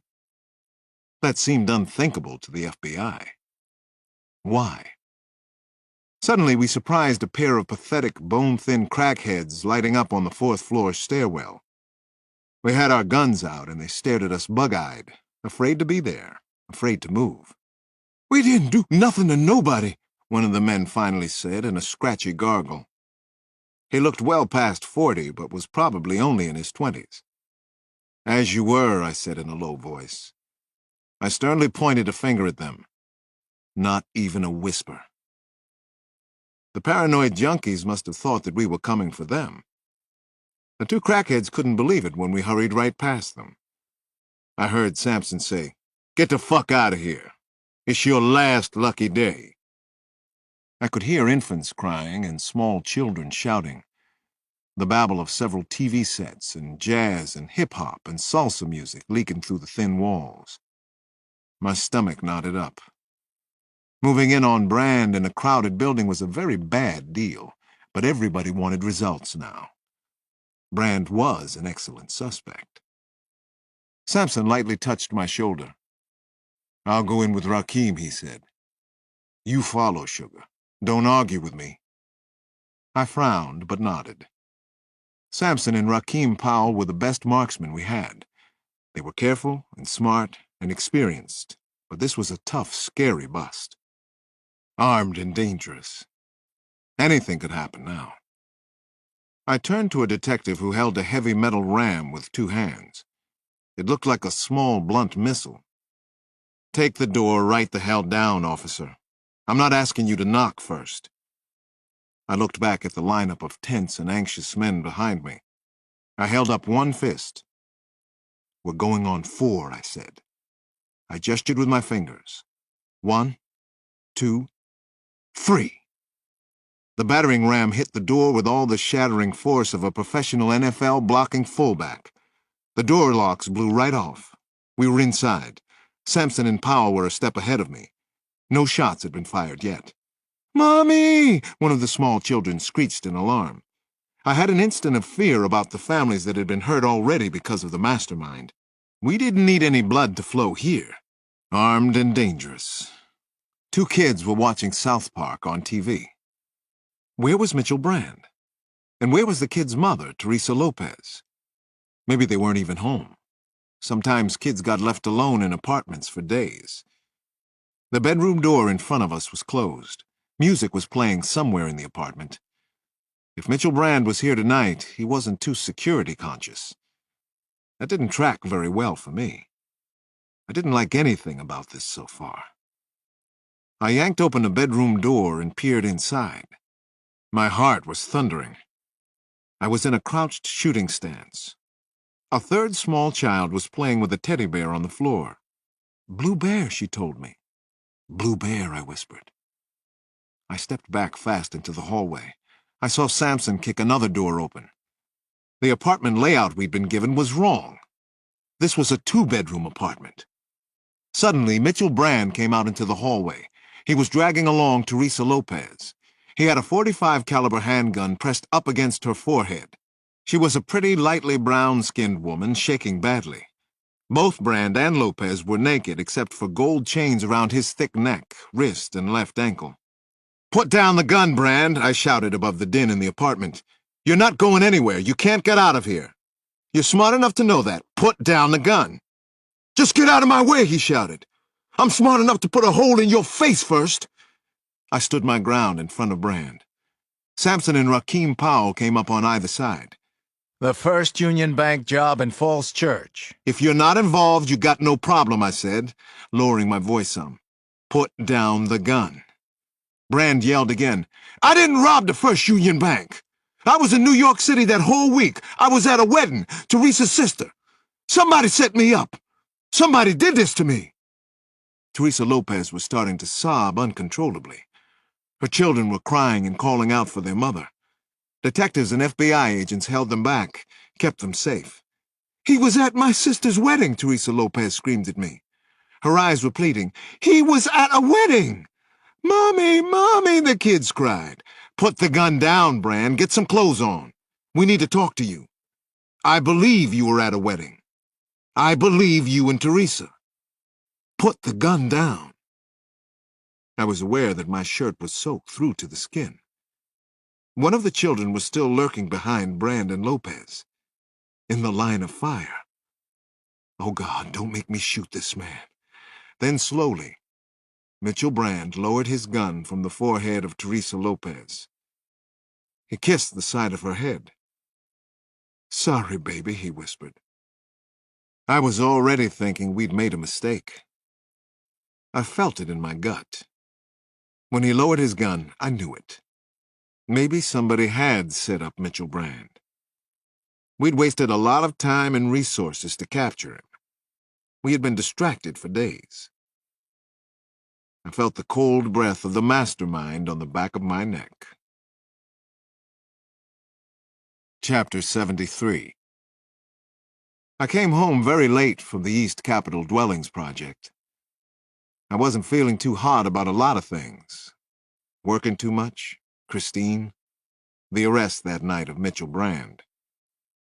I needed to wind down, so I played Gershwin and Cole Porter on the piano until I couldn't keep my eyes open any longer. Then I climbed upstairs. I fell fast asleep as soon as my head collided with the pillow. I actually slept in the next morning. I finally joined Nana and Damon for breakfast around 7:30. This was a big day for the Cross family. I wouldn't even be going into work. I had better things to do. We left the house at 8:30. We were on our way to St. Anthony's Hospital. Janny was coming home. She was waiting on us. Jenny was all packed up and dressed in blue jeans and a Concern for the Earth t-shirt when we arrived at her room. Nana had brought her clothes the day before, but of course, Janny had picked them out and told Nana exactly what to bring. Let's go, I can't wait to get home, she giggled and motor-mouthed as soon as we walked in the door. Here's my suitcase, what's the hurry?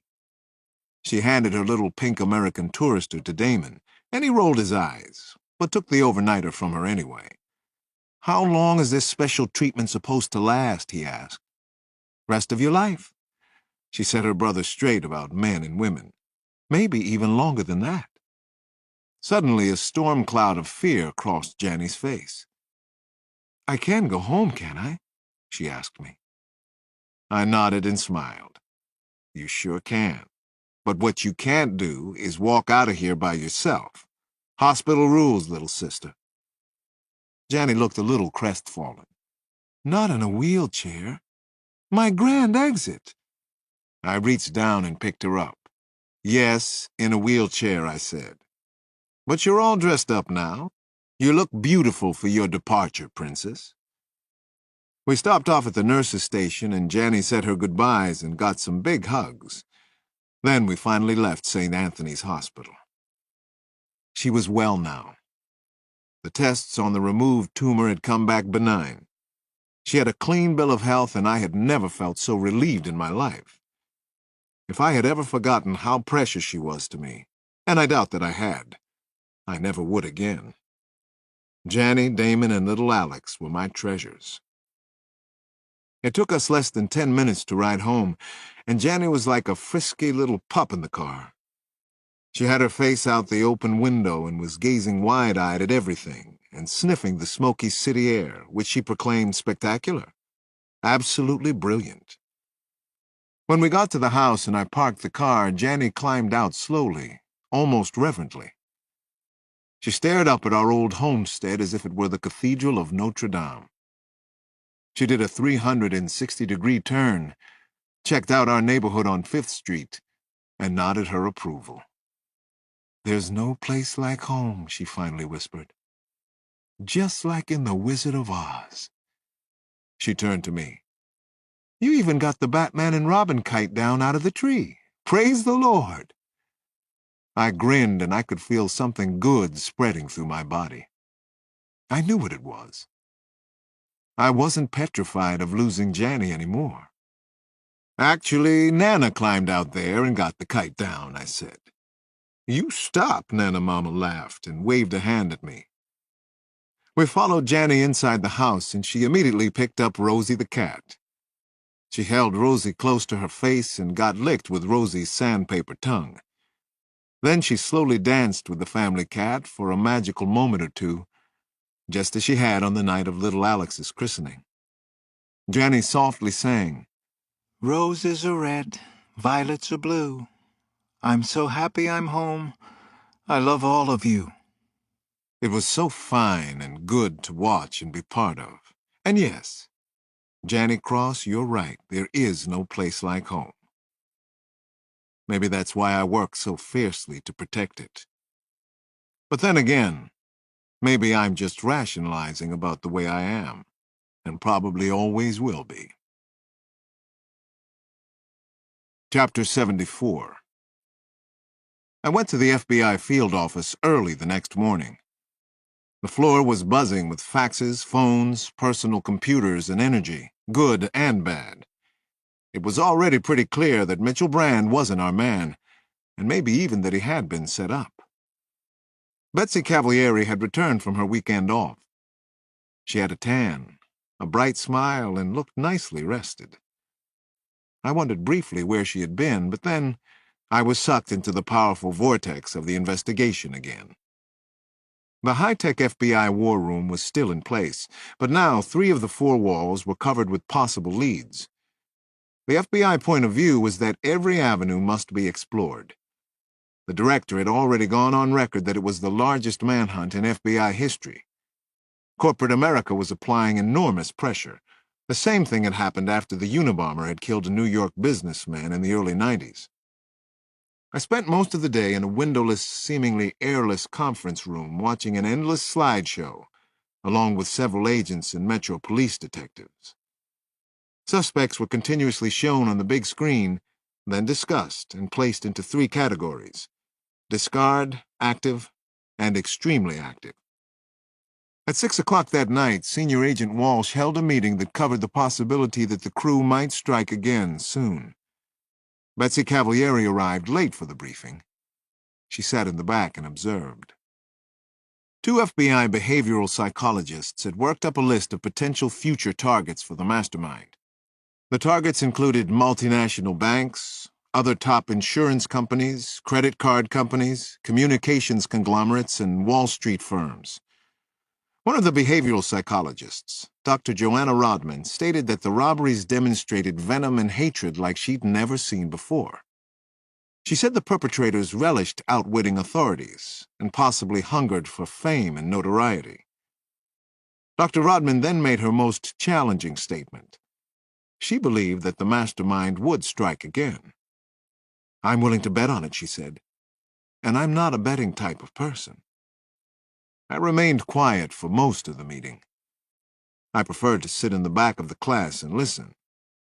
That was the way I had gone through Georgetown undergraduate and then Johns Hopkins. Agent Cavalieri would have none of it. "Dr. Cross, what do you think about the possibility of our mastermind hitting again?" she asked shortly after Dr. Rodman finished speaking. "Care to make your bet?" I rubbed my lower face, and I remembered that I had had the same tic in grad school. I sat up in my seat. "I'm not a betting person either. I think the list of potential targets is thorough. I agree with most of what's been said. One person is running this thing. Different crews were recruited for very specific tasks." I frowned slightly at Betsy, then I went on. "I think the first robbery murders were supposed to terrify everybody. They did.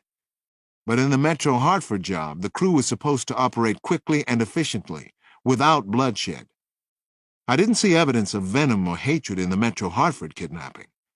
Not from what the hostages told us. That's inconsistent with the earlier bank robberies. The fact that no one was killed makes me believe that it's all over. It's done." "$30 million and out?" Betsy Cavalieri asked. "That's it?" I nodded. "I think the mastermind's game now is catch me if you can. And by the way, you can't." Chapter 75. Betsy Cavalieri came up to me after the briefing ended. "Not to be a total suck-up, but I agree with you," she said.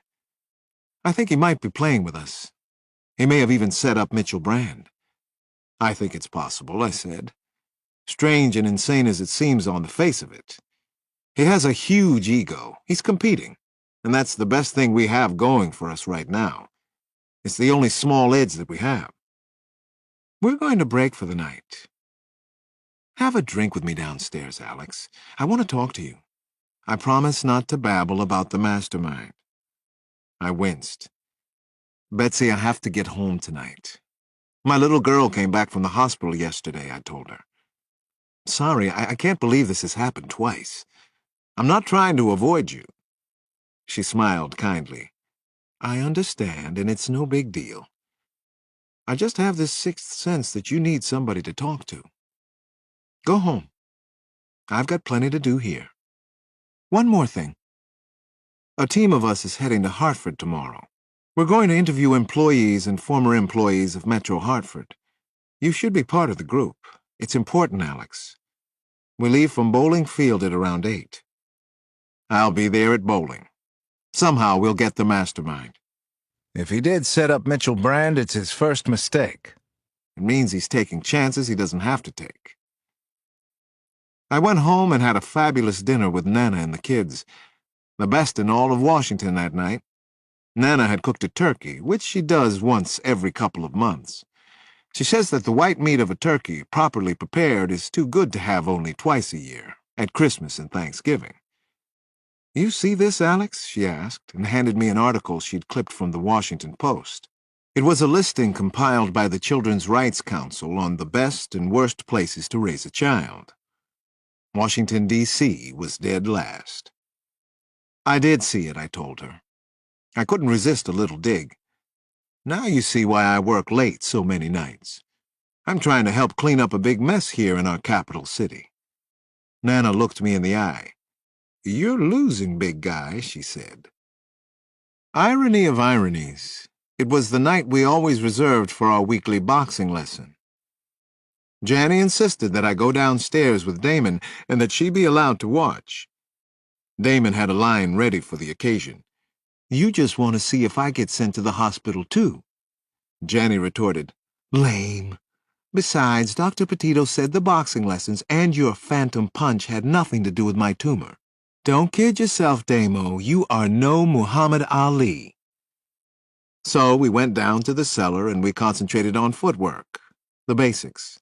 I even showed the kids how Ali had dazzled Sonny Liston in the first 2 fights in Miami and Lewiston, Maine, and then done the same to Floyd Patterson after Patterson had taunted him for months before the fight. Is this a boxing lesson or about ancient history? Damon finally asked, his voice a mild complaint. 2 for the price of 1, Janny shouted with glee. Can't beat that. Boxing and history works for me. She was back in all her glory. After the kids went up to bed, I called Christine and got her answering machine again. She wouldn't pick up.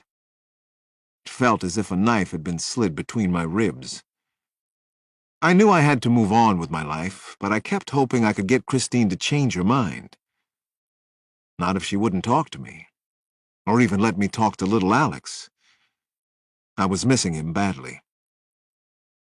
I wound up playing the piano again, and I was reminded that jelly is a food that usually winds up on white bread, children's faces, and piano keys. I carefully wiped down the piano. Then I played Bach and Mozart to soothe my soul. It didn't work. Chapter 76. The next morning I arrived at Bowling Air Force Base in Anacostia at 10 to 8. SAC Cavalieri and 3 other agents, including James Walsh, got there promptly at 8. The behaviorist from Quantico, Dr. Joanna Rodman, showed up a couple of minutes late. We took off in a Bell helicopter that was shiny black, both official and important-looking. We were off hunting the mastermind. I hoped he wasn't doing the same thing with us. We arrived at the downtown Metro Hartford headquarters at 9:30. As I entered the office building, I had the overwhelming feeling that the place had been consciously designed by the insurance company to inspire trust, even awe. The lobby had enormously high ceilings, glinty glass everywhere, polished black ice floors, and overscaled modern art screaming from the walls. In contrast to the grand public space, the offices inside looked as if they had been designed by either the junior architect of the firm or its resident hack. Warrens of half-walled cubicles filled large, airless rooms on every floor. There was lots of prairie dogging out of the cubes, plenty of fodder for Dilbert satire. The FBI had sent agents here before today, but now it was time for the big guns to go to work. I saw 28 people that day, and I quickly found out that few of the Metro Hartford's employees had any sense of humor. What's there to laugh about seemed to be the company motto. It also hit me that there were very few risk-takers among the people I met. Several of them actually said, "You can never be too careful." My very last interview turned out to be the most intriguing. It was with a woman named Hildy Rader. I was bored and distracted, but her opening line perked me right up. "I think I met one of the kidnappers. He was here in downtown Hartford. I was as close to him as I am to you right now," she said. Chapter 77. I tried not to show too much surprise. "Why didn't you tell anybody before?" I asked her. "I called into the hotline Metro Hartford set up. I talked to a couple of dinglings. This is the first anyone got back to me." "You have my full attention, Hildy," I told her. She was a large woman with a pretty, homey smile. She was 42 years old and had worked as an executive secretary. She no longer was with Metro Hartford, which might have been why no one had interviewed her earlier. She had been fired twice by the insurance company. The first time she was let go was during one of the company's periodic and fairly regular belt tightenings. 2 years later, Hildy was rehired, but she was then let go 3 months ago because of what she described as bad chemistry with her boss, the CFO of Metro Hartford, Louis Fincher. Fincher's wife had been one of the tour bus hostages. "Tell me about the man you met in Hartford. The one you believe might have been involved with the hostage-taking," I asked after I'd let her talk. "Is there any money in this for me?" she asked, eyeballing me suspiciously. "I'm presently unemployed, you know. The corporation is offering a reward for information that leads to a conviction." She shook her head and laughed. "Huh! That sounds like a long, drawn-out affair. Besides, I should trust the word of Metro?" I couldn't deny what she'd said. I waited for her to collect her thoughts. I sensed that she was thinking about just how much she wanted to tell me. "I met him in Tom Quinn's. That's a local watering hole on Asylum Street near the pavilion in the old State House. We talked, and I liked him okay. He was a little too charming, though, which set off my warning alarms. The charming ones are usually trouble. Married man? Fruitcake? Anyway, we talked for a while, and he seemed to enjoy himself, but nothing came of it, if you know what I mean. He left Quinn's first, actually. Then a couple of nights later, I met him again at Quinn's. Only now, everything's changed. See, the bartender is a very good friend of mine. She told me that this guy had asked her about me before the night I met him. He knew my name. He knew I had worked for Metro. Out of sheer curiosity, I talked to him the second time. "You weren't afraid of the man?" I asked.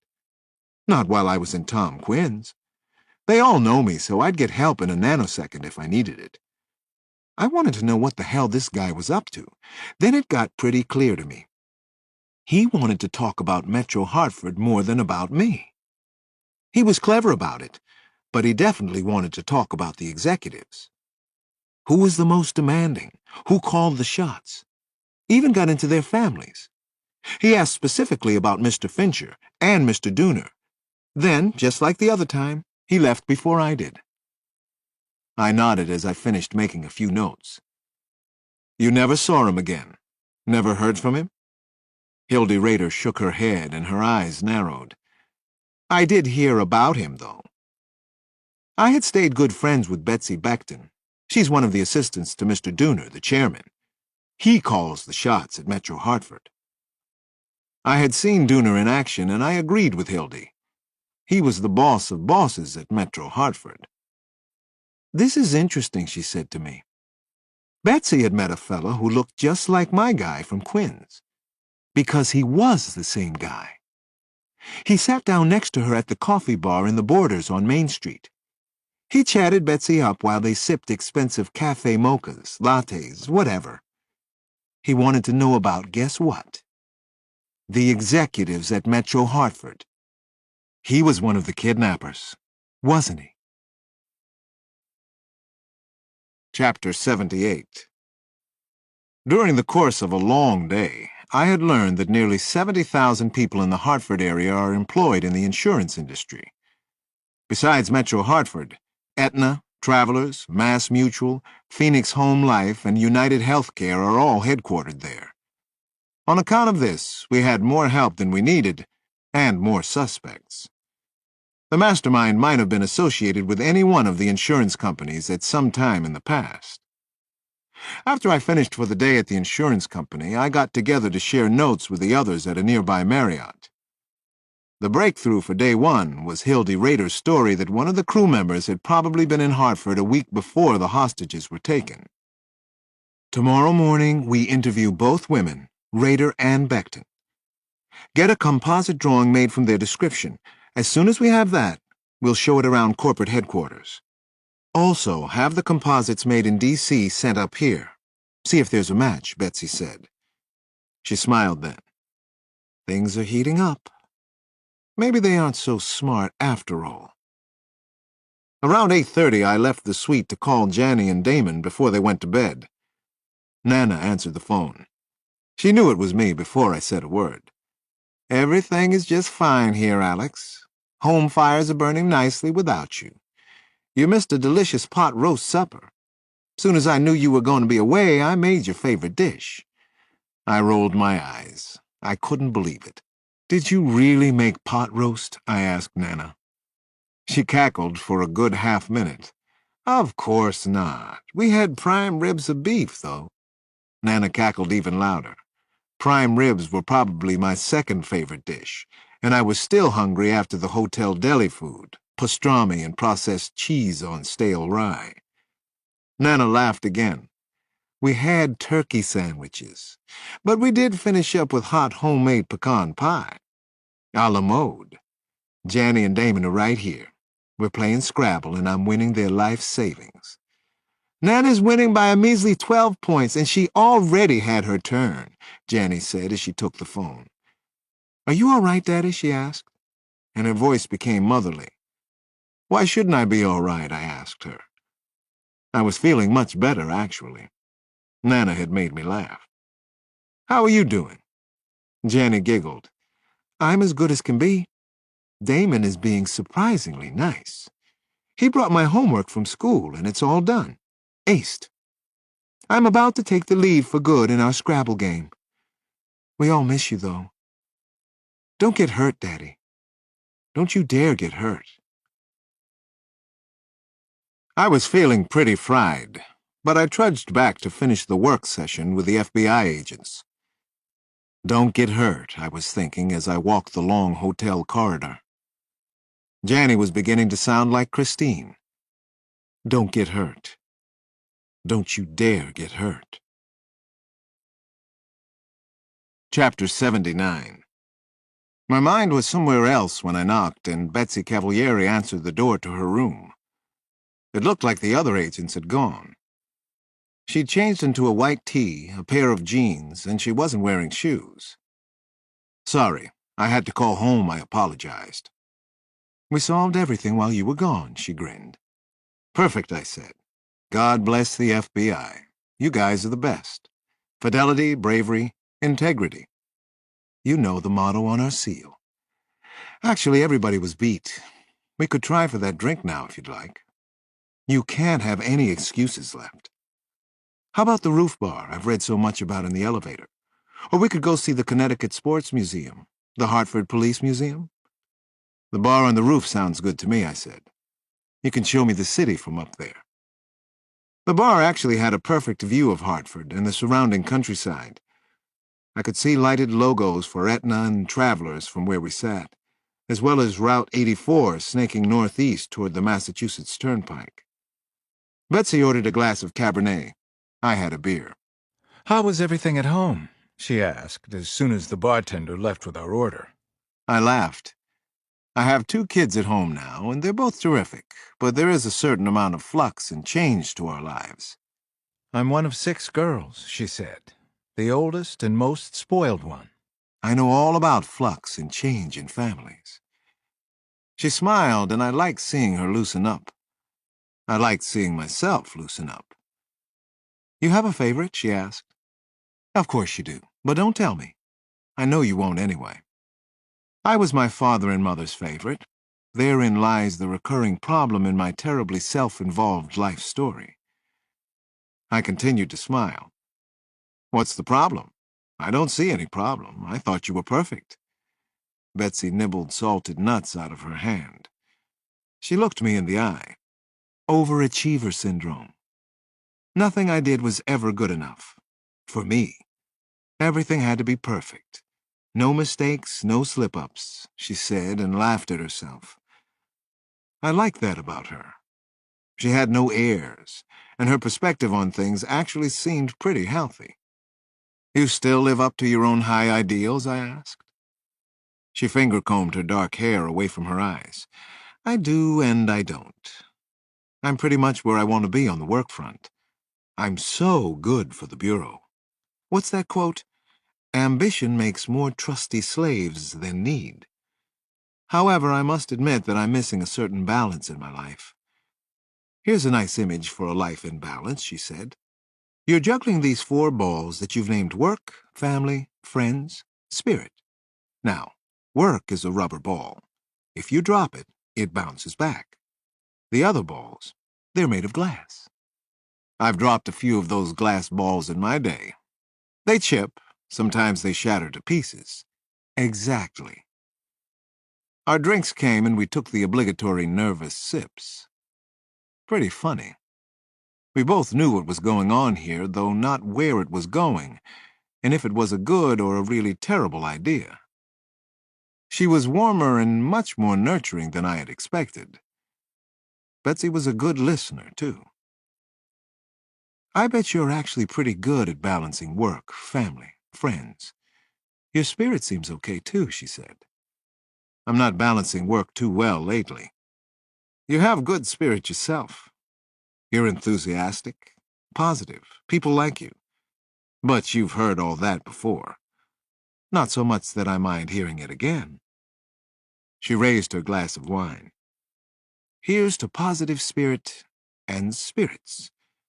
And here's to prison for life plus life for our friend the Master Prick.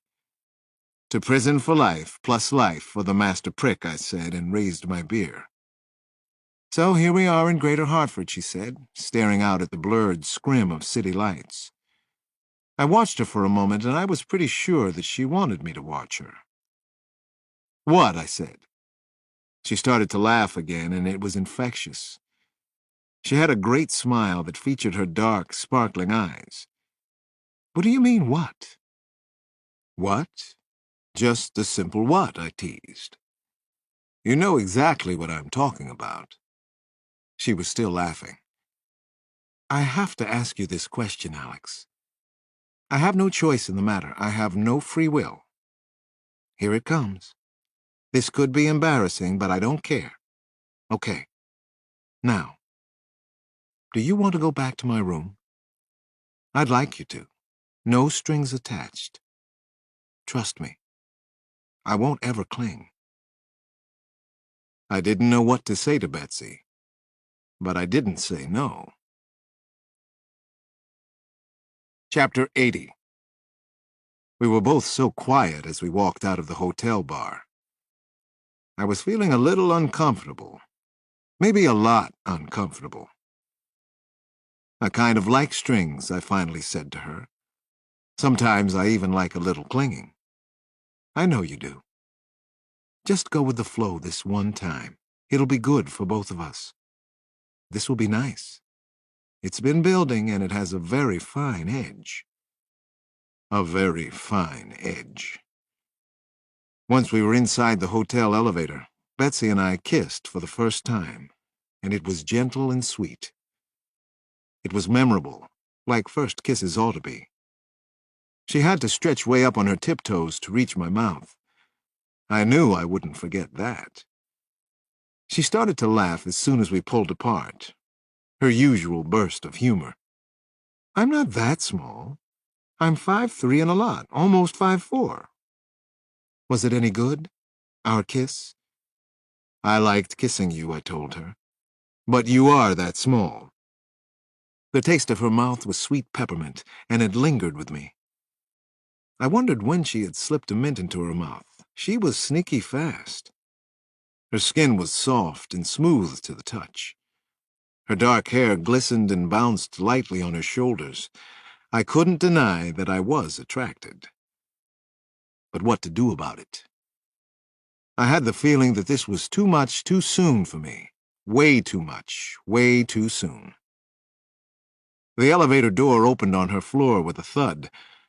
I felt a rush of anticipation and maybe a rush of fear.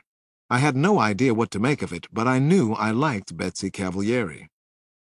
I wanted to hold her close, wanted to know who she was, what she was like to be with, how her mind worked, what she dreamed about, what she might say next. Betsy said, "Walsh." We quickly stepped back into the elevator car. My heart clutched. Shit. She turned to me and started to laugh. Gotcha. There's nobody out there. Don't be so nervous. I am, though. By this time, we were both laughing. She was definitely fun to be with. Maybe that was enough for now. I liked being around her, laughing the way we were. We hugged as soon as we were inside her room. She felt so warm. I let my fingers trail gently down her back, and she sighed softly. I moved my thumb in the tiniest circles all over her back. I gently kneaded her skin and could feel her breathing pick up tempo. My heart was racing, too. "Betsy," I whispered, "I can't do this. Not yet, I can't." "I know," she whispered back. "Just hold me, though." "Holding is nice." "Tell me about her, Alex. You can talk to me." I thought she was probably right. I could talk to her, and I even wanted to. It's like I said. I like ties. I'm big on intimacy, but I feel it has to be earned. I was in love with a woman named Christine Johnson. It seemed so right for both of us. There never was a time I didn't want to be with her. I broke down. I didn't want to, but the sob came out of nowhere. Then I was crying a lot, and I couldn't make myself stop. My body was heaving, but I could feel Betsy holding on to me, holding me tight, refusing to let go. "I'm so sorry," I finally managed a few words. "Don't be," she said. "You didn't do anything wrong, not at all. In fact, you did everything right." I finally pulled back a little, and I looked at her face. Her beautiful brown eyes were wet with tears. "Let's just hug," she said. "I think we both need hugs. Hugs are good." Betsy and I hugged for a long time, and then I went back to my room, alone. Chapter 81. The mastermind was feeling so goddamn confident and excited that he couldn't stand it. That night he was there in Hartford. He had no fear anymore. No one scared him, not the FBI, not anyone involved with the case. How to top oneself. How to reinvent himself. Those were his only concerns. How to get better and better. He had a plan for tonight, a different kind of plan. This maneuver was so clever, so perverse. He'd never heard of anything like it. It was such a lovely and original creation. The most commonplace part was breaking into the small, garden-style apartment on the outskirts of Hartford. He cut out a pane of glass in the door of the loggia, reached in and turned the knob, and voila! He was in. He listened to the house breathe for a delicious moment. The only sound he could hear was the wind whistling through a stand of trees that overlooked the still black water of a country pond. He was a little afraid to be inside the house, but the fear was natural and intoxicating. The fear made the moment great for him. He slipped on a Bill Clinton mask, the same kind of mask used in the very first bank robbery. He quietly made his way toward the master bedroom at the back of the apartment. This was getting so good. He almost felt that he belonged here now. Possession was 9/10 of the law. Wasn't that the old saw? The moment of truth. He quietly opened the bedroom door. The room smelled of sandalwood and jasmine. He paused in the doorway until his eyes became accustomed to the low light. He squinted as he stared into the room, studied it, got his bearings. He saw her. Now, go. Not a second to lose. He moved very fast. He seemed to fly across the room and onto the queen-size bed. He fell on the sleeping figure with his full weight. There was an oof, then a startled cry. He slapped a wad of electrician's tape across her mouth, then handcuffed both slender wrists to the bedpost. Click, click, so fast, so efficient. His hostage tried to scream, tried to twist and turn and break free. She had on a yellow silk teddy. He loved the feel of it, so he slipped it off her body. He caressed the silk, ran it over his face, then back and forth through his teeth. It's not going to happen. You can't get away. Stop trying. It's annoying. Please try to relax. You're not going to be hurt, he said then. It's important to me that you not be harmed.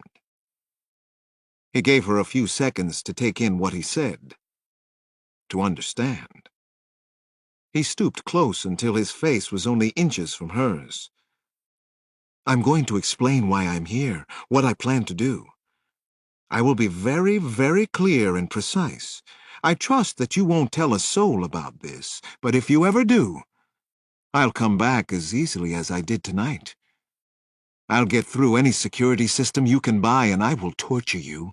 I will kill you, but first, I'll do much worse than that. The prey nodded. At last, understanding. Torture was the magic word. Perhaps it ought to be used more in schools. I've been watching and studying you for a while. I think you're just perfect for me. I'm certain, and I'm usually right about these things. I'm right over 99% of the time. The hostage was lost again. He could see it in her eyes. The lights were on, but nobody was home. Here's the idea, the concept. I'm going to try and give you a baby tonight. Yes, you heard right. I want you to have the baby, the mastermind finally explained. I've studied your fertility rhythms, your contraceptive program. Don't ask how, but I have. Trust me. I'm very serious about this. If you don't have the baby, I will come back for you. Justine, if you abort the baby, I will torture you horribly, then kill you. But don't worry. This child will be very special, said the mastermind. This child will be a masterpiece. Make love to me, Justine. Chapter 82. At noon the next day, the case seemed to take another terrible and unexpected twist. I was in an interview at Metro Hartford when Betsy broke in. She asked me to please come out into the hallway. Her face was ashen. "Oh no, what?" I managed to say. "Alex, this is so creepy that I'm still shaking. Listen to what just happened. Last night, a 25-year-old woman was raped in her apartment in a suburb outside Hartford. The rapist told her he wanted her to have his baby. After he left, she went to a hospital and the police were called in. In their report, it states that the rapist wore a Clinton mask, like the ones worn at the first bank robbery, Alex, and also that he called himself a mastermind." "Is the woman still at the hospital? Are the police with her?" I asked. My mind was racing, already filled with possibilities, rejecting the notion of coincidence out of hand. A mastermind in a Clinton mask just outside of Hartford? It was too close. "She left the hospital and went home, Alex. They just found her dead. He warned her not to tell anyone and not to abort. She disobeyed him. She made a mistake. He poisoned her, Alex. God damn him!" Betsy Cavalieri and I went to the dead woman's apartment, and the scene was beyond horrifying. The woman lay on her kitchen floor, grotesque and twisted. I remembered the bodies of Brianne and Errol Parker. The poor woman had been punished. FBI technicians were all over the small garden apartment. There was nothing Betsy or I could do there. The bastard had been right there in Hartford. Maybe he still was. He was taunting us. This was as stressful as any case I'd ever worked. Whoever was behind the robberies and gruesome murders was impossible to trace, to figure out in a meaningful way. Who the hell was the mastermind? Had he really been here in Hartford last night and this morning? Why was he taking chances like this? I worked at the Metro Hartford offices until almost 7. I was trying not to show it, but I was close to a burnout. I interviewed several more employees, then I went to the personnel office and read nuisance mail aimed at Metro Hartford. There were stacks of it. Generally, the hate mail came from grieving and angry family members who had been denied claims or felt the process was taking too long, which it usually did. I talked for an hour or so with the head of the building's security, Terry Mayer. She was separate from Steve Boulding, who was an outside consultant. Terry gave me the procedures for mail surveillance, bomb threats, email threats, and even a widely distributed form on how to be alert for possible letter bombs. We were prepared for a lot of potential disasters, Mayor told me, just not for the one that happened. I was just going through the motions all day. I kept seeing the poisoned woman. The mastermind had wanted her to have his baby. That probably meant that he didn't have any kids of his own. He wanted an heir, a tiny piece of immortality. Chapter 83. I returned to Washington on the last flight out that night. When I arrived home, it was a few minutes past 11. Bright light illuminated the kitchen windows. The upstairs was dark. The kids were probably asleep. "I'm home," I announced as I edged open the creaky kitchen door. It needed oil, I noticed. I was falling way behind on my home repairs again. "You catch all the bad guys?" Nana asked from her catbird seat at the table. A paperback book called The Color of Water was propped in front of her. "We're moving in the right direction. The bad guy made a couple of mistakes, finally. He's taking a lot of chances. I'm more hopeful than I was." "You like the book?" I asked. I wanted to change the subject. I was home. Nana pursed her lips, gave me a half-smile. "I'm hopeful. The man can certainly ride up a storm. Don't stray off my topic, though. Sit down and talk to me, Alex." "Can I stand and talk? And maybe put together a little supper for myself?" Nana frowned, shook her head in disbelief. "They didn't feed you on the airplane?" Dinner on the flight was honey-roasted peanuts and a small plastic cup of Coke. It fit with the rest of the day. "This chicken and biscuits any good?" Nana slanted her head to one side. She frowned at me from the sideways angle. "No, it's spoiled. I put it away spoiled. What do you think, Alex? Of course it's good. It's a down-home culinary masterpiece." I stopped peering into the fridge and stared over at her. "Excuse me? Are we having a fight?" "Not at all. You'd know it if we were. I'm fine myself." "You're working too hard again. But you seem to thrive on it. Still the dragon slayer, right? Live by the sword and all that?" I took the chicken out of the fridge. I was famished. Probably could have eaten it cold. Maybe this whacked-out case will be over soon. Then there'll be another one and another one after that. I saw a pretty good saying the other day.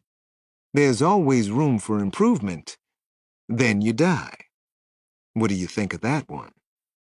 I nodded and let out a deep sigh. "You tired of being with a homicide detective, too?" "Can't say that I blame you." Nana crinkled up her face. "No, not at all. Actually, I enjoy it. But I do understand why it might not be to everyone's liking." "I do too, especially on days like today. I don't like what happened between Christine and me. I hate it, actually. Makes me sad. Hurts my heart. But I do understand what she was afraid of. It scares me, too." Nana's head bobbed slowly. "Even if it can't be Christine, you still need someone. So do Janny and Damon. How about you get those priorities straight?" "I spend a lot of time with the kids. But I'll work on it," I said as I plopped the cold chicken and fixings in a pan. "How can you, Alex? You're always working on murder cases. That seems to be your priority these days." Nana's statement hurt. Was it the truth? These days there seem to be a lot of bad murder cases. I'll find someone. Has to be somebody out there will think I'm worth a little trouble. Nana cackled. "Probably some serial killer. They sure seem attracted to you." I finally trudged up to bed around 1 o'clock. I was at the top of the stairs when the phone started to ring. Damn it, I cursed and hurried to my room. I picked up before it woke the whole house. "Yeah?" "Sorry," I heard a whispering voice. I'm sorry, Alex. It was Betsy. I was glad to hear her voice anyway. It's all right. What's up? I asked. Alex, we have a break in the case. It's good news. Something just happened. A 15-year-old girl in Brooklyn made a claim on the insurance company reward. This is being taken very seriously in New York. The girl says her father was one of the men involved in the Metro Hartford job. She knows the others involved too, Alex. They're New York police detectives. The mastermind is a cop. Chapter 84. The mastermind is a cop. If it was true, it made sense out of a whole lot of things. It partly explained how he'd known so much about bank security and about us. At 5:15 in the morning, I met Betsy Cavalieri and 4 other FBI agents at Bowling Field. A helicopter was waiting for us. We took off into a thick gray soup that made the ground disappear seconds after we were airborne. We were pumped up and extremely curious. Betsy sat in the first row with one of her senior agents, Michael Dowd.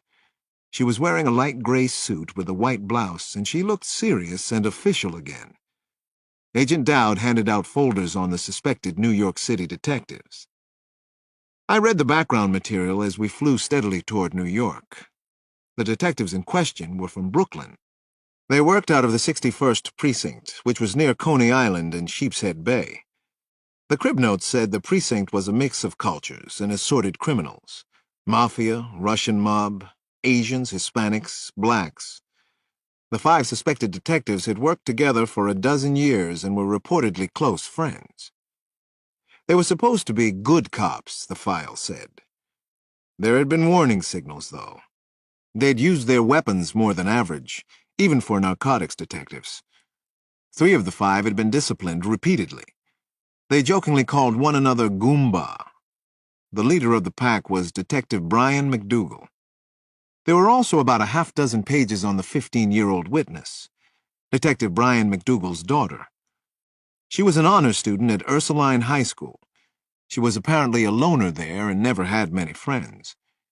She seemed to be responsible and solid and believable, according to the NYPD detectives who had interviewed her. Her reason for giving up her father was credible, too.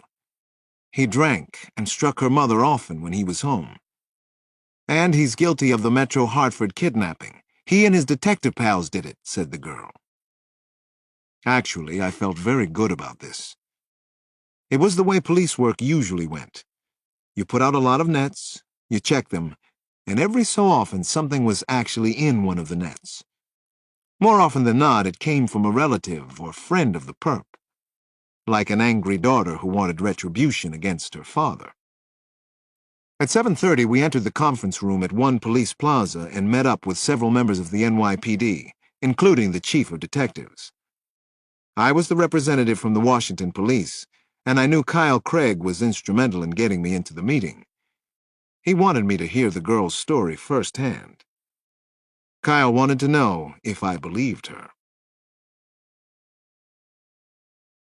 Chapter 85. Veronica McDougal was already in the large conference room. She wore wrinkled blue jeans and a ratty green sweatshirt. Her curly red hair was unkempt. The darkish, puffy rings under both eyes told me she hadn't slept in a while. Veronica stared impassively at us as we introduced ourselves around a massive mahogany glass conference table inside what the NYPD called the Big Building. Chief of Detectives Andrew Gross then introduced the girl. Veronica is a very brave young woman, he said. She'll tell her story in her own words. The girl took a quick, deep breath.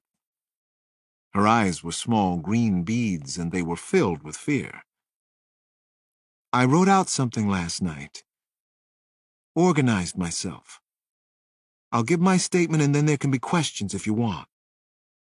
Chief of Detectives Gross broke in gently. He was a heavy-set man with a thick gray mustache and long sideburns. His manner was subdued. That would be fine, Veronica. However you want to do it, however it happens to go is perfect for us. Take your time. Veronica shook her head and looked very, very unsteady. I'm okay. I need to do this, she said. Then she began her story. My father is what you people call a man's man. He's very proud of it, too. He's loyal to his friends and especially to other cops. He's this great guy, right? Well, there's another side to him. My mother used to be pretty. That was 10 years and 30 pounds ago. She needs nice things. I mean, she physically needs things, possessions, like clothes and shoes. She is her possessions. She's not the smartest person in the world, but my father thinks he is right up there, and that's why he picks on her unmercifully. A few years back, he started to drink a lot. And then he started to get really mean, to hit my mother. He calls her the bag and speed bag. Isn't that clever of him? Veronica paused and looked around the room. She checked our reaction to what she was saying. The conference room was eerily silent. None of us could look away from the teenager and the anger blooming in those green eyes. That's why I'm here today. That's how I'm able to do this terrible thing. To rat out my own father. To break the sacred blue wall. She stopped and stared defiantly at us again. I couldn't take my eyes away from her. No one in the room could. This made so much sense. A break coming from a family member. My father doesn't realize that I'm actually a lot smarter than he is, and I'm also observant. Maybe I learned that from him. I remember when I was around 10 or so. I just knew I was going to be a police detective, too. Pretty ironic, huh? Pretty pathetic, don't you think? As I got older, I noticed, observed, that my father had lots more money than he ought to have. Sometimes he would take us on a guilt trip. Ireland, maybe the Caribbean. And he always had money for himself. Really good clothes, fancy threads from Barney's and Saks. A new car every other year. A sleek white sailboat parked in Sheepshead Bay. Last summer, my father was disgustingly drunk one Friday night. I remember he was going out to Aqueduct Racetrack with his running dog detective pals on Saturday. He took a walk to my grandmother's house, which is a few streets away from us. I followed him that night. He was too far gone to even notice. My father went to an old gardening shed behind my grandmother's. Inside the shed, he moved away a workbench and some wooden slats. I couldn't tell exactly what he was doing, so I came back the next day and looked behind the boards. There was money inside.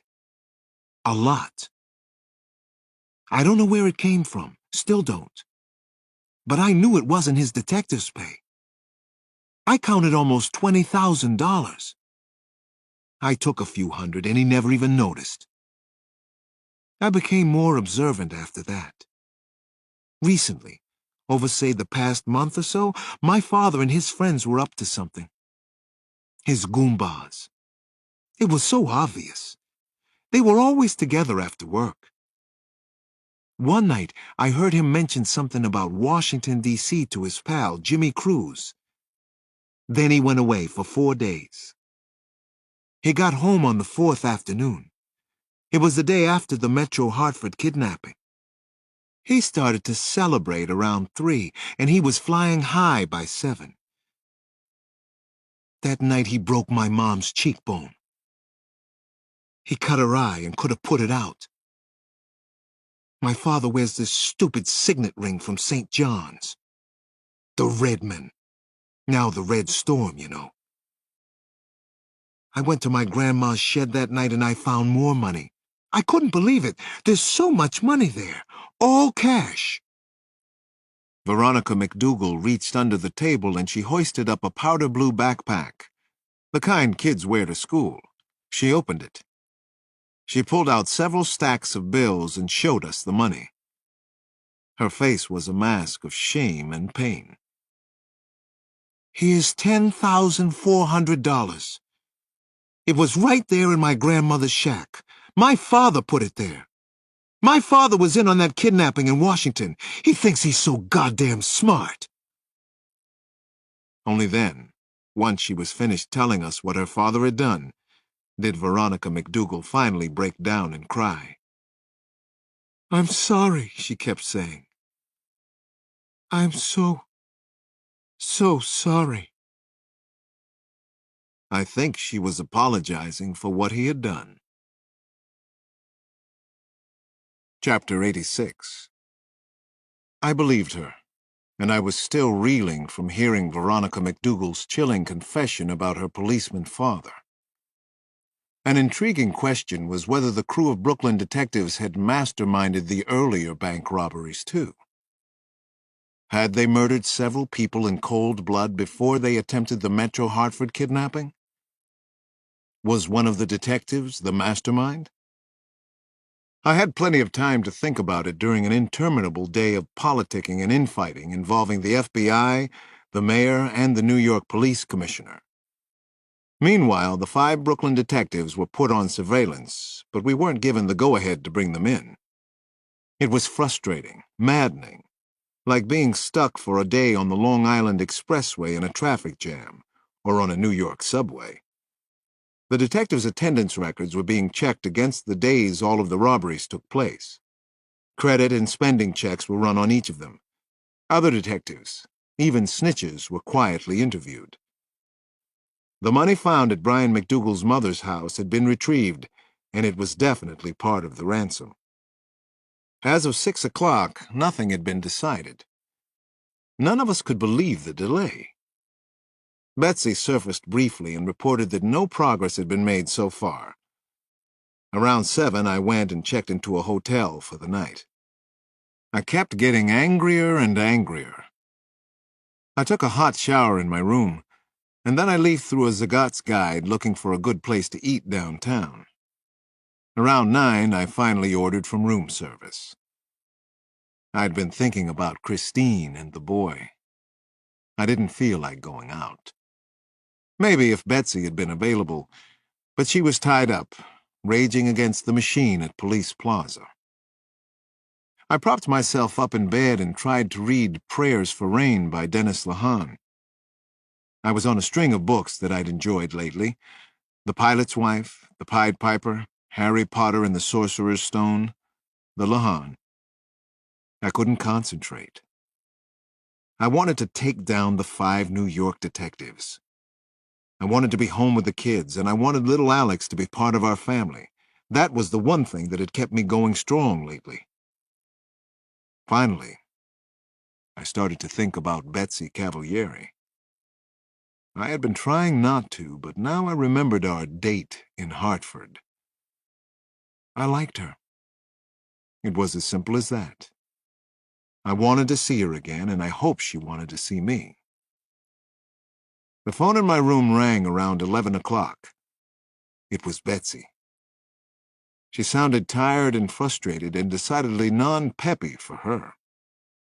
"I'm just finishing up here at Police Plaza. I hope. Believe it or not, we're set to take them down tomorrow. You definitely wouldn't believe the bullshit that's gone on today. Lots of talk about the detectives' civil rights, plus the effect on morale inside the NYPD, making the arrests the right way. Nobody's willing to say that these are 5 very bad actors. They're probably killers. Take their sorry asses down." "They're 5 very bad actors. Take their sorry asses down," I said to her. I heard her laugh, and I could picture her smile. "That's what we're doing, Alex. Bright and early tomorrow morning, we're taking them down.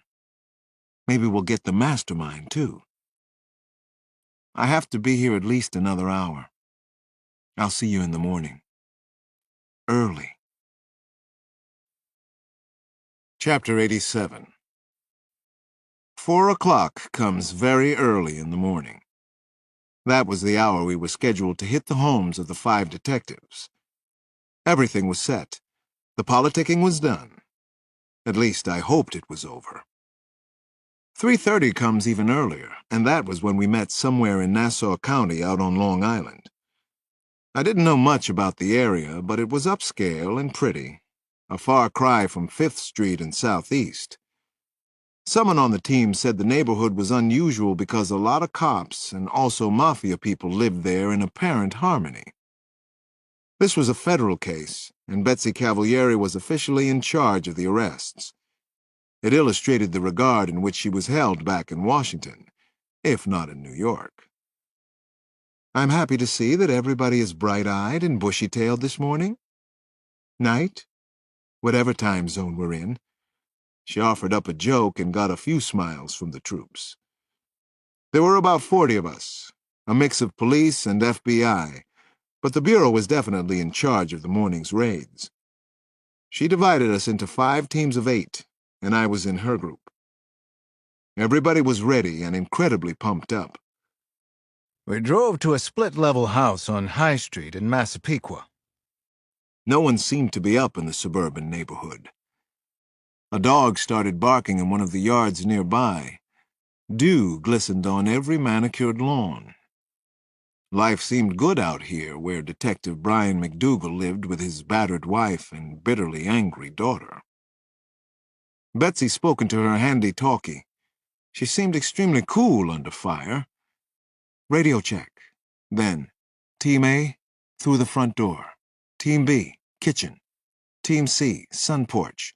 Team D is backup. Now. Go! Take him down! The agents and police detectives swarmed toward the house on her signal. Betsy and I got to watch them quickly move in. We were Team D, the backup. Team A was inside the house fast and cleanly. Then so was Team B. We couldn't see the third team from where we were parked. They went in the back. They were shouting inside. Then we heard a loud pop. Percussive, definitely a gunshot. Oh, shit, she looked over at me. McDougal was waiting for us. How the hell did that happen? There were several more gunshots. Someone yelled. A woman began to scream and curse. Was it Veronica McDougal's mother? Betsy and I jumped out of the car and moved quickly toward the McDougal house. We still didn't go inside. I was thinking that 4 other houses were being hit right now. I hoped there wasn't more trouble like this. Talk to me, Betsy said into her handy-talkie. What's happening in there? Mike? What the hell is wrong? Rice is down. I'm outside the master bedroom on the 2nd floor. McDougal and his wife are inside. How is Rice? She asked, very concerned. Chest wound. He's conscious. Wound is sucking bad, though. Get an ambulance here now. McDougal shot him. Suddenly, a window on the 2nd floor opened. I saw a figure come out of the window and run in a low crouch across the attached garage roof. Betsy and I sprinted toward the man. I remembered that she'd been a good lacrosse player at Georgetown. She could still move. He's outside! McDougal's up on the roof over the garage, she reported to the others. I got him, I told her. He was angling toward where the garage roof intersected with a row of feathery-looking fir trees. I couldn't see what was beyond the trees, but I figured it had to be another yard, another house. McDougal, I yelled at the top of my voice. Stop! Police! Stop or I'll shoot! He didn't look back, didn't stop, and didn't hesitate. McDougal jumped down into the trees. Chapter 88. I ran with my head down, right through a barrier of thick bushes that scraped and cut my arms until there was blood. Brian McDougal hadn't gotten very far into the yard next door. I raced for a dozen steps after him, and then I tackled him. I aimed my right shoulder at the back of his knees. I wanted to hurt McDougal if I possibly could. He went down hard, but he was as loaded up with adrenaline as I was. He rolled and twisted out of my arms. He popped up fast, and so did I. You should have stayed down, I told him. You're not supposed to make mistakes. Getting up was a mistake. I hit McDougal with a hard, straight overhand right. It felt very good. His head snapped back about 6 inches. I bobbed a little. McDougal threw a wild hook that missed me completely. I hit him again. His knees buckled, but he didn't go down. He was a tough street cop. I'm impressed, I told him, taunted him. You still should have stayed down, though. Alex, I heard Betsy yell as she entered the yard. McDougal threw a pretty good punch, but he telegraphed it a little. It glanced off the side of my forehead. I could have taken the punch if it connected. That's better, I told him. Get the weight off your heels, Brian. Alex, Betsy called again. Take him down, goddammit, now! I wanted the physical contact with McDougal, the release, just another minute in the ring. I felt I'd earned it, and he deserved whatever got doled out here. He threw another looping punch, but I sidestepped the hit. He was already tired. You're not beating up on your wife or your little girl now, I said. You're dealing with somebody your own size. I fight back, McDougal. Fuck you, he snarled, but he was gasping for a breath. His face and neck were coated with sweat. Are you the man? Are you the mastermind, Brian? You kill all those people? He didn't answer me, so I hit him hard in the stomach. He doubled up, his face tight with pain. Betsy had come up to the two of us by now, so had a couple of other agents. They just watched. They understood what this was about. They wanted it to happen too. Balls of your feet, I gave McDougal a fight tip. You're still fighting back on your heels. He mumbled something. I couldn't make it out. Didn't much care what he had to say. I hit him in the stomach again. See? Kill the body, I told him. I teach my kids the same thing. I threw another uppercut into his stomach. He wasn't flabby, and the punch felt good, like hitting a heavy bag. Then a sharp uppercut right on the tip of McDougal's chin. He went down hard on the lawn. He stayed there. He was out. I stood over him, panting a little, sweating some. Brian McDougal, I asked you a question. Are you the mastermind? Chapter 89. The next 2 days were draining and wildly frustrating. The 5 detectives were being held at the Metropolitan Correctional Center at Foley Square. It was a secure place where mob informants and crooked policemen were sometimes kept for their own safety. I interviewed each of the detectives, starting with the youngest, Vincent O'Malley, and ending up with Brian McDougal, who appeared to be the leader. One after the other, the detectives denied any involvement in the Metro Hartford kidnapping.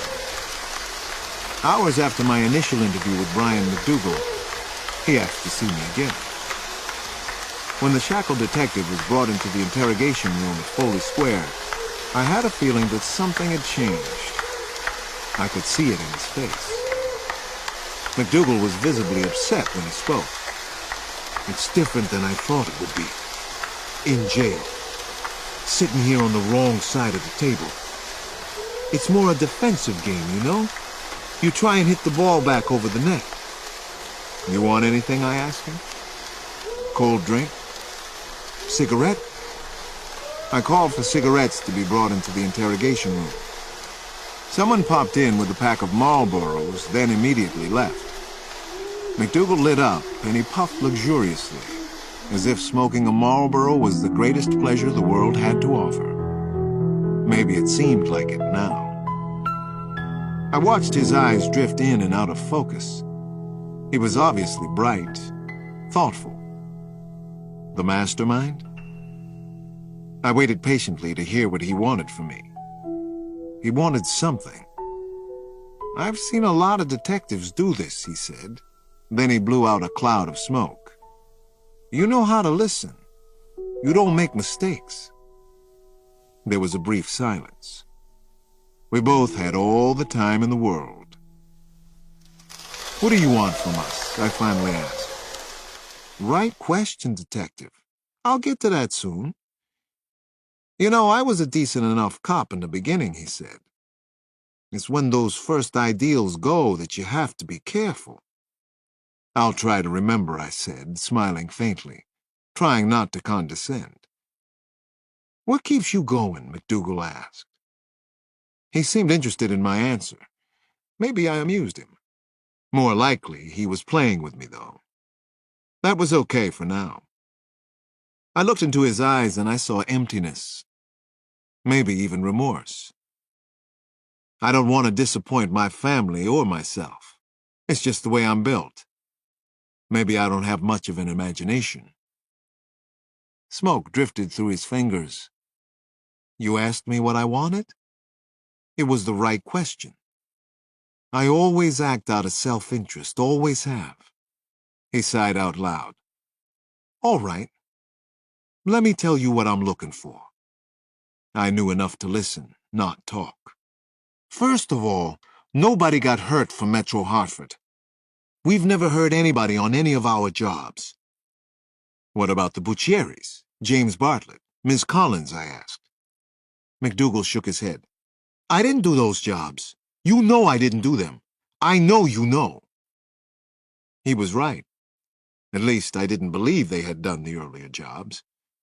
The style was different for those. Plus, the detectives' attendance logs showed they had worked on several of the days when robberies took place. Okay. So where do we go from here? You also know that we want to get the person who set up the jobs. That's what we care about now. I know that. So here's my offer. It'll be hard for everybody to swallow, but it's non-negotiable. I want the best deal that I ever saw as a cop. That means witness protection inside a country club like Greenhaven. I'm out in 10 years maximum time. I've seen that same deal on Counts of Murder 1. I know what can be done and what can't be. I didn't say anything, but I didn't have to. McDougal knew I couldn't make the deal by myself. Let me hear the punchline, I said. What do we get from you? He stared into my eyes. His look was unwavering. In return, I'll give him to you. I'll tell you how to find the guy who planned the jobs. He's called the mastermind. I know where he is. Part 5. All Fall Down. Chapter 90. The FBI, NYPD, and the Justice Department were holding a series of high-level meetings to try to frame the best possible response to Brian McDougal's offer. I was fairly certain that nothing decisive would happen with McDougal until at least Monday. At 4:30, I took the shuttle back to Washington. Betsy Cavalieri and Michael Dowd stayed in New York, just in case something happened. I had some important business myself. That night, the kids, Nana, and I went to see Star Wars Episode 1, The Phantom Menace. We had a good time, though we'd hoped to see more of Samuel L. Jackson in the film. I had been noticing a subtle change between Janny and Damon. Since she'd been sick, Damon was so much more patient with her. Janny was also pulling some punches with her brother, torturing him less. They had grown up a lot in the past few weeks. I figured they were becoming friends, and that would last for the rest of their lives. Early on Saturday, I decided to have a heart-to-heart with the kids.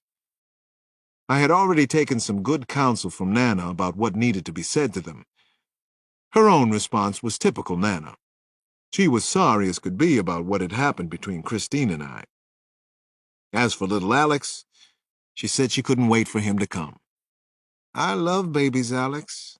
This will add 10 years to my life. I almost believed her. This is not good, Damon proclaimed as he stared across the breakfast table at me. Is it? I grinned at him. Well, that's only half true. Where do I begin with this, I said, stumbling a little out of the gate. At the beginning, Janny suggested. The beginning? Where exactly was the beginning? I finally just dove into the subject matter. Christine and I have been very close for a long time. I think you both know that. We still are, but things have changed lately. After the school year, she's going to move away from the Washington area. I don't know exactly where she's going yet. We won't be seeing her as much, though. Janny's jaw dropped, and Damon spoke up. She's different in school, Dad. Everybody says so. She gets mad easy. She always looks sad. It hurt for me to hear that. I felt it was partly my fault. She went through a very bad, very scary thing, I said to him. It's hard for anyone to imagine what it was like for her. She's still recovering from it. It might take a while longer. Janny finally spoke, and her voice was surprisingly small. Her eyes were full of concern and worry. "What about the big boy?" she asked. "Little Alex is going to come live with us." "That's the good news," I promised. "Hooray! Hooray!" Janny shouted, and did one of her impromptu dances. "I love little AJ." "That's real good," Damon said, and beamed approval. "I'm glad he's coming home." I was too, and I wondered how a single moment could be so joyful, but also so sad. The boy was coming to live with us, but Christine was gone. It was official now. I had told Nana Mama and the kids. I hadn't felt so empty and alone for a long time. Chapter 91. The more dangerous it was, the better the thrill for him. The mastermind already knew the truth in that maxim, and this was dangerous indeed. The money was nice, but the money wasn't enough. It was the danger that got his adrenaline flowing and turned him on. FBI agent James Walsh lived alone in a small rented ranch house out in Alexandria. The house was as plain and unassuming as Agent Walsh himself. It suited his personality perfectly. It was such an honest and forthcoming abode. The mastermind had little trouble getting into the house. Police officers could be incredibly sloppy about security systems in their own homes. Walsh was lax. Or maybe he was just arrogant. He wanted to get in and out quickly, but the mastermind didn't want to be careless. The floorboards creaked. He already knew that. He'd been inside the house before. The floorboards continued to make distressing noises as he got closer and closer to James Walsh's bedroom. The more dangerous, the better. The more outrageous, the greater the thrill. That was how it always worked for him. He slowly, silently pushed open the bedroom door, and he started to enter when, "Don't move," Walsh said from the semi-darkness of the room. He could just barely see the FBI agent across the bedroom. Walsh had positioned himself behind the bed. He had a shotgun in his hands. Walsh kept the gun under his bed. Never slept without it there. "You can see the gun, mister. It's aimed right at your goddamn chest. I won't miss you, I promise." "So I see," the mastermind said and chuckled softly. "Checkmate, huh? You caught the mastermind. How clever of you." Still smiling, he started to walk forward toward Walsh. The more dangerous, the better. "Don't! Stop!" Walsh suddenly yelled at him. "Stop or I'll shoot! Stop!" "Yes, as you promised," the mastermind said. He didn't stop, didn't slow down a step, kept coming, inexorably. Then he heard Agent Walsh pull the trigger, the single action that was supposed to cause his death, stop his world, solve the crime spree. But nothing happened. "Oh, and you promised, Agent Walsh." He put his own handgun against the FBI agent's forehead. With his free hand, he brushed across Walsh's crew-cut head. "I'm the mastermind. You're not. You've been dying to catch me, but I've caught you. I emptied your shotgun. I'm going to catch all of you, one by one. Agents Walsh, Dowd, Cavalieri. Maybe even Detective Alex Cross. You're all going to die." Chapter 92. I arrived at James Walsh's home in Virginia around midnight on Sunday. Several of the neighbors were circulating nervously out on the street. I heard an elderly woman mutter and sigh, "Such a nice man. What a shame. What a waste. He was an FBI agent, you know." I knew. I took a deep breath, and then I plunged inside the modest house where Walsh had lived and died. The Bureau was there in large numbers, and so was the local police. Because an agent had died, the violent crime unit had been called in from Quantico. I spotted Agent Mike Dowd, and I hurried over to him. Dowd looked ashen and maybe close to losing it. "I'm sorry," I said to him. He and Walsh had been close friends. Dowd lived nearby in the Virginia suburbs. "Oh, Jesus. Jimmy never said a word to me. I was his best friend, for God's sake." I nodded. "What do you know so far? What happened?" Dowd pointed toward the bedroom. "Jimmy's in there. I guess he killed himself, Alex. He left a note. Hard to believe." I crossed the sparsely decorated living room. I knew from talking to him that Walsh had been divorced a couple of years ago. He had a 16-year-old son in prep school and another at Holy Cross, where Walsh had gone himself. James Walsh was waiting for me in the bathroom connected to the bedroom. He was curled up on the off-white tile floor, which was flooded with a lot of his blood. I could see what was left of the back of his head as I entered the room. Dowd came up behind me. He held out the suicide note, which had been placed into a plastic evidence bag. I read it without removing the plastic. The note was to Walsh's 2 sons. It finally got to be too much for me. This job, this case, everything else. Andrew, Peter, I'm truly sorry about this. Love, your dad. A cell phone sounded and it startled me. It was Dowd's phone. He answered, but then handed it to me. "It's Betsy," he said. "I'm on my way to the airport." "Oh, Alex, why would he do such a thing?" I heard her voice. She was obviously still in New York. "Oh, poor Jim, poor Jim. Why would he kill himself? I don't believe it. He's not the type." Then she sobbed loudly into the phone, and though she was far away, I had never felt closer to her. I didn't say what I was thinking. I held it inside, and it chilled me a little. Maybe Betsy's gut reaction was right. Maybe James Walsh didn't kill himself. Chapter 93. I returned to New York City early on Monday morning. There was a 9 o'clock briefing at FBI headquarters in Manhattan, and I made it just in time. I was holding a lot inside, holding it tight, trying not to look like anything was wrong. I walked into a formal conference room wearing sunglasses. Betsy must have sensed I was there. She looked up from a mountain of paperwork, and she nodded solemnly.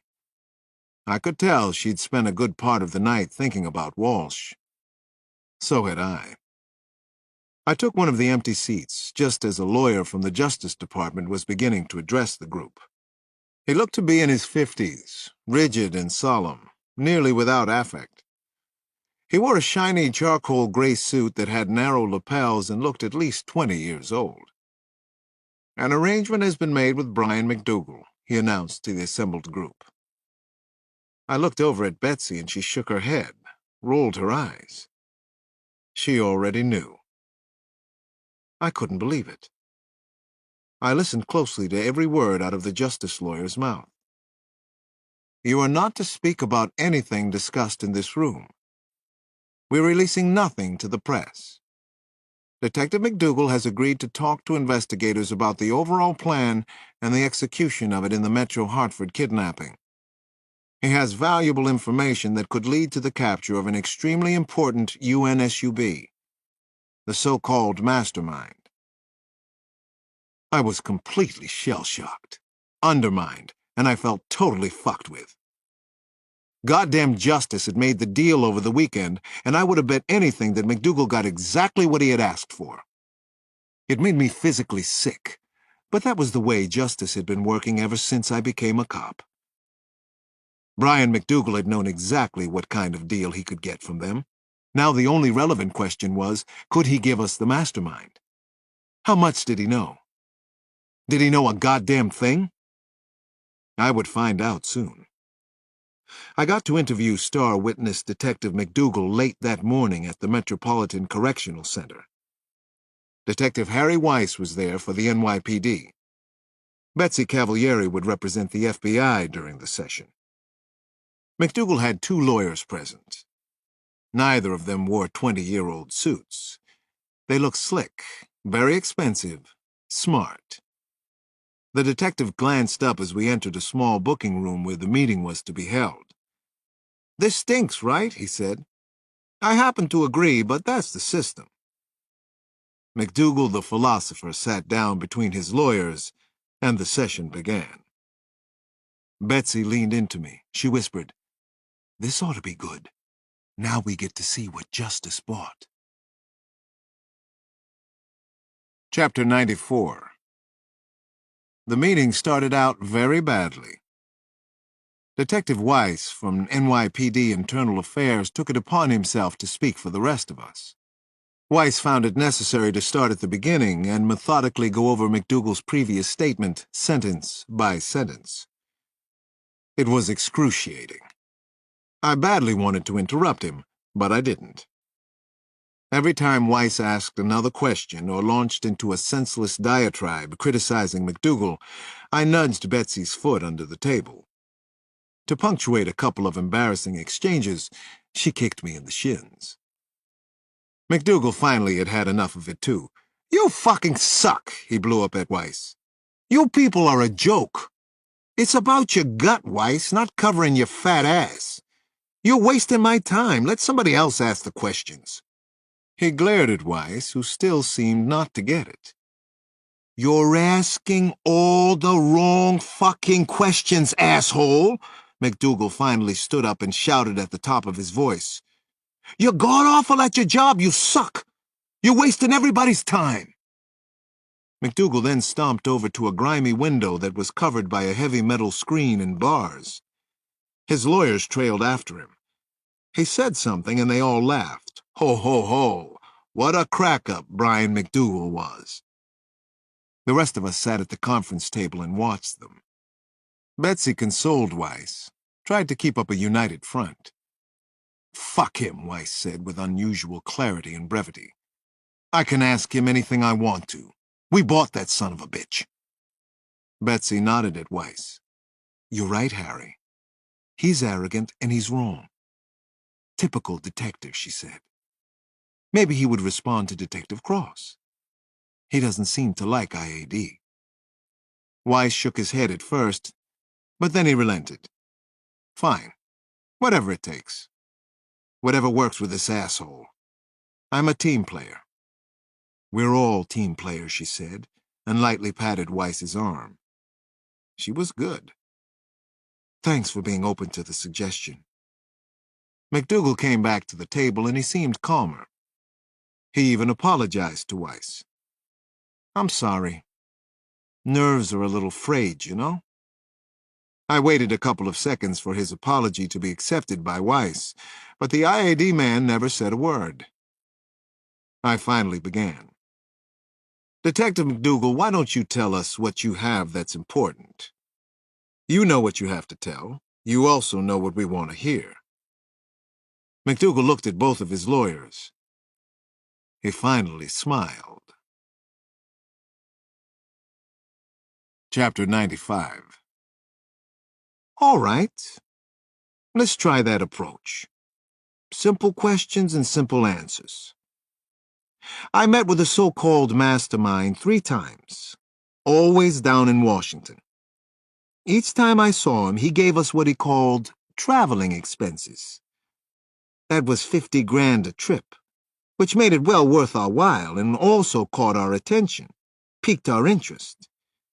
He was very, very buttoned up, thought everything through, knew all the angles, knew what he was talking about, and he told us right off that our cut of the action would be $15 million. He was very credible when he talked about Metro Hartford.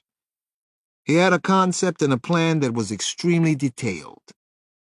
We felt it was workable, and it was. "How did he know about you?" I asked. "How did he contact you?" McDougal liked the question, or made it seem as if he did. There's a lawyer we use sometimes.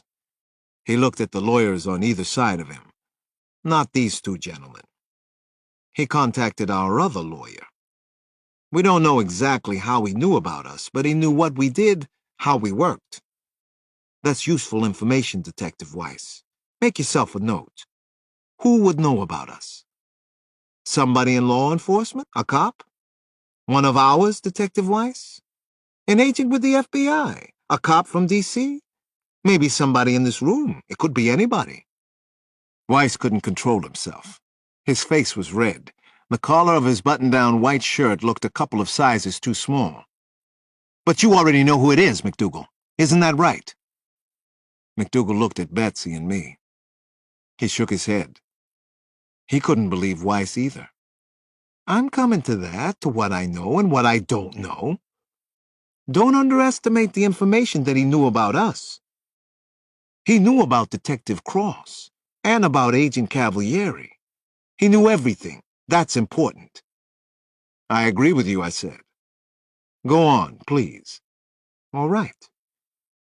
Before we agreed to the second meeting, we were doing our best to find out who the hell this so-called mastermind was.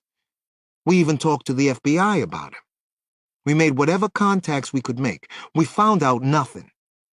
He left no trail. So we get to meeting number 2, and he still doesn't commit. Bobby Shaw tries to follow him after he leaves the hotel. Shaw loses him. Which makes you think he might be some kind of cop, I asked. McDougal shrugged. It definitely crosses our minds. Meeting number 3 is about whether we're in or out. Half of $30 million, we already know we're in. He knows we're in. We try to negotiate a better cut. He laughs, says absolutely not. We agree to his terms. It's his way or we're out. He leaves the hotel after the meet. We've got 2 men following him this time. He's tall, heavy, dark beard, but we think it's probably a disguise. Our 2 guys almost lose him again. But they don't lose him. They're very lucky. They see him go into the Hazelwood Veterans Hospital in D.C. He doesn't come out again. We don't know what he looks like, but the mastermind went in there and he stayed. He didn't come out. McDougal stopped talking. He let his eyes go slowly down the line from Weiss to Betsy to me. He's a mental patient, guys and girls. He's at Hazelwood Veterans Hospital in Washington. He's on the mental health ward. You just have to find him in there. Chapter 96. FBI agents were immediately dispatched to Hazelwood Veterans Hospital. Files on every current patient and also the staff were being pulled and would be evaluated. The Veterans Administration was blocking access to the patients themselves, but that wouldn't last very long. I spent the rest of a very long day cross-checking copies of files on employees and customers of Metro Hartford against patient records as they became available from Hazelwood. Thank God for computers. Even if the mastermind was at the hospital, no one knew exactly what he looked like. His half of the $30 million was still missing, but we were closer to him than we'd ever been. We had recovered nearly all the money from the New York detectives. Only a couple $100,000 was still missing. All the detectives were trying to play let's make a deal. That night around 9:30, Betsy and I had dinner in New York at a restaurant called Echo. She wore a yellow smock, gold earrings, and bracelets. It looked good in contrast with her black hair and the tan she still had. I think she knew that she looked good, too. Very, very feminine. Is this like a date? She asked once we were seated at a table in the cozy but noisy Manhattan restaurant. I smiled. I would say this might qualify as a date, especially if we don't talk about work too much. You have my word on it. Not even if the mastermind walks in here and sits down at our table. I'm sorry about Jim Walsh, I told her. We hadn't gotten a chance to talk about it much. I know you are, Alex. Me too. He was a really good guy. Did it surprise you that he killed himself? She put her hand on top of mine. It did. Totally. Not tonight, okay? For the first time, she opened up and told me a little about herself. She had gone to John Carroll High School in D.C. and been brought up Catholic. She said that her background was strict, and more strict. Lots of discipline. Her mother was a homemaker until she died when Betsy was 16. Her father had been a sergeant in the Army, then a fireman. I used to go out with a girl from John Carroll, I told her. Cute little uniform. Recently, she asked. Her brown eyes twinkled. She was funny. She said the sense of humor came from her old neighborhood in D.C., and also the atmosphere in her parents' house. If you were a boy in our neighborhood, you had to be funny or you got into lots of fights. My father wanted a boy but got me instead. He was a tough guy, but funny. Always had a joke. Daddy died of a heart attack on the job. I think that's why I work out every day like such a possessed little maniac.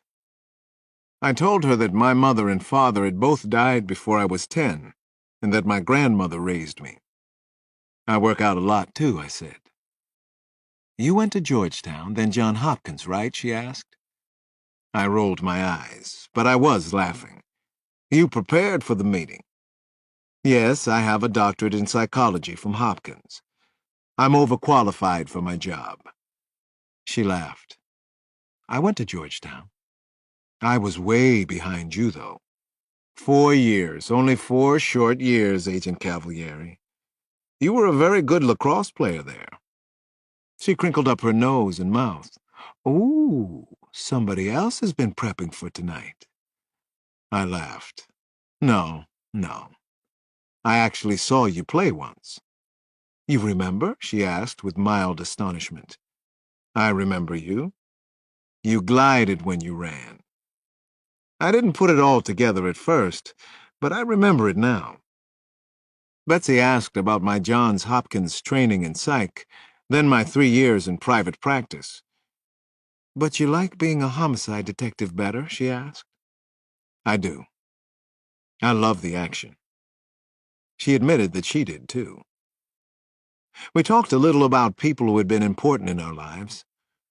I told her about Maria, my wife who'd been killed.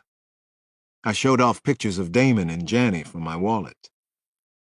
I noticed that her voice got softer. I've never been married. 2 of my sisters are married, with kids. I love their kids. They call me Auntie Cop. Can I ask a personal question? She nodded. Fire away. I can take the heat.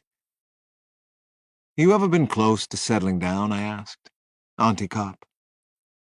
Is the question personal or professional, Doctor? I already had the sense she was incredibly guarded. Her humor was probably her best defense. The question is just friendly, I told her. I know it is. I can tell, Alex. I've had some good friends in the past. Men. A couple of boys. Whenever it got too serious, I always got out of harm's way. Oops, there's a slip. Just the truth, I smiled, slipping out ever so slowly. She leaned in close. She kissed my forehead, then she kissed me gently on the lips. The kisses were sweet and totally irresistible. I like being with you, she said. I like talking to you an awful lot. Are we about ready to leave? She and I returned to the hotel together. I walked her to her room. We kissed outside the door, and I liked it even more than the first time in Hartford. Slow and easy wins the race. You're still not ready, she said matter-of-factly. You're right. I'm not ready. But you're close, she smiled, then entered her hotel room and shut the door.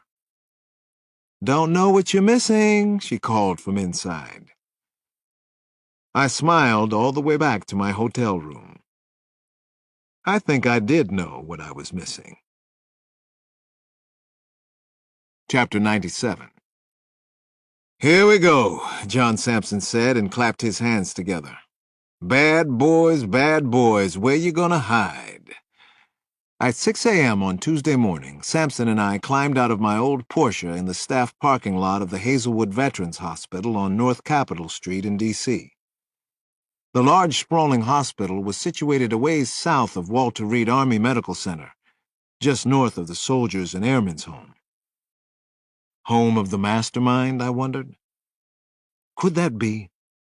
According to Brian McDougal, it could. And he had a lot riding on it.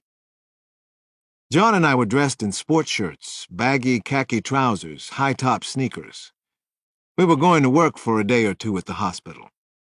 So far, the FBI hadn't been able to identify the mastermind among the patients or staff members. The grounds of Hazelwood were surrounded by high fieldstone walls covered with ivy. The landscaping was sparse.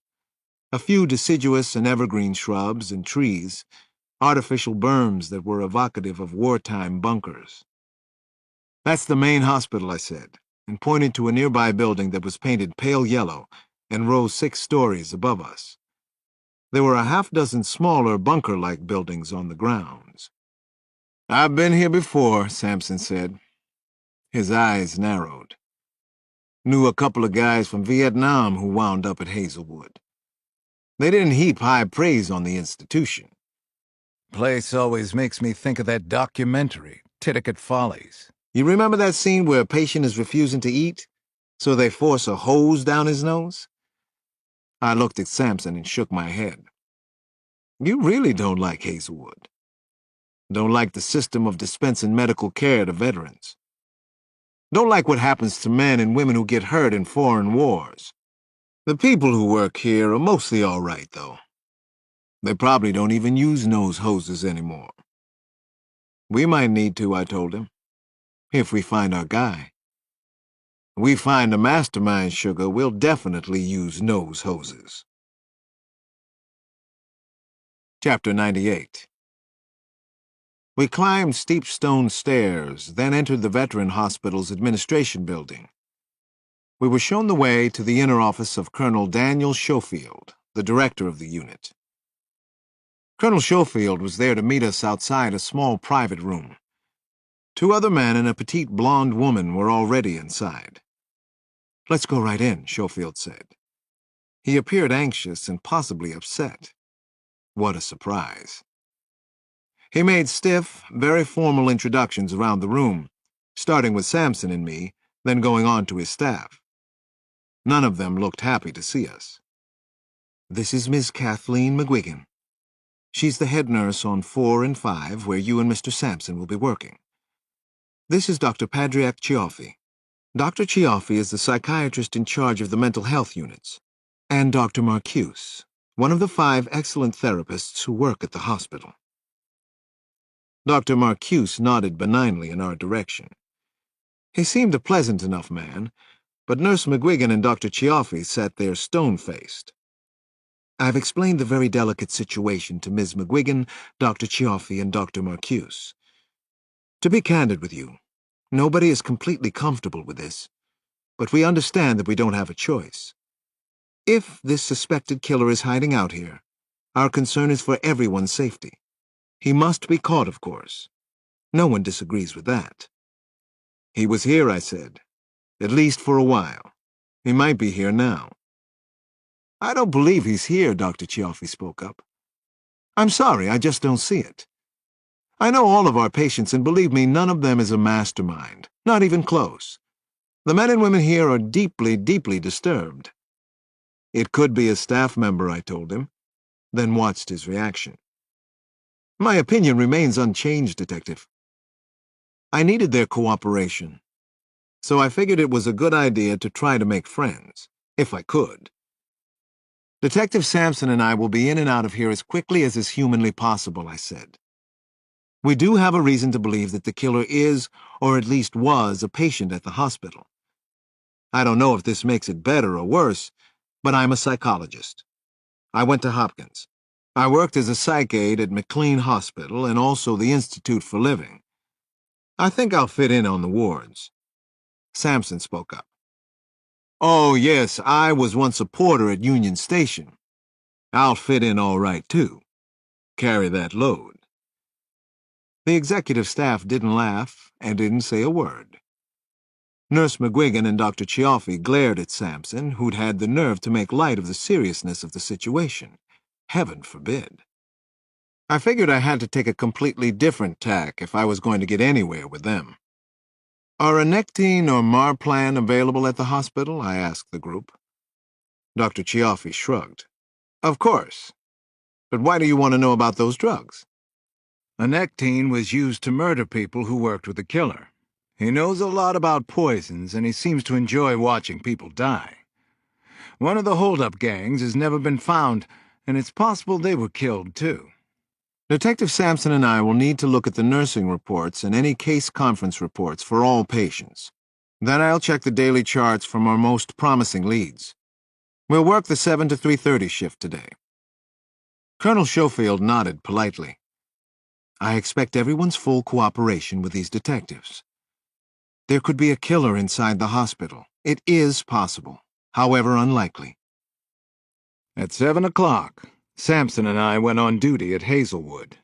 I was a mental health counselor, and he was a porter. And the mastermind? Who was he?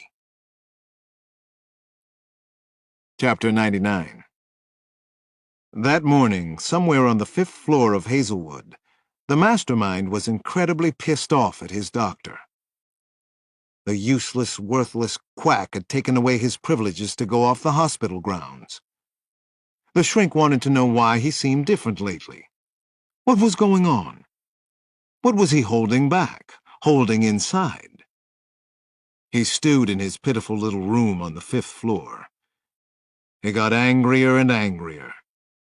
Who was he really furious at, besides the shrink? He thought about it. Then he sat down and wrote some hate mail. Mr. Patrick Lee, owner. Dear Sir, I don't fucking understand you. I signed our lease with amendments we agreed upon in good faith. I've held up my end of the deal, and you have not. You conduct yourself as if you were purposely defying our lease. Let me remind you, Mr. Lee, that while you may be the owner of this apartment, once you take my money, it is my home.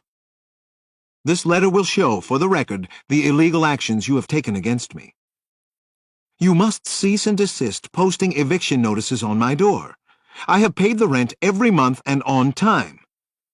You must stop calling me, rambling on in your loud Cantonese gibberish and bothering me. Stop harassing me. I ask you one last time, stop harassing me. Immediately, or I will harass you.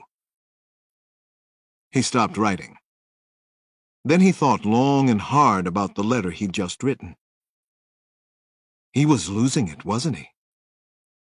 He was going to blow. He shut down his PC and went out into the hallway of the ward. He put on his usual passive and slightly out-of-it face. The nuts were out in all their glory. Nuts in ratty bathrobes, nuts in squeaky wheelchairs, nuts in the nude. Sometimes, more often than not, he found it impossible to believe that he was here. Of course, that was the point, wasn't it? No one would guess that he was the mastermind. No one would ever find him here. He was perfectly safe. And then he saw Detective Alex Cross. Chapter 100. Sampson and I both worked the 7 to 3:30 p.m. shift that morning.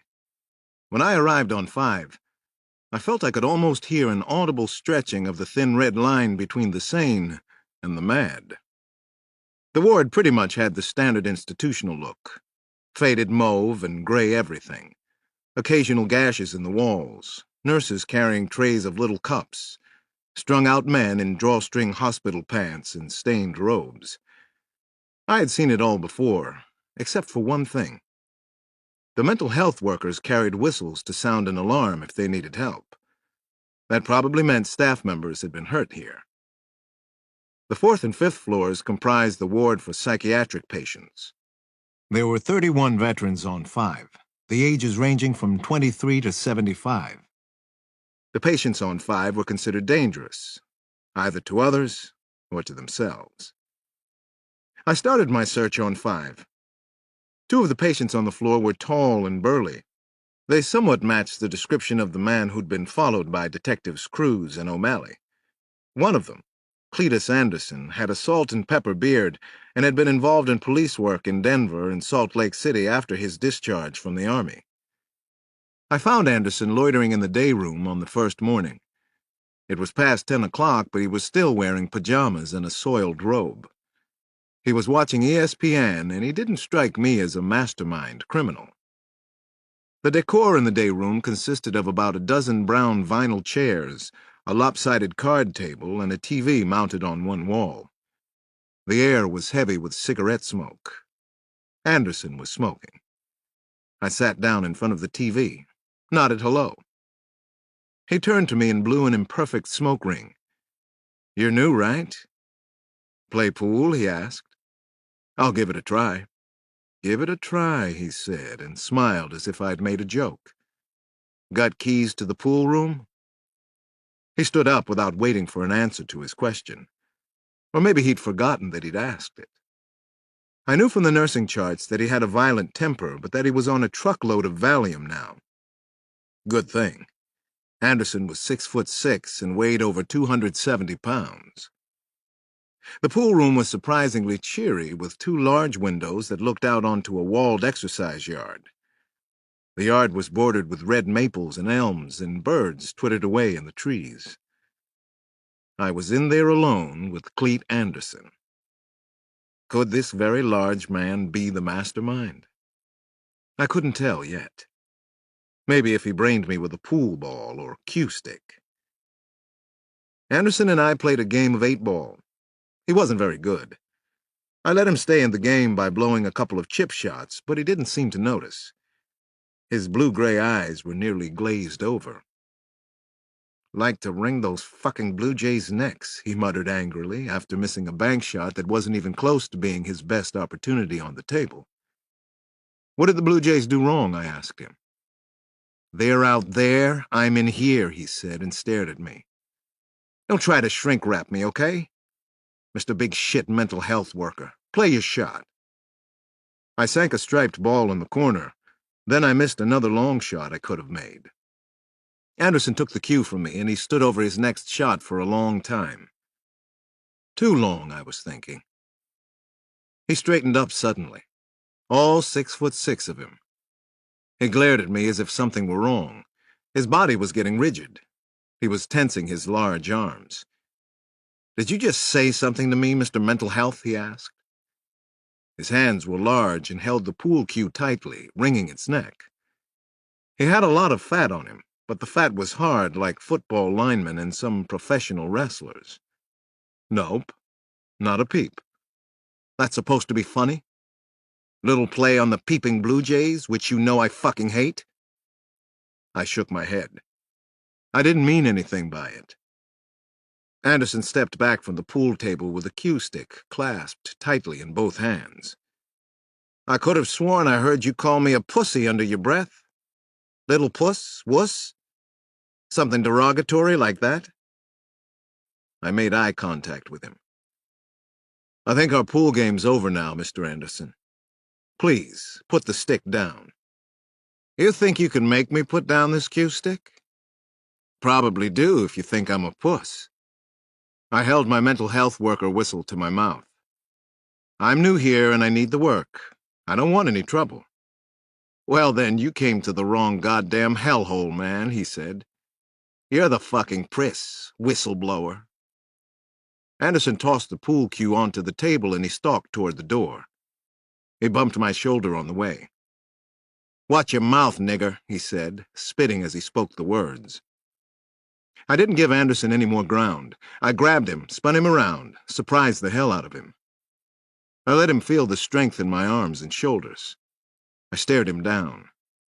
I wanted to see what happened if he was provoked. "You watch your mouth," I said in the softest whisper. "You be very, very careful around me."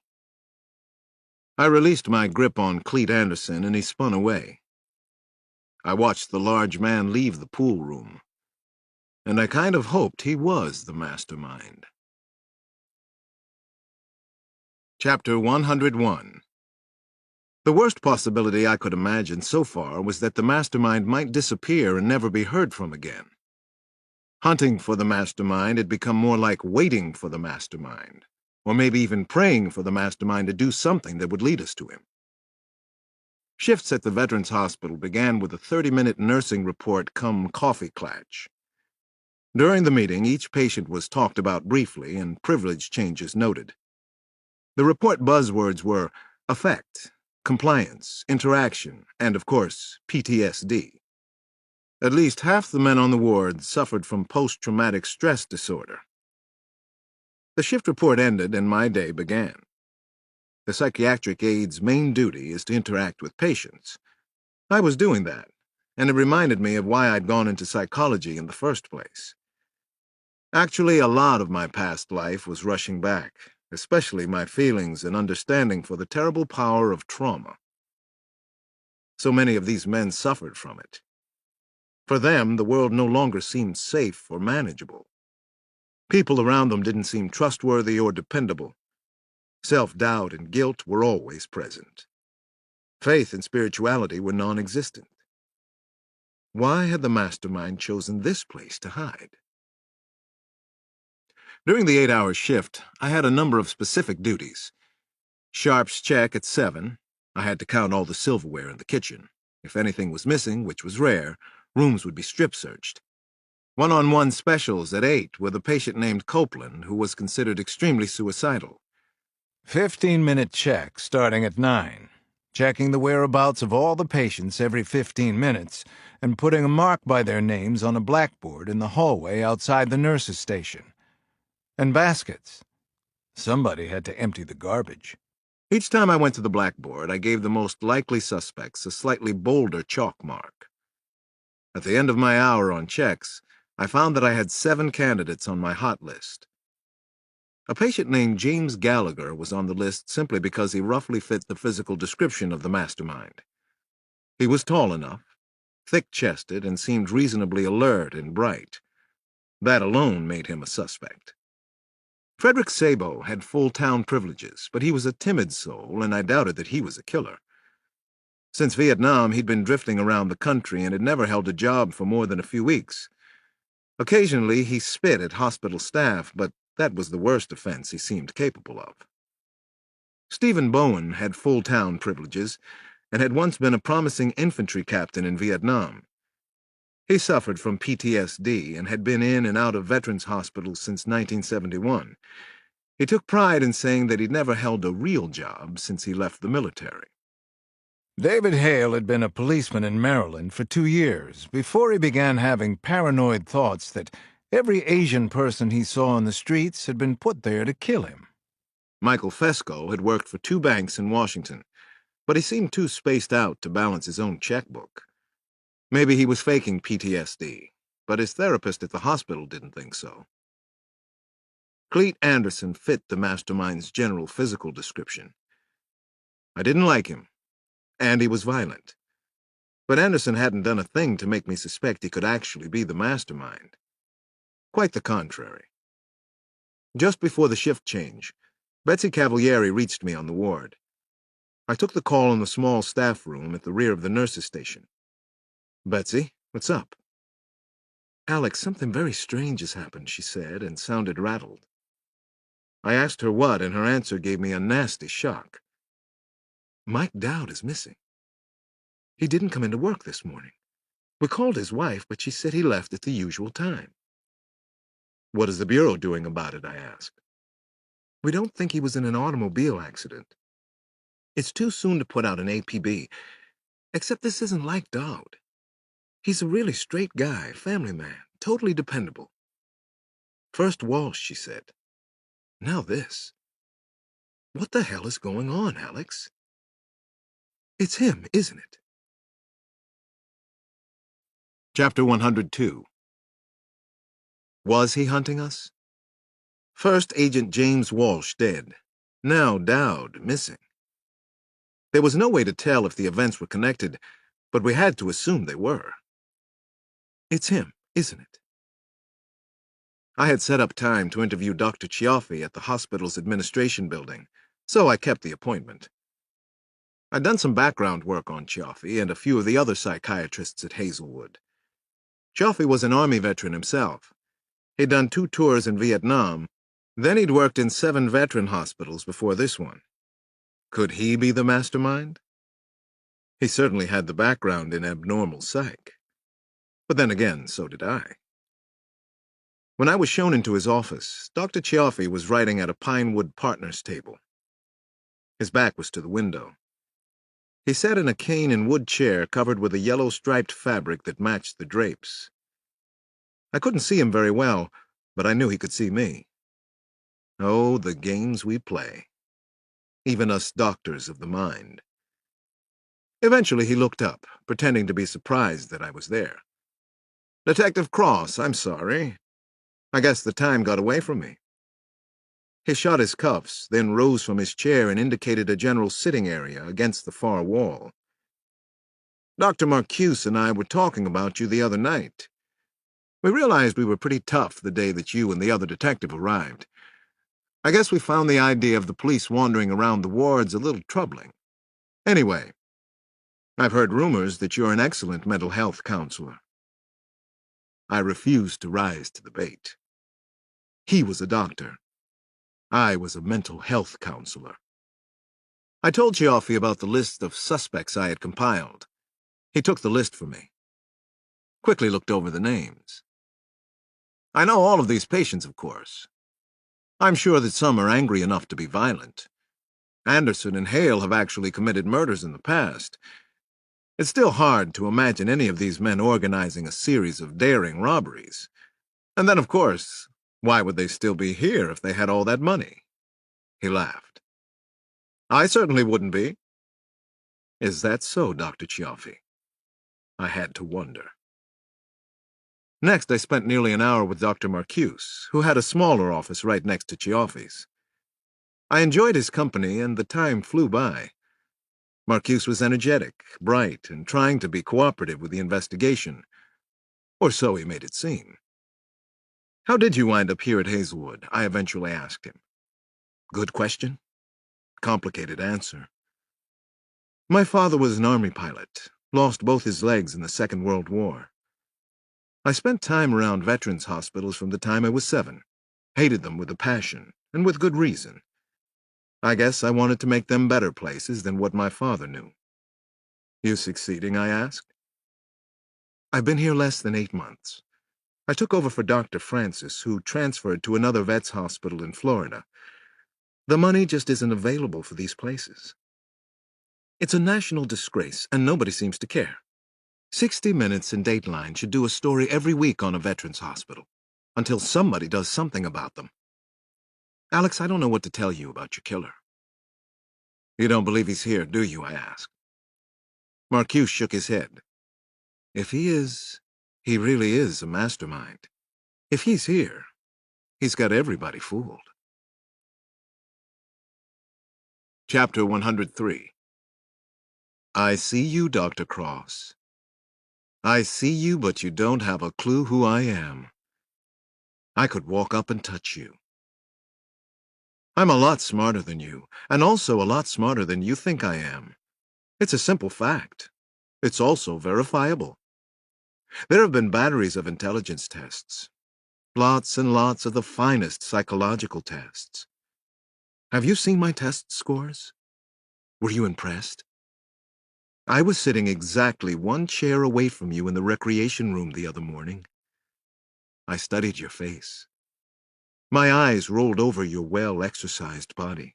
I was thinking that maybe I was wrong, that you weren't really Alex Cross. We were so close I could have jumped up and grabbed you by the throat. Would that have surprised you? I'll admit your being here certainly surprised me. I've seen your picture. You're well known. And then there you were. You made all of my paranoid dreams and fantasies come true. Why are you here, Dr. Cross? Why exactly? How the hell could you have found me? Are you that good? That's the question I ask myself over and over, the litany playing inside my head. Why is Alex Cross here? How good is he? I'm going to work on a surprise for you now. I'm making a special plan in your honor. I'm watching you walk up the hallway, careful not to jangle your keys. And as I'm watching, I'm making a new plan. You're part of it now. Be extremely careful, Dr. Cross. You're much more vulnerable than you think. You have no idea. You know what? I am going to walk up and touch you. Gotcha. Chapter 104. The hospital seems like a dead end, Betsy. I've looked at everybody. Doctors, nurses, patients. I don't know that Samson or I should go back to Hazelwood after this week. Maybe we got suckered in there by Brian McDougal. Maybe the mastermind is playing with us. Do we know anything more about Walsh or Dowd? She shook her head. I could see the hurt and disappointment in her eyes. Dowd is still missing. There's nothing. He's disappeared off the face of the earth. I was sitting in her office, and we had our feet propped up on her desk. We were drinking iced tea from bottles, hanging out, commiserating. Betsy could be a good listener when she wanted, or needed to be. Tell me what you know so far, she said. Just let me hear it. I want to roll it over my brain.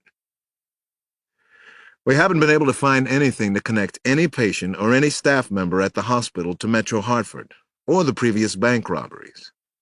No patient seems capable of the crimes. Even the doctors there aren't terribly impressive. Maybe Marcuse is, but I think he's a good guy. A half dozen of your agents have picked apart everything at Hazelwood. Nothing, Betsy. I'll look over the files again this weekend. But you think we've lost him? It's the same old thing.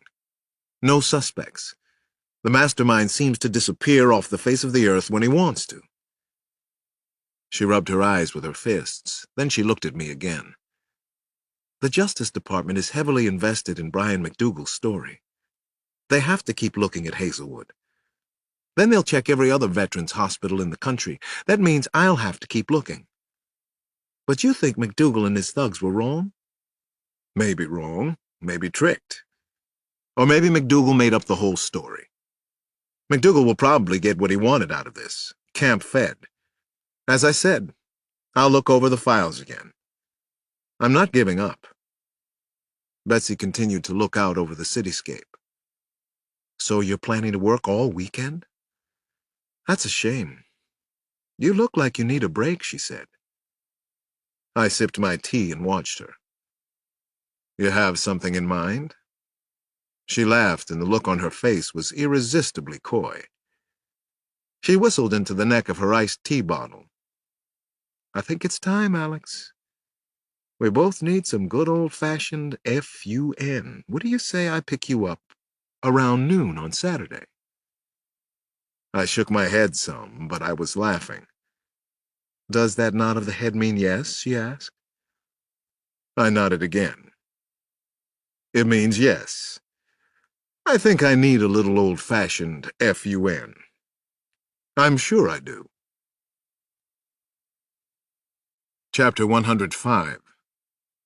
I almost couldn't wait for Saturday afternoon to come. I kept busy with the kids. Grocery shopping, a stop at the new petting zoo in Southeast. I kept the mastermind out of my thoughts. Also, Agents Walsh and Dowd, Hazelwood Veterans Hospital, murder, and mayhem. Betsy finally picked me up at exactly 12 in her blue Saab. The car was washed, maybe even polished with turtle wax, and it looked shiny and new, and the day seemed full of promise.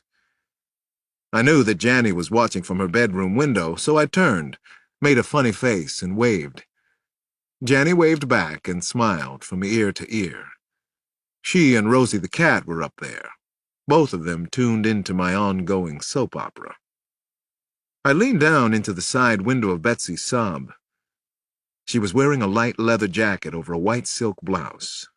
She could really look great when she wanted to, and I guess she wanted to today. "You're always right on time, precise. Just like the mastermind," I kidded her. "Master prick," she corrected. Wouldn't that be a great ending to this, Alex? I'm him.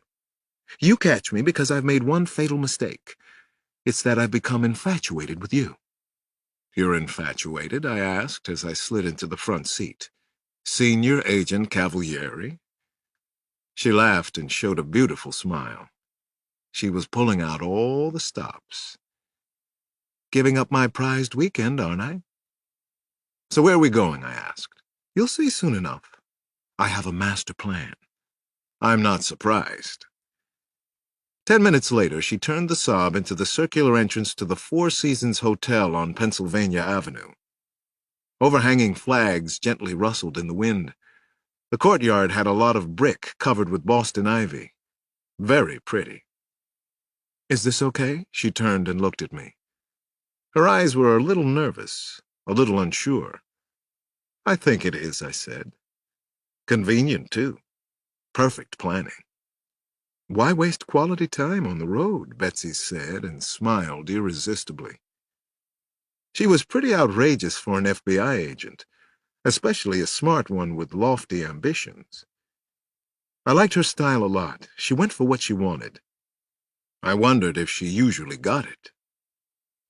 She had pre-registered, and we were taken directly to a room on the hotel's top floor. I walked behind her all the way. I watched her walk. "You folks need any help from me?" the youthful but officious hotel bellman asked once we were inside the suite. I handed him a tip. "Thanks for showing us to the room. If you would just shut the door on your way out." "Gently?" He nodded. "The room service here is great, by the way. The best in D.C. "Thank you." "The door," Betsy said, and waved and smiled. Softly. "Bye-bye." Chapter 106. She was already slipping off her leather jacket. Then she was in my arms by the time the door clicked shut. We were kissing and moving against one another, and it seemed like a slow, graceful, irresistible dance to me. We were both infatuated, and that's not so bad, I was thinking. Good old-fashioned fun. Isn't that what she had promised? Betsy felt electric, but also very comfortable in my arms. She was a study in contrasts. She was small and light, but also athletic and strong. She was very smart and serious, but she was funny, ironic, irreverent. Oh, yeah. And she was sexy as hell. We moved toward the bed and let ourselves fall onto it. I don't know who was leading, following. It didn't make any difference. I buried my face in her silk blouse. I looked into her brown eyes. You were pretty sure of yourself, pre-registering and all. It was time, she said. Nothing more. I took off her soft, creamy white blouse and short black skirt a piece at a time. I gently stroked her silky smooth face, then her arms, legs, the bottoms of her feet. It must have taken us half an hour to get undressed. "You have the most wonderful touch," she whispered. "Don't stop, please, don't stop." "I won't. I like touching too. Don't you stop." "Oh, God, this is so good. Alex," she screeched, completely out of character. I kissed her where I'd touched her with my fingers. She was so warm to the touch. She wore a wonderful perfume which she told me was Alfred Sung's Forever. I kissed her lips, not forever, but for a long, long time. We danced some more, held one another, kissed a lot, stroked each other's bodies. We had all the time in the world. God, I had missed being with someone like this. Now, please, one of us whispered finally. It was definitely time. I entered Betsy slowly, very slowly. I kept going as far as I could inside her. I was on top, but I held my weight on my forearms. We were moving together, and it seemed so effortless and right. She started to hum. No particular song, just sweetness that made me vibrate like a tuning fork. I like being with you, I said. A lot. Even more than I expected. Oh, me too. I told you this would be better than chasing after the mastermind. This is so much better. Now, please? Chapter 107. Betsy and I fell asleep in each other's arms at some point later that afternoon. I woke up first and saw it was almost 6 already. It didn't matter what time it was, not even what day. I called home, checked in on everybody. They were happy I was out and having FUN for a change. I was. I watched Betsy sleep without her clothes on, and I would have been content to do that for a long time. I thought about drawing a warm bath for the two of us. Should I? Yes, I should. Why not? In the bathroom, I spotted a jar of bright blue bubble bath beads near her things.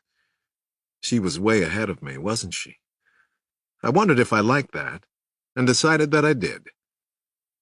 The tub was filling up slowly when I heard her speak behind me. Oh, good. I've wanted to have a bubble bath with you.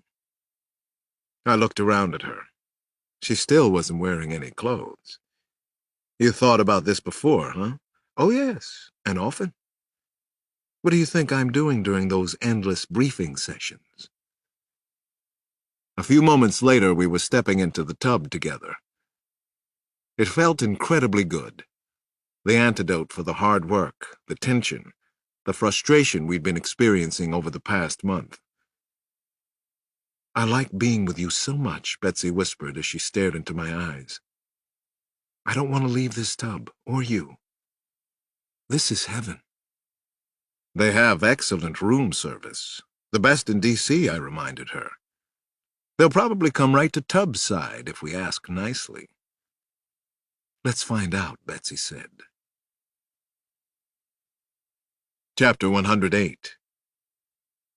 It went like that, dreamily, wonderfully, perfectly, through the rest of Saturday and into Sunday morning. The only problem, the time went too fast. The more I was around her and the more we talked, the more I liked her. And I had liked her before we went to the Four Seasons. What wasn't there to like? Only once during the entire day did we talk briefly about the mastermind case. Betsy asked if I thought we were in any danger. She wondered if he might be stalking us. Neither of us had an answer for that one, but we had both brought our guns. Around 10 the next morning, we had breakfast served to us at the pool. We sat on chaise lounges cushioned with fluffy blue and white towels. We read the Washington Post and New York Times. We got an occasional curious look, but the Four Seasons is a sophisticated hotel chain, and the people who stay here, especially at the hotel in Washington, have seen it all, and much, much more. Besides, I'm sure Betsy and I looked content and happy together. I should have seen it coming. I don't know why, but suddenly I was thinking about the person behind the robberies, murders, and kidnappings. The mastermind. I tried to will the thought to go away. It wouldn't. The Dragon Slayer was back. The job was back. I looked at Betsy. Her eyes were shut and she seemed perfectly relaxed. That morning she'd done her nails a bright shade of red. She'd done her lips the same color. She didn't look like an FBI agent anymore. She was sexy and beautiful, and I was loving our time together. I hated to bother her. She earned some time off, and she was lying so peacefully on her chaise lounge. Betsy? Her lips slowly formed a smile. She kept her eyes shut tightly. She wriggled her body slightly to get a better position on the chaise lounge. Yes, I'd love to go back to the room with you. I'd even give up this toasty feeling on my neck and back for it. We can leave our towels on the chairs. Maybe they'll still be here when we get back. I smiled, then I lightly massaged her back. I hate to do this, Betsy. Can we talk about the case? About him? She opened her eyes. They had become narrow and focused. Just like that, Betsy was all business. I was amazed at the transformation. If anything, she was worse than I was. What about him? She asked. What are you thinking? I moved over to the edge of her chair. We've spent the last 2 weeks digging around Metro Hartford, then questioning McDougal. During all that time, we've ignored the banks he hit earlier. Betsy, I want to look through all the old files again, even the personnel files. She was still a little puzzled. Okay, I guess. Sure. You've lost me, though. What are you thinking, Alex? What would we be looking for? 4 employees were killed at the First Union Bank. There was no rhyme or reason for it. We always assumed he was making an example of them. Why 4? It doesn't track for me. She shut her eyes again. I could see the wheels turning, fast. I could almost hear the gears shift. He wanted revenge against that particular bank, and he wanted his $15 million in cash. Sounds like him, doesn't it? He's thorough and efficient. Doesn't miss a trick. He'd want it all. Betsy opened her eyes again. She stared at me, pursed her shiny red lips. There's just one thing, though. It's important. I lightly kissed her lips. What's that? I asked. I still want to go back to the room with you. Then we can go through all the dusty, musty files on the banks. I laughed. That sounds like a very wise plan. Especially the first part. Chapter 109. We were back at the FBI field office by 3 that afternoon. Betsy had called ahead and the First Union files were waiting in her office. We dug into the files, and dug, and dug. We ordered sandwiches and iced tea from the deli on the corner. Twice. Why are the two of us so driven to do this? Betsy finally looked over and asked me. He probably killed Walsh and maybe Mike Dowd. He's a really sick puppy, and he's out there somewhere, and that's scary as hell. She nodded solemnly. We're sick puppies, and look where it got us. Pass me that stack, will you? God, it was so nice and restful and sunny at the Four Seasons. Around 11 o'clock, I held up a small black and white photo. I was deep into the personnel files from First Union. Betsy, I called out. She was deep in her own stack of files. This guy was a security executive at the bank. Betsy, he's a patient on 5 at Hazelwood. I know who he is. I've talked to him this week. There's no record at the hospital that he ever worked at First Union. This is our guy. He has to be. I passed her the picture. We quickly agreed that Sampson and I would return to Hazelwood in the morning. In the meantime, she tried to gather all the information she could on a patient named Frederick Szabo. Goddamn nerdy Frederick Szabo. It was possible that Szabo wasn't connected, but it didn't seem likely. Szabo had been the head of security at First Union Bank. He was a tall, bearded patient at Hazelwood. He fit Brian McDougal's description. His psychiatric profile included recurring paranoid fantasies against many prominent authority figures, including several Fortune 500 companies. He'd just seemed too withdrawn and helpless to be the mastermind. The most telling evidence was that the hospital's records didn't show that he worked at First Union. Supposedly, Szabo had been an out-of-work drifter since Vietnam. Of course, we now knew that he'd been lying about those years. According to his psychiatric profile, Szabo had a paranoid personality disorder. He had a severe distrust of people, especially business people, and believed that they were exploiting and trying to deceive him. He was sure that if he confided in someone, the information would be used against him. During a 2-year marriage, from 70 through 71, Sabo had been pathologically hypersensitive and jealous of his wife. When the marriage broke up, he supposedly hit the road. He eventually showed up at Hazelwood, seeking help 3 years before the robberies and a year after he'd been let go at First Union. During his frequent stays at Hazelwood, he was always cold and aloof. He cut himself off from everyone at the hospital, both patients and staff.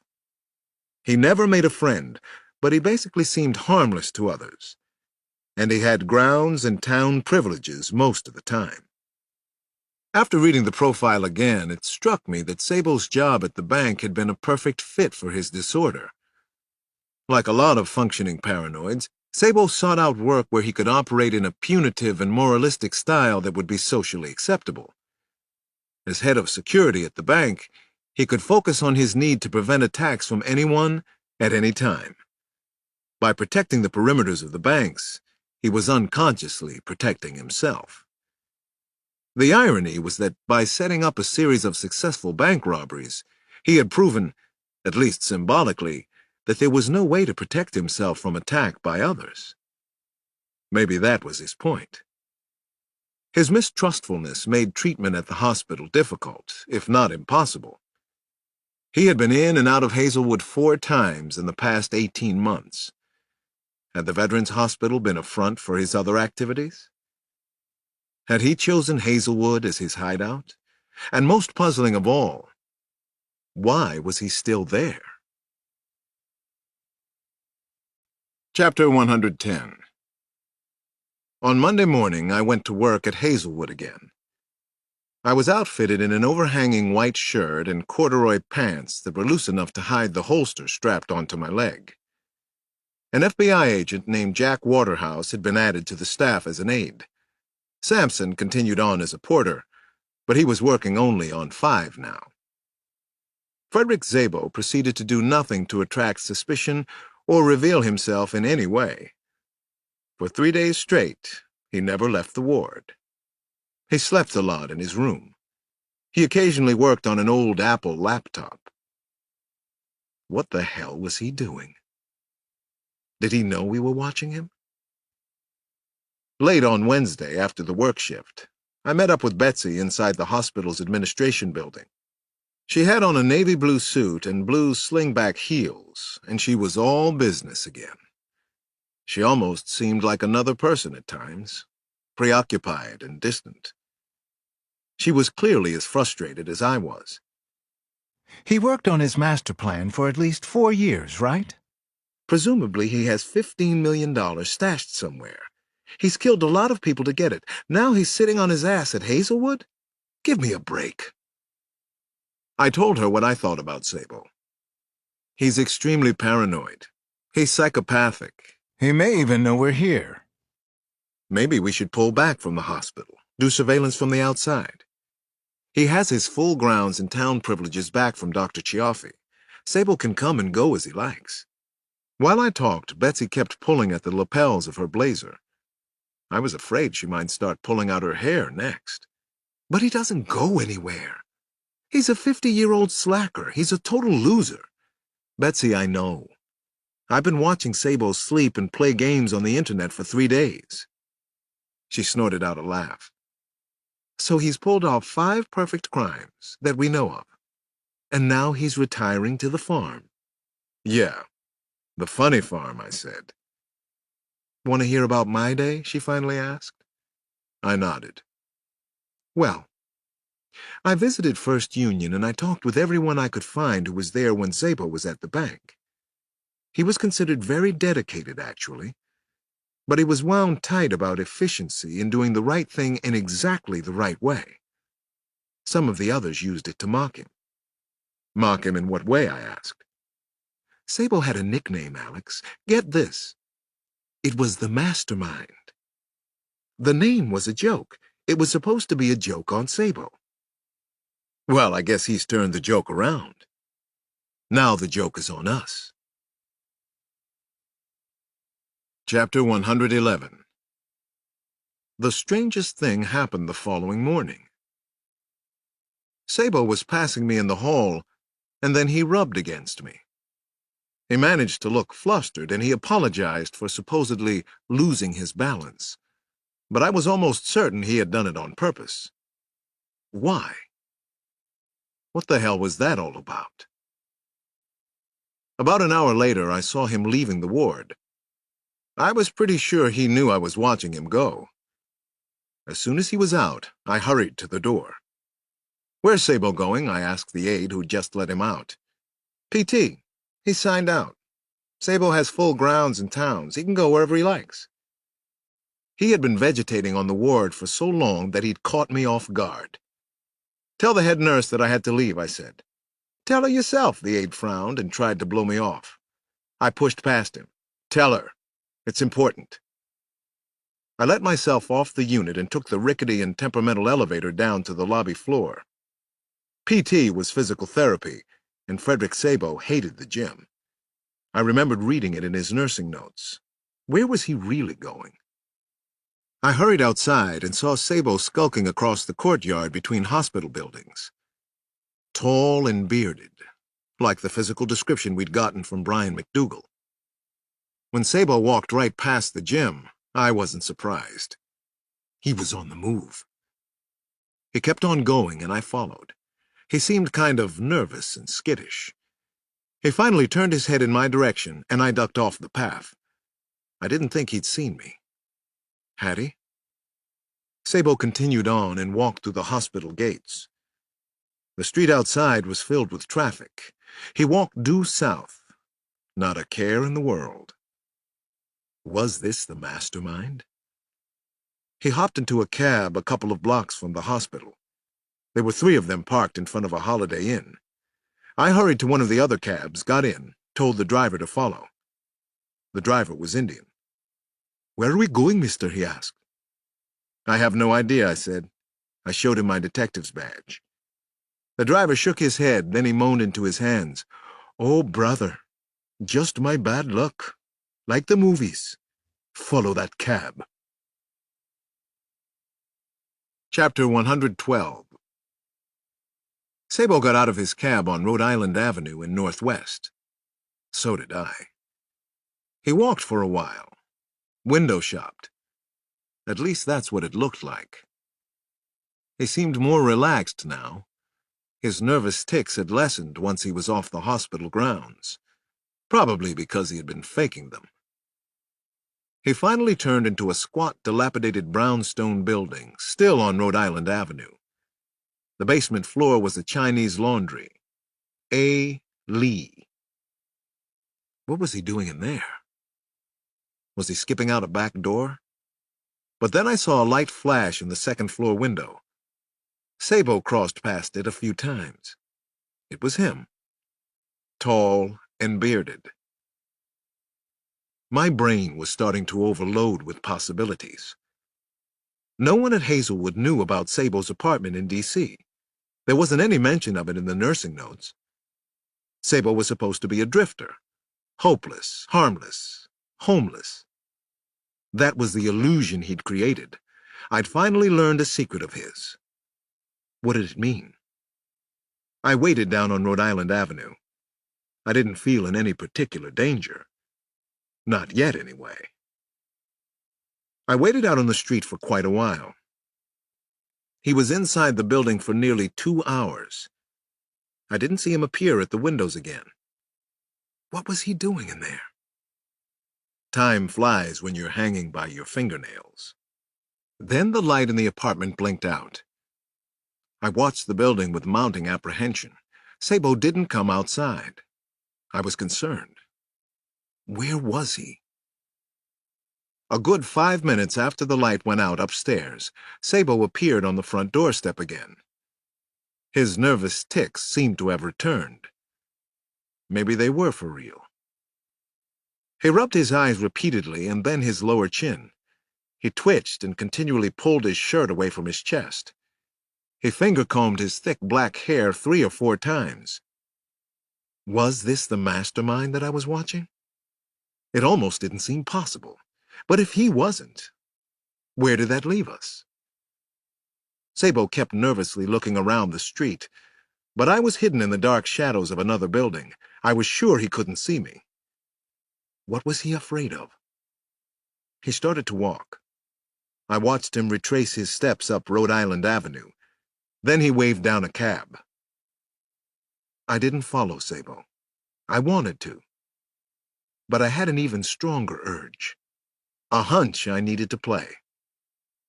I hurried across the street and entered the brownstone where he'd spent most of the afternoon. I had to find out what Sabo had been doing in there.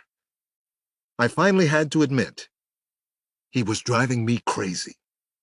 He was giving me nervous tics. Chapter 113.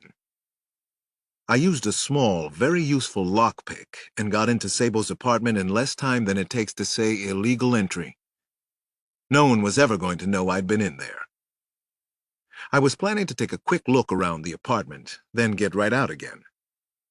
I doubted he'd leave evidence linking him to the Metro Hartford kidnapping or any of the bank jobs. I needed to see his place, though. I had to know more about Sabo than the doctors and nurses at Hazelwood had written in their reports. I needed to understand the mastermind. He had a collection of sharpened hunting knives, and he also collected old guns, Civil War rifles, German Lugers, American Colts. There were souvenirs from Vietnam, a ceremonial sword and a battalion flag of the K-10 NVA Battalion, North Vietnamese. Mostly, he had books and magazines in the apartment. The Evil That Men Do, Crime and Punishment, The Shooting Gazette, Scientific American. So far, no big surprises, other than that he had the apartment in the first place. "Sabo, are you him?" I finally asked out loud. "Are you the mastermind? What the hell is your game, man?" I quickly searched the living room, a small bedroom, then a claustrophobic den that obviously served as an office. "Sabo, is this where you plotted everything out?" An unfinished handwritten letter was lying on the desk in his den. It looked like he'd been working on it recently. I began to read. Mr. Arthur Lee, A. Lee Laundry. This is a warning, and if I were you, I'd take it very seriously. 3 weeks ago, I dropped off some dry cleaning to you. Before I send out my cleaning, I always enclose a list of all articles in the dry cleaning bag and a brief description of each article. I keep a copy for myself. The list is orderly and efficient. The letter went on to say that some clothes of Sabo's were missing. He'd spoken to someone at the laundry and been promised the clothing would be sent right over. It wasn't. I march right down to your cleaners. I meet with you. I am enraged that you too can stand there and tell me you don't have my clothes. Then for the final insult, you tell me my doorman probably stole them. I don't have a fucking doorman. I live in the same building you do. Consider yourself warned. Frederick Sabo. What the hell was this? I wondered as I finished reading the odd, crazy, and seemingly inconsequential letter. I shook my head back and forth. Was the A. Lee Laundry his next target? Was he planning something against Lee? The mastermind? I opened the drawers in a small credenza and found more letters written to other companies. Citibank, Chase, First Union Bank, Exxon, Kodak, Bell Atlantic, scores of others. I sat down and skimmed through the letters. All of it was hate mail. Crazy stuff. This was Frederick Sabo as he'd been described in his hospital workups. Paranoid, angry at the world. A curmudgeonous 51-year-old who had been fired from every job he'd had during the past 10 years. I was getting more confused rather than clearer about Sabo. I ran my fingers along the top of a tall filing cabinet. There were papers up there. I pulled them down and took a look. They were blueprints of the banks that had been robbed, and a layout of the Mayflower Renaissance Hotel. Christ. It is him, I muttered out loud. What were the blueprints doing here, though? I don't remember exactly what happened next. Maybe it was shifting light or motion in the room that I caught out of the corner of my eye. I turned away from Sable's work desk. My eyes went wide with surprise, then total shock. My heart skipped. A man was coming at me with a hunting knife clasped in his hand. He was wearing a President Clinton mask. He was screaming my name. Chapter 114. Cross! I reached out both hands to try and stop the arm chopping down toward me. It held a hunting knife, much like the ones on display in the other room. My hands wrapped around the powerful arm. If this was Sabo, he was stronger and a lot more agile than he had looked at the hospital. "What are you doing?" he screamed. "How dare you! How dare you touch my personal property?" He sounded completely crazy. "These letters are private!" I pivoted off my right leg and yanked the hand holding the knife. The blade stuck several inches into the wooden desk. The masked man grunted and cursed. Now what? I couldn't chance bending down to get my gun from my ankle holster. The masked man easily wriggled the knife free. He swung it in a small, lethal arc. He missed the thrust by a few inches. The blade whistled past my temple. "You're going to die, Cross!" he screamed. I spotted a cut-glass baseball on his desk. It was the only thing resembling a weapon that I saw anywhere. I grabbed it, side-armed it at him. I heard a crunching sound as the paperweight struck a glancing blow off the side of his skull. He roared loudly, angrily, like an injured animal. Then he wobbled backwards. He didn't go down. I bent quickly and pulled at my Glock. It hitched once, then came free in my hand. He flailed at me again with the large, lethal-looking knife. "Stop!" I yelled. "I will shoot you!" He kept coming. He roared out words that were unintelligible. He took another swipe with the knife. This time he cut me on the right wrist. It burned, hurt like hell. I fired the Glock. The bullet hit him in the upper chest. It didn't stop him. He spun sideways, righted himself, and he was on me, screaming, "Fuck you, Cross! You're nothing!" He was too close for me to swing, and I didn't want to shoot again and kill him if I didn't have to. I drove my head hard into his chest. I aimed for the general area where he'd been wounded. He screamed a horrifying, high-pitched moan. Then he dropped the knife. I wrapped both arms as tight as I could around him. My legs churned hard. I kept driving him across the room until we hit a wall. The whole building shuddered. Somebody in a nearby apartment banged on a wall and complained about the noise. "Call the police!" I yelled. "Call 911!" I had him pinned to the floor, and he was moaning loudly that I'd hurt him. He continued to struggle and fight. I hit him squarely on the jaw, and he finally stopped. Then I pulled off the rubber mask. It was Sabo. "You're the mastermind," I gasped.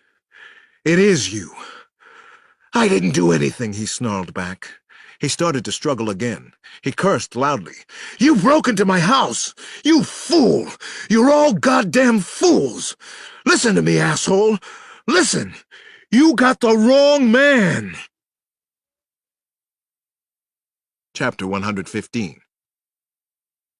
It was a madhouse, and that certainly seemed appropriate for the dramatic capture.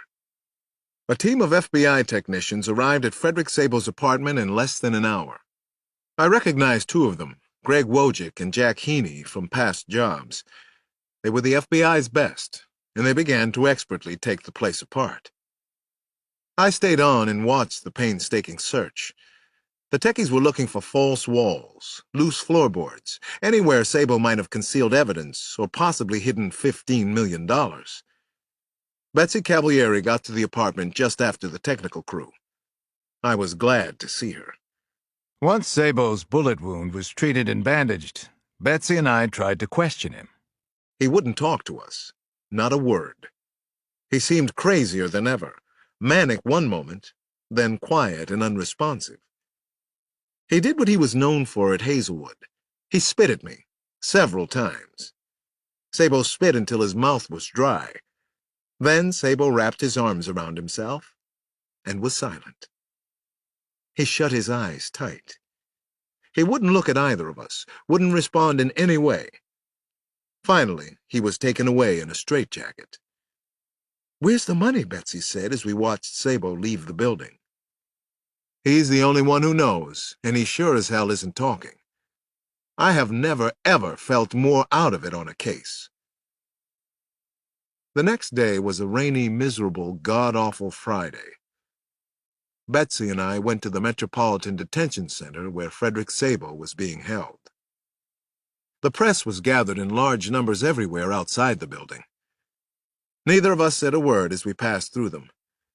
We hid under and behind a big black umbrella in the streaking rain as we hurried inside. "Pitiful goddamn vultures," Betsy whispered to me. "3 things are certain in this life: death, taxes, and that the press will get it wrong. They will, you know." "Once somebody writes it wrong, it stays wrong," I said. We met with Sabo in a small, anonymous-looking room attached to the cell block. He was no longer confined in a straitjacket, but he looked out of it. His court-appointed lawyer was present. Her name was Linda Cole, and she didn't seem to like Sabo much more than we did.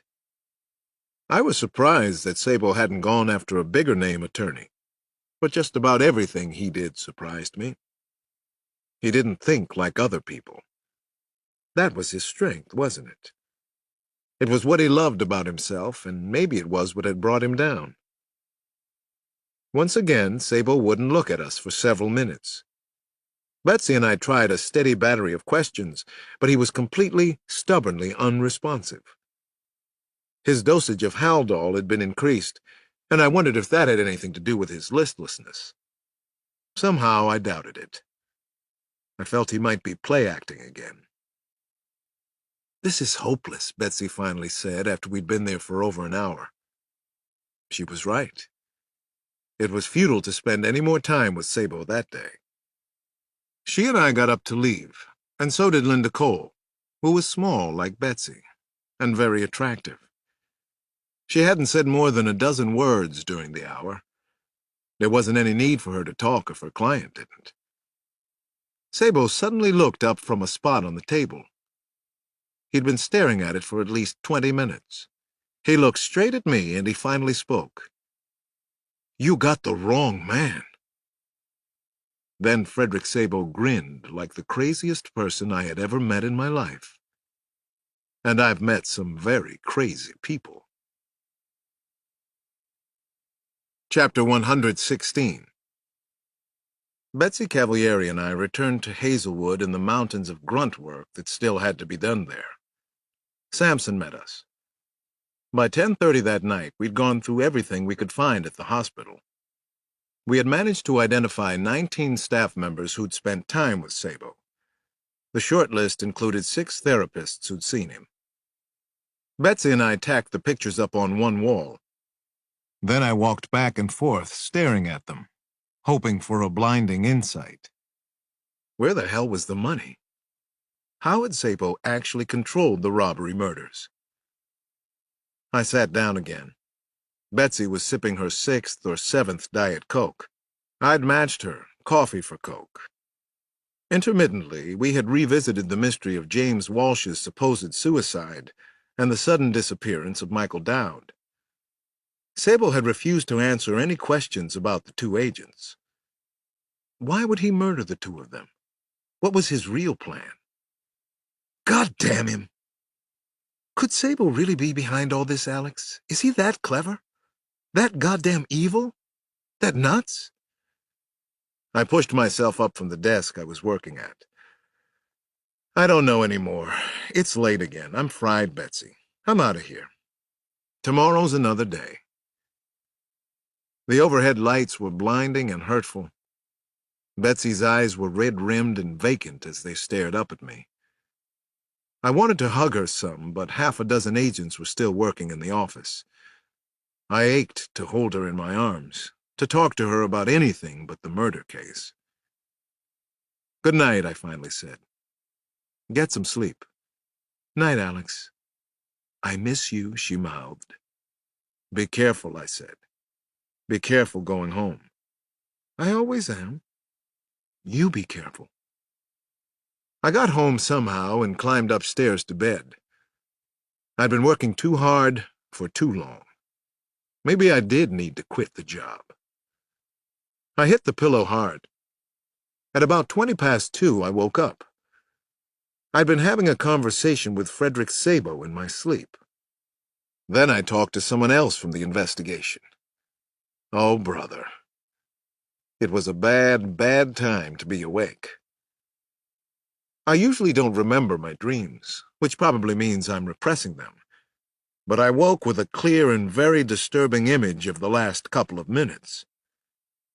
The bank robber, Tony Brophy, had been describing his first meeting with the mastermind, how he'd been sitting behind bright lights and could only see a silhouette of the man. The silhouette he described didn't match the shape of Frederick Sabo's head. Not even close. He had talked about a big hooked nose and large ears. He'd mentioned the ears a couple of times. Big ears, like a car with both doors open. Sabo actually had small ears and a regular nose. But there was someone else who came to mind. Jesus! I rolled over out of bed. I stared out my window until my mind was more focused and clear. Then I called Betsy. She picked up after the second ring. Her voice was a soft, muffled moan. "It's Alex. Sorry to call you, to wake you. I think I know who the mastermind is." "Is this a bad dream?" she muttered. "Oh, definitely," I told her. "This is our worst nightmare." Chapter 117. There were two masterminds. It sounded crazy to me at first, but then I was almost sure it had to be the answer to so many things about the investigation that didn't make sense. Sabo was one mastermind, but he'd been given the name as a joke because he was too efficient, too perfect. There was someone else, a second mastermind.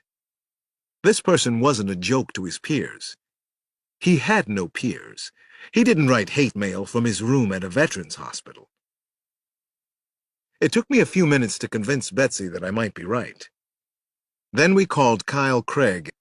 We went 2-on-1 until Kyle was convinced enough to let us move forward, in a whole new and mind-boggling direction. At 11 that morning, she and I boarded a plane at Bowling Field. Up until a few weeks earlier, I'd never been to bowling, but lately I seemed to be flying out of there more often than out of National, or Ronald Reagan as it's now called. Just past 1 o'clock, we landed at Palm Beach International Airport in South Florida. It was 95 degrees outside, humid as hell. I didn't care about the heat. I was excited, pumped up about possibly solving the puzzle. We were met by FBI agents, but Betsy was in charge, even in Florida. The local agents deferred to her. We got on I-95 north once we left the small, very well-run airport. We proceeded about 10 miles, then headed east toward the ocean and Singer Island. The sun looked like a lemon drop melting into bright blue skies. I'd had time on the flight to think about my theory of two masterminds. The more I thought it through, the surer I became that we were on the right track, finally. A vivid image kept flashing through my mind. It was a photograph of a therapist named Dr. Bernard Francis. The photo had been stapled to Francis's personnel file at Hazelwood. 2 other photos had been hanging on the walls of Dr. Chiaffi's office. I'd seen them there when I interviewed him. Bernard Francis was tall and balding, with a broad forehead and a hooked nose. He also had large ears, floppy ones, like a car with both doors open. Francis had been Frederick Sabo's therapist for 9 weeks in '96. And then for 5 months last year. At the end of the year, he had transferred to Florida, supposedly to work at the Veterans Hospital in Northwest Palm. Once I'd established a link to Francis, several other connections followed. According to the nursing notes, Dr. Francis had accompanied Sabo off the grounds on at least 3 occasions last year. The trips weren't unusual in themselves, but under the circumstances they were very interesting to me. During the plane ride to Florida, I also reread the actual notes Dr. Francis had made about Sabo in '96, and then last year. One of the very insightful early notes posed the question, did patient actually spend the past 20-some years wandering the country performing odd jobs? Somehow this doesn't ring true. Suspect patient has a very active fantasy life and may be withholding from us. What really precipitated patient's stay at Hazelwood this year? Betsy and I knew the answer to that question, and we suspected Francis had found out too. In February of '96, Frederick Sabo had been fired from his job as head of security at First Union. There had been a series of unsolved robberies at First Unions in Virginia and Maryland. Sabo had blamed himself for the lapses in security, and then so had the bank. They finally fired him. Soon after that, he had a nervous breakdown and checked himself into Hazelwood, which was where the fun and mind games began. Chapter 118. We set up a round-the-clock surveillance post outside Dr. Francis's condominium on Singer Island. The place was a sprawling 4-bedroom penthouse with a roof deck. It was right on the water. It seemed beyond the means of the average therapist at a veterans hospital. Of course, Dr. Francis didn't consider himself an average therapist. Francis was spending the evening entertaining a blonde woman who looked to be about half his age. To give him his due, he was a slender man of 45 and appeared to be in good shape. She was a stunning beauty, though. She wore a black string bikini with high-heeled black pumps. She was constantly rearranging her cleavage and pushing her long blonde hair out of her eyes. Very fetching, Betsy said and frowned. Looks like she caught herself a real killer date.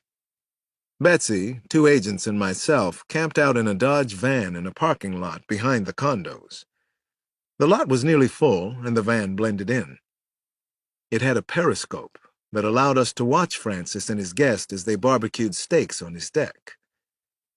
The FBI had already identified the blonde woman as a dancer at an upscale topless steakhouse in West Palm. She had previous arrests for soliciting and prostitution in Fort Lauderdale. Her name was Bianca Massey, and she was 23 years old. We watched the good doctor as he frequently hugged and fondled the blonde woman while cooking dinner. Then the two of them disappeared inside for about 10 minutes. They came out again, and during the meal they played footsie and stroked one another. They finished a second bottle of Stag's Leap Cabernet, then disappeared inside again. "What can we see in there?" Betsy asked one of the agents. "I need a picture." "Our man on the other roof can see inside the condo through several of the southern exposure windows," one of the agents reported. "It's an easy, sleazy bachelor pad.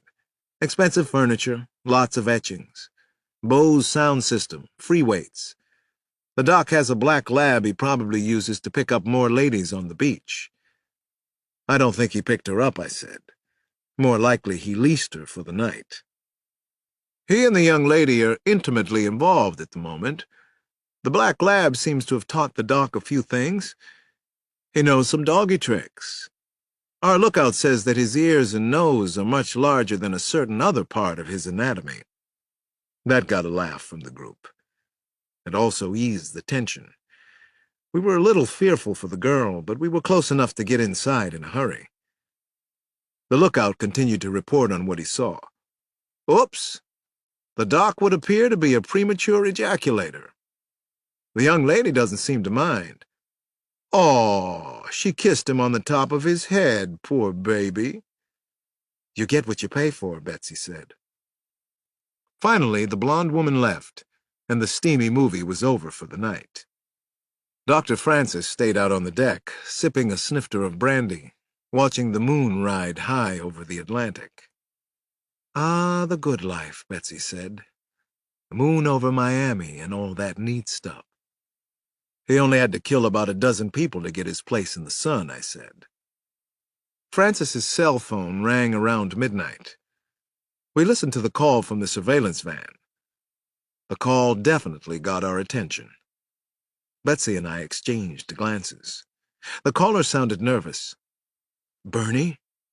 They're all over this place again. They're looking at staff now. Francis cut in.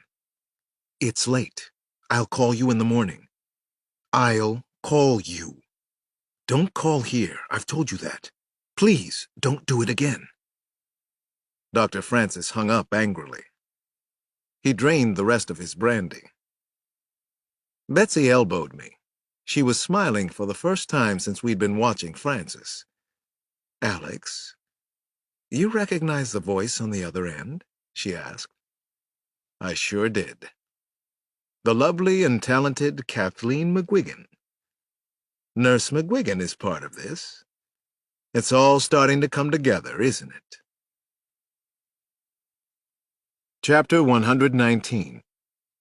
It was really easy to loathe Dr. Bernard Francis. He was human scum, the worst of the worst, a killer who liked to make his victims suffer. It made the late-night surveillance job easier, almost bearable. So did the idea that Francis was the mastermind, and that we were close to nailing him to the walls of his pink stucco Mediterranean-style condo. Kathleen McGuigan didn't try to call Francis back that night. And he didn't call her. Around 1 o'clock, he went inside to bed and turned on his alarm system. Sweet dreams, you bastard, Betsy said as the house lights went off. We know where he lives. We know he did it, if not exactly how. But we can't bring him down, one of the agents complained once Francis had turned in for the night. Patience, patience, I said. We just got here. We'll get Dr. Francis. We just want to watch him a little longer. We need to be absolutely sure this time. And we want the money he stole. Betsy and I finally left the surveillance van around 2 in the morning. We took one of the Bureau's sedans. She drove off Singer Island. Everyone else was staying at a Holiday Inn in West Palm. We headed north on I-95. Is this okay? She asked once we were on the interstate. She looked more vulnerable than I was used to seeing her. There's a Hyatt Regency a few exits north. I like being with you, Betsy. Right from the first time we met, I told her. Yeah, I can tell, Alex. But not enough, huh? I looked over at her. I liked Betsy even more when she was a little unsure of herself. You want candor and honesty at 2:15 in the morning, I joked. Absolutely, relentlessly. I know this is a little crazy, but... She finally smiled. I can handle crazy. I don't know exactly what's going on in my life right now. I'm floating with the tide a little bit. This isn't like me. Maybe that's a good thing. You're also still trying to get over Christine, she said. I think you're doing it the right way.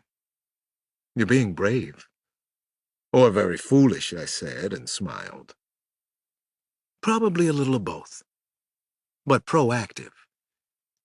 You're untroubled and simple on the surface, in a good way. But you're complex, in a good way. You're probably thinking, I could say the same about you. Not really. Actually, I was thinking that I'm lucky to have met you. This doesn't have to go anywhere special, Alex. It's already special to me, she said. Her eyes were so beautiful, incandescent. Anyway, will you come home with me tonight? Home away from home? My humble room at the Hyatt? I'd love to. More than anything. When we parked outside the hotel entrance, Betsy leaned in close and kissed me. I pulled her against my chest and held her tight. We stayed like that for a couple of minutes. I'm going to miss you so much, she whispered. Chapter 120. The rest of the night flew by, and I think both of us hated to see it go. I kept thinking about what Betsy had said, that she was going to miss me. She and I were back inside the FBI surveillance van by 9 the following morning. The van already smelled badly. Dry ice sat in twin buckets in the corner, throwing off a vapor and making the cramped space almost livable. "What's happening, gentlemen?" she asked the agents crowded into the van. "Did I miss any fun? Is the master prick up yet?" We were told that Francis was up and that he hadn't called Kathleen McGuigan yet. I had an idea and made a suggestion. Betsy liked it a lot. We called Kyle Craig and got him at home. Kyle liked the idea, too. Agents in Arlington, Virginia, arrested Nurse McGuigan at a little past 10 that morning. She was questioned and denied knowing anything about a relationship between Dr. Bernard Francis and Frederick Sable. She also denied any involvement in the scheme herself. She said that the allegations against her were ridiculous. She hadn't called Francis the night before, and we were welcome to check her phone records.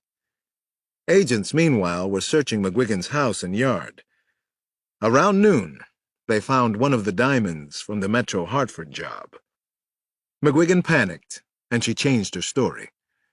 She told the FBI what she knew about Dr. Francis, Frederick Sable, and the robbery kidnappings.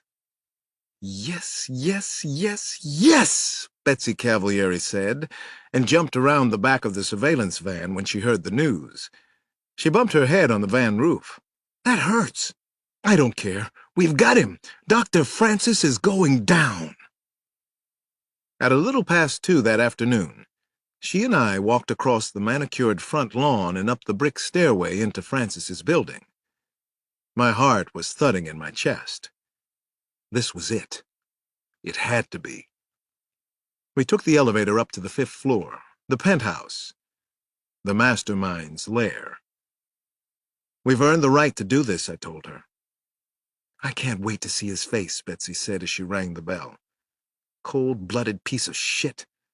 Ding-dong, guess who's at the front door? This is for Walsh and Dowd, and the little Buccieri boy and all the others he had killed." Dr. Francis answered the door. He was tan, dressed in Florida gaiters, sweatpants, a Miami Dolphins t-shirt, no socks or shoes. He didn't look like a cold-blooded and heartless monster. So often they don't. Betsy identified who we were. She then told Dr. Francis we were part of the team investigating the Metro Hartford kidnapping and several bank robberies back east. Francis seemed momentarily confused. "I don't think I understand. Why are you here? I haven't been in Washington, well, in nearly a year. I don't see how I can help you with any bank robberies up north. Are you sure you have the right address?" I spoke up. "May we come in, Dr. Francis? This is the right address. Trust me on that. We want to talk to you about a former patient of yours named Frederick Sable." Francis managed to look even more confused. He was playing his part well, and I guess I wasn't surprised. "Frederick Sable?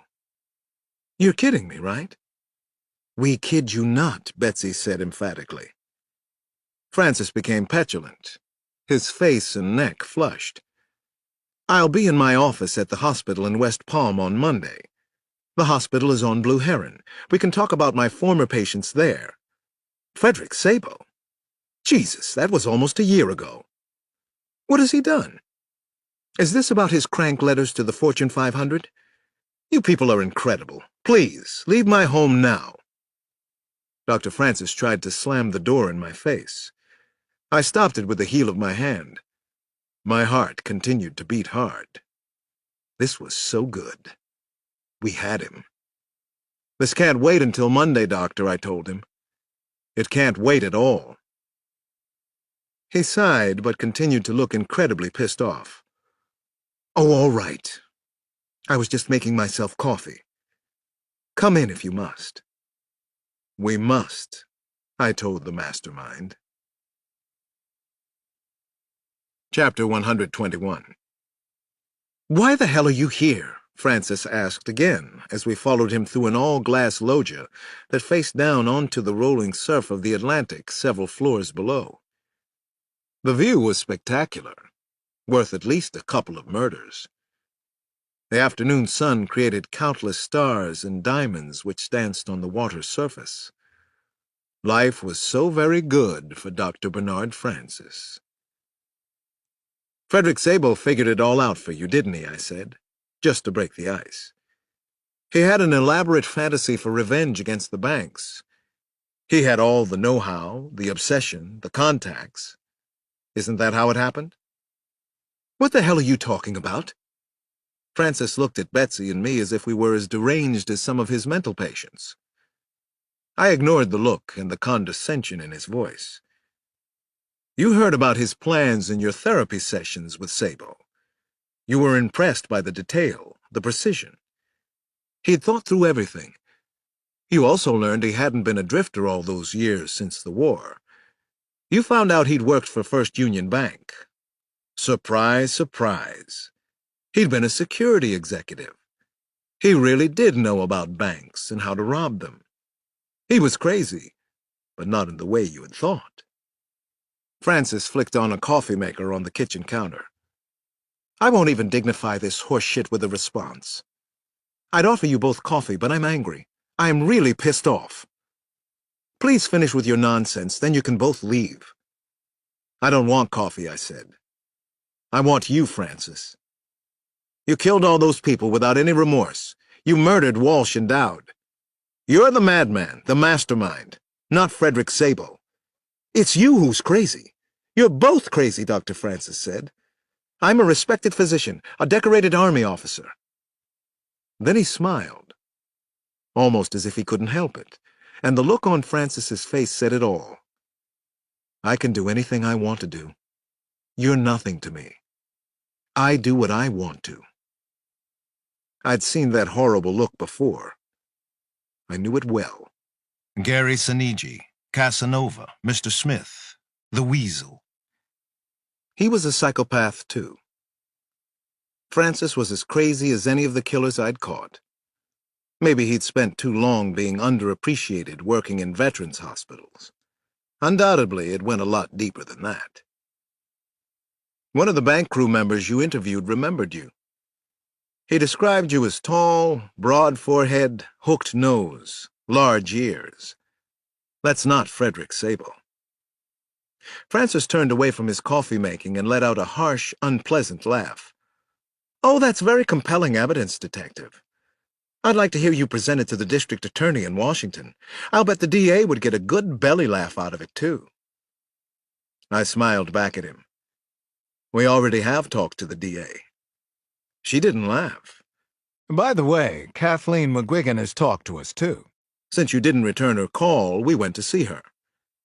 You're under arrest for robbery, kidnapping, and murder.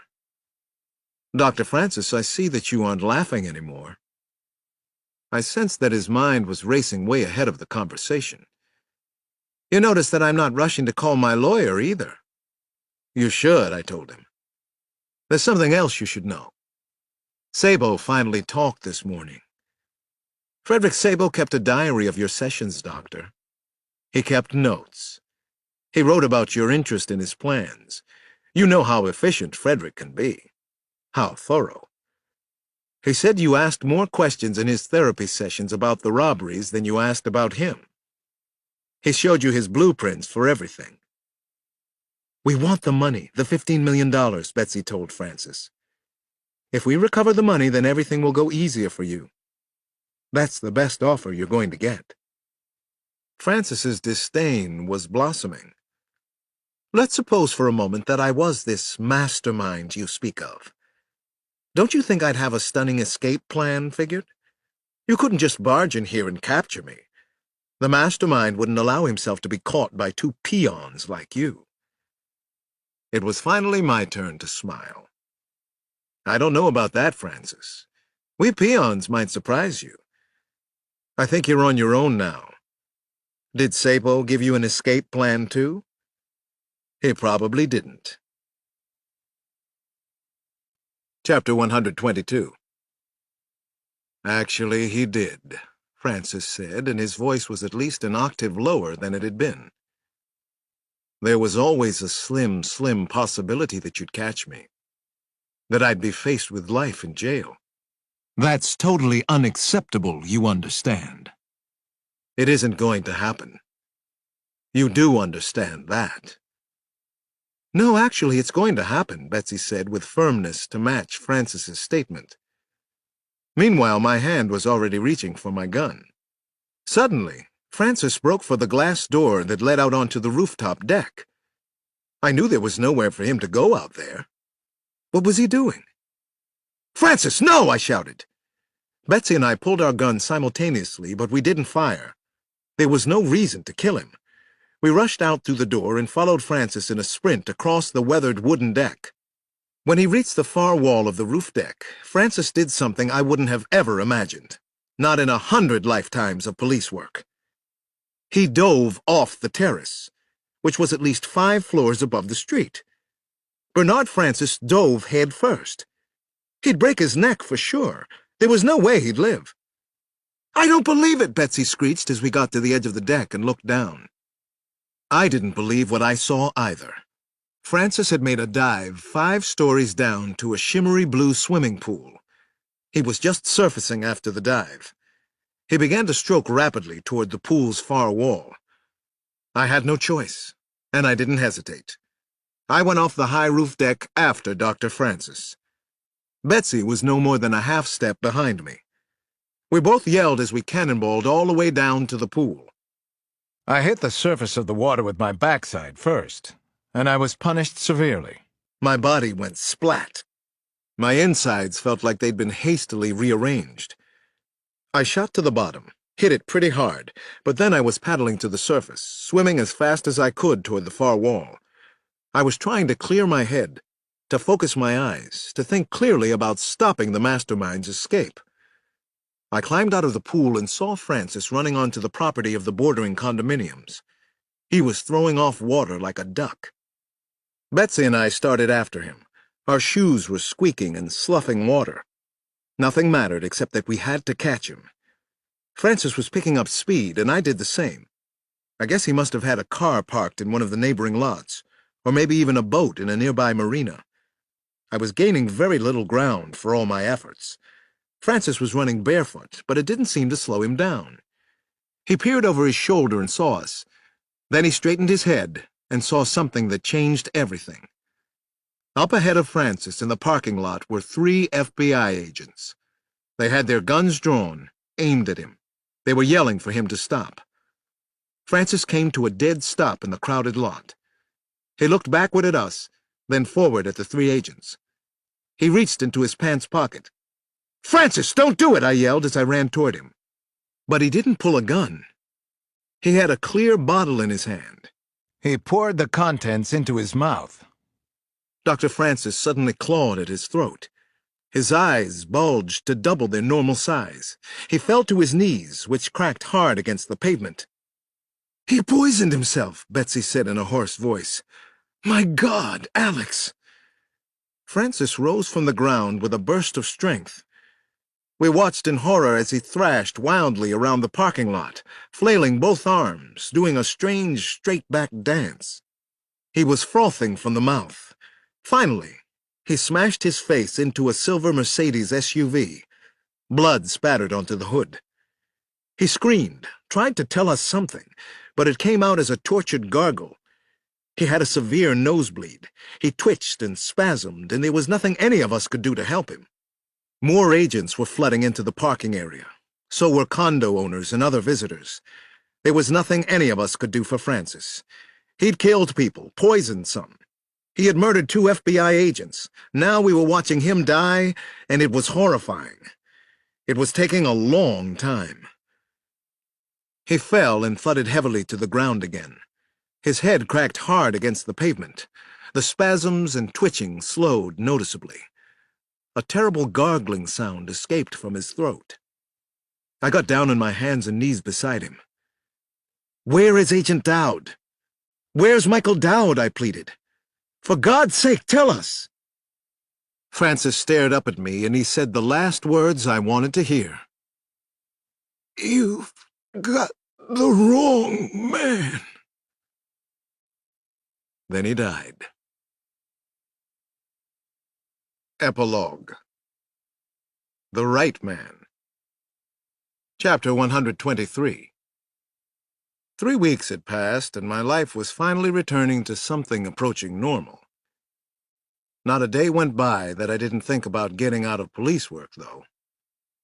I didn't know if it had been the intensity of the mastermind case or an accumulation of cases, but I was experiencing all the basic symptoms of job burnout. Most of the $15 million from Francis's share hadn't been found, and that was driving everybody at the FBI a little crazy. Locating it was consuming all of Betsy's time. She was working weekends again, and I hadn't seen much of her. She had said it all in Florida, I suppose. I'm going to miss you so much. Tonight was Nana Mama's fault. At least I blamed her for it. Here we were, Samson and I, trapped inside the ancient and venerable First Baptist Church on 4th Street near my house. All around Samson and me, men and women were sobbing. The minister and his wife were busy telling everybody that the outpouring of emotion was for the best. Just to let it all out, the anger, the fear, the poison inside, which just about everybody in the church was doing. Everybody but Samson and me seemed to be crying their eyes out. Nana Mama owes us big time for this little number, Samson leaned in and said in a whisper. I smiled at what he'd said. His lack of understanding of this woman he'd known since he was 10 years old. Not in her mind, not to her way of thinking. We still owe Nana for all the time she saved our little butts when we were growing up. Well, she does have a point there, sugar. But this wipes out a lot of old debts. You're preaching to the choir, I told him. No, the choir's busy wailing, he said, and chuckled. This is definitely a three-hanky evening.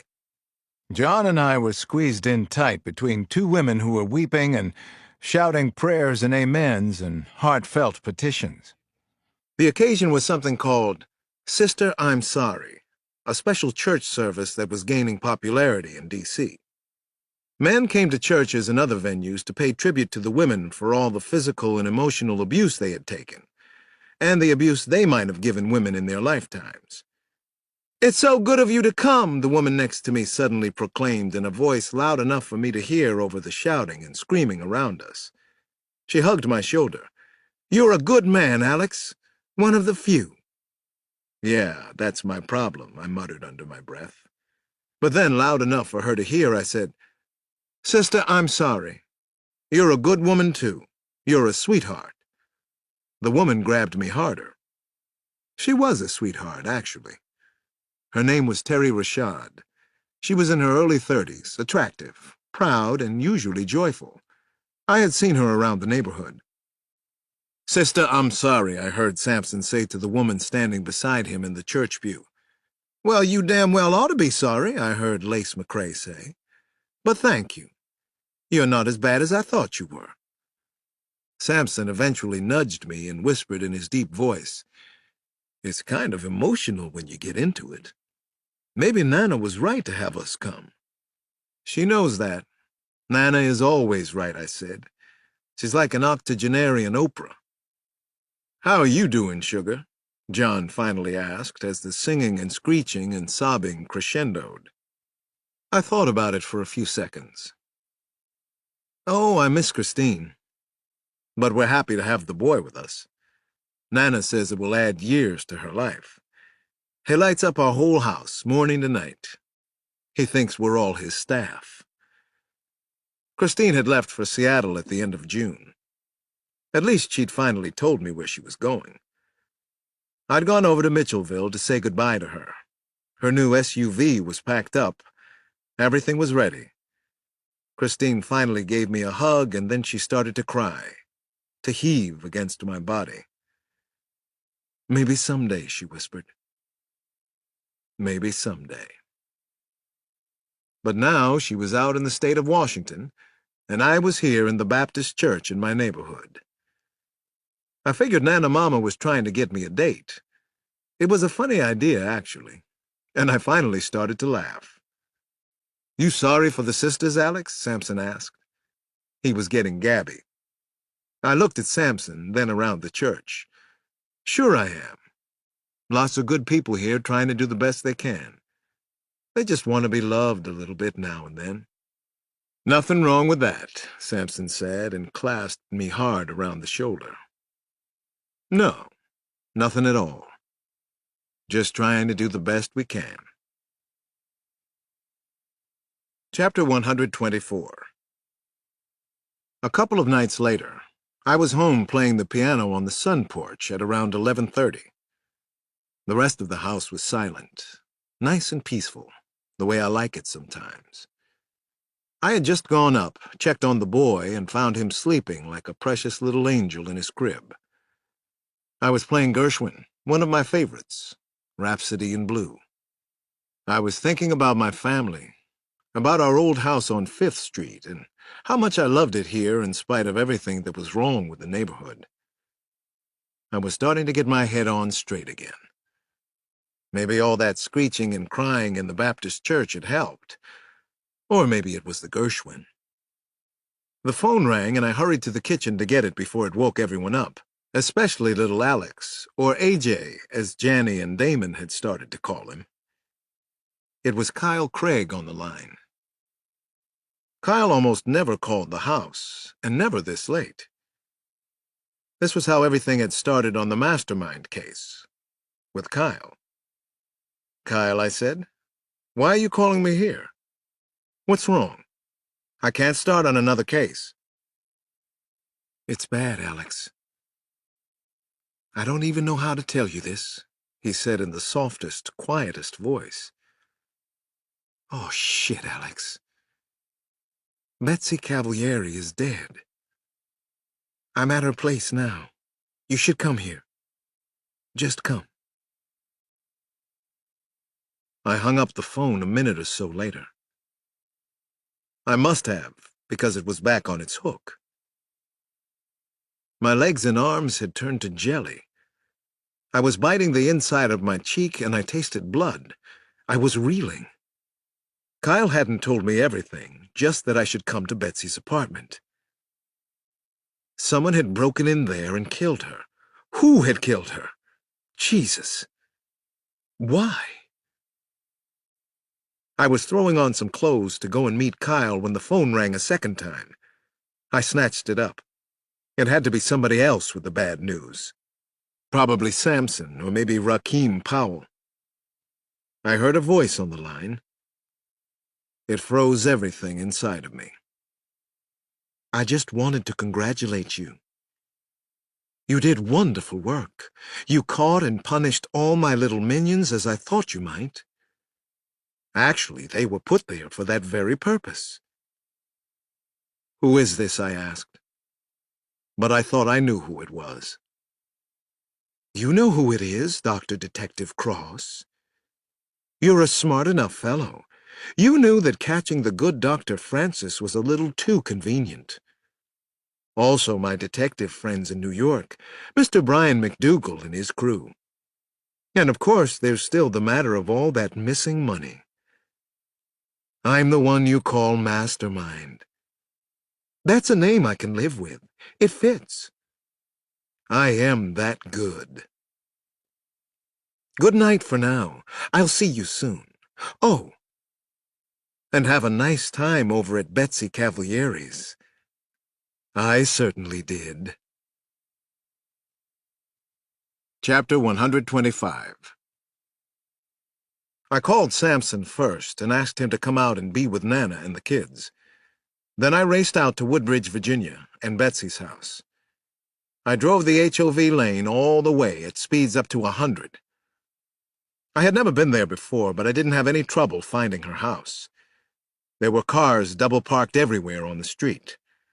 Several were Crown Victorias and Grand Marquis. I figured most of them were FBI. EMS was there, too.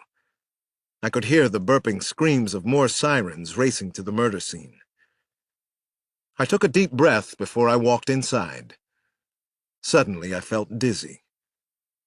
Kyle was still there, directing the Bureau's violent crime unit as it began to collect evidence. I shook my head. I doubted they would find much here. They hadn't at crime scenes where the mastermind had been involved before this. A few FBI agents were crying. I had cried during the car ride here, but right now I needed to be as clear and focused as possible. This was the only chance I would get to see Betsy's house close to the way the killer had seen it. the way he had left it for us. It looked as if there had been a break-in. A window in the kitchen had been tampered with. FBI techs were videotaping it now. I couldn't help noticing Betsy's things, her style, her home. On the refrigerator was the Newsweek cover of the American Women's World Cup soccer champion, Brandi Chastain, and the headline, "Girls Rule." The house looked to be close to 100 years old and was filled with country clutter. Andrew Wyeth paintings, photos of loons in autumn on a gorgeous lake. On a hallway table, I noticed a reminder for Betsy's next mandatory shooting qualifier at the FBI range. Finally, I did the really hard thing. The impossible thing. I walked down a long hallway that led back from the living room. The master bedroom was at the end of the hall. It was easy to tell that she had been murdered there. The FBI's activity centered around the rear bedroom. The murder scene. It had happened right here. I still hadn't spoke to Kyle, hadn't bothered him, hadn't pulled him away from the VCU team in their search of the place. Maybe we would get lucky this time. And maybe not. Then I saw Betsy and I lost it. My left hand flew to my face as if it had a mind and will of its own. My legs buckled badly. My entire body shook. I could hear his goddamn voice ringing inside my head. Oh, and have a nice time over at Betsy Cavalieri's. I certainly did. He had stripped off her nightclothes. I didn't see them anywhere in the bedroom. Her body was covered with blood. He'd used a knife this time. He'd punished her. There was blood everywhere I looked, but especially between her legs. Her beautiful brown eyes were staring right up at me, but she saw nothing, and never would again. The medical examiner turned around and saw me standing there. I knew the man, Merrill Snyder. We had successfully worked together before, but nothing like this. She might have been raped, he whispered. At any rate, he used the knife on her. Maybe he was cutting away evidence. Who the hell knows, Alex? This is sick. You have any ideas? Yes, I said in a low voice. I want to kill him for this, and I will. Chapter 126. The killer was right there inside Betsy Cavalieri's apartment. He was feeling sadness and hatred. Theirs. And he thrived on it. This was the supreme thrill for him, a great, great moment in his life. To be here with the police and FBI. To rub elbows, chat, listen to them curse him and shed tears for their fallen compatriot, to smell their fear. They were in a rage against him. And yet they were powerless to do anything. He was counting coup. He was in control. He even revisited Betsy Cavalieri, who had believed she would one day rise to the top of the Federal Bureau. What incredible hubris on her part. Did she truly believe she was one of the best? The top brains in the FBI? Of course she did. They all thought they were so goddamn smart these days. Well, she didn't look so smart right now. Naked and coated with her own blood. Violated in every way he could imagine. He saw Alex Cross coming out of the bedroom. Cross looked humble, finally. Humble, but also self-righteous and angry. He made certain he had his game face on, and then he walked right up to Alex Cross. This was the moment. "I'm so sorry about Betsy," said Kyle Craig, the mastermind. "I'm so sorry, Alex." This has been a Hachette audio production of Roses Are Red, written by James Patterson, read by Peter J. Fernandez. Roses Are Red is also available in print and digital formats from Little Brown and Company, a division of Hachette Book Group. For more Hachette audio productions, visit us at hachetteaudio.com. Thank you for listening. Text copyright 2000 by James Patterson. Audio production copyright 2000 by Hachette Audio. All rights reserved. In accordance with the U.S. Copyright Act of 1976, the duplicating, uploading, and electronic sharing of any part of this audiobook without the permission of the publisher constitutes unlawful piracy and theft of the author's intellectual property. If you would like to use material from the audiobook, other than for review purposes, prior written permission must be obtained by contacting the publisher at permissions@hbgusa.com. Thank you for your support of the author's rights. This audiobook is a work of fiction. Names, characters, places, and incidents are either the product of the author's imagination or are used fictitiously, and any resemblance to actual persons, living or dead, events or locales is entirely coincidental.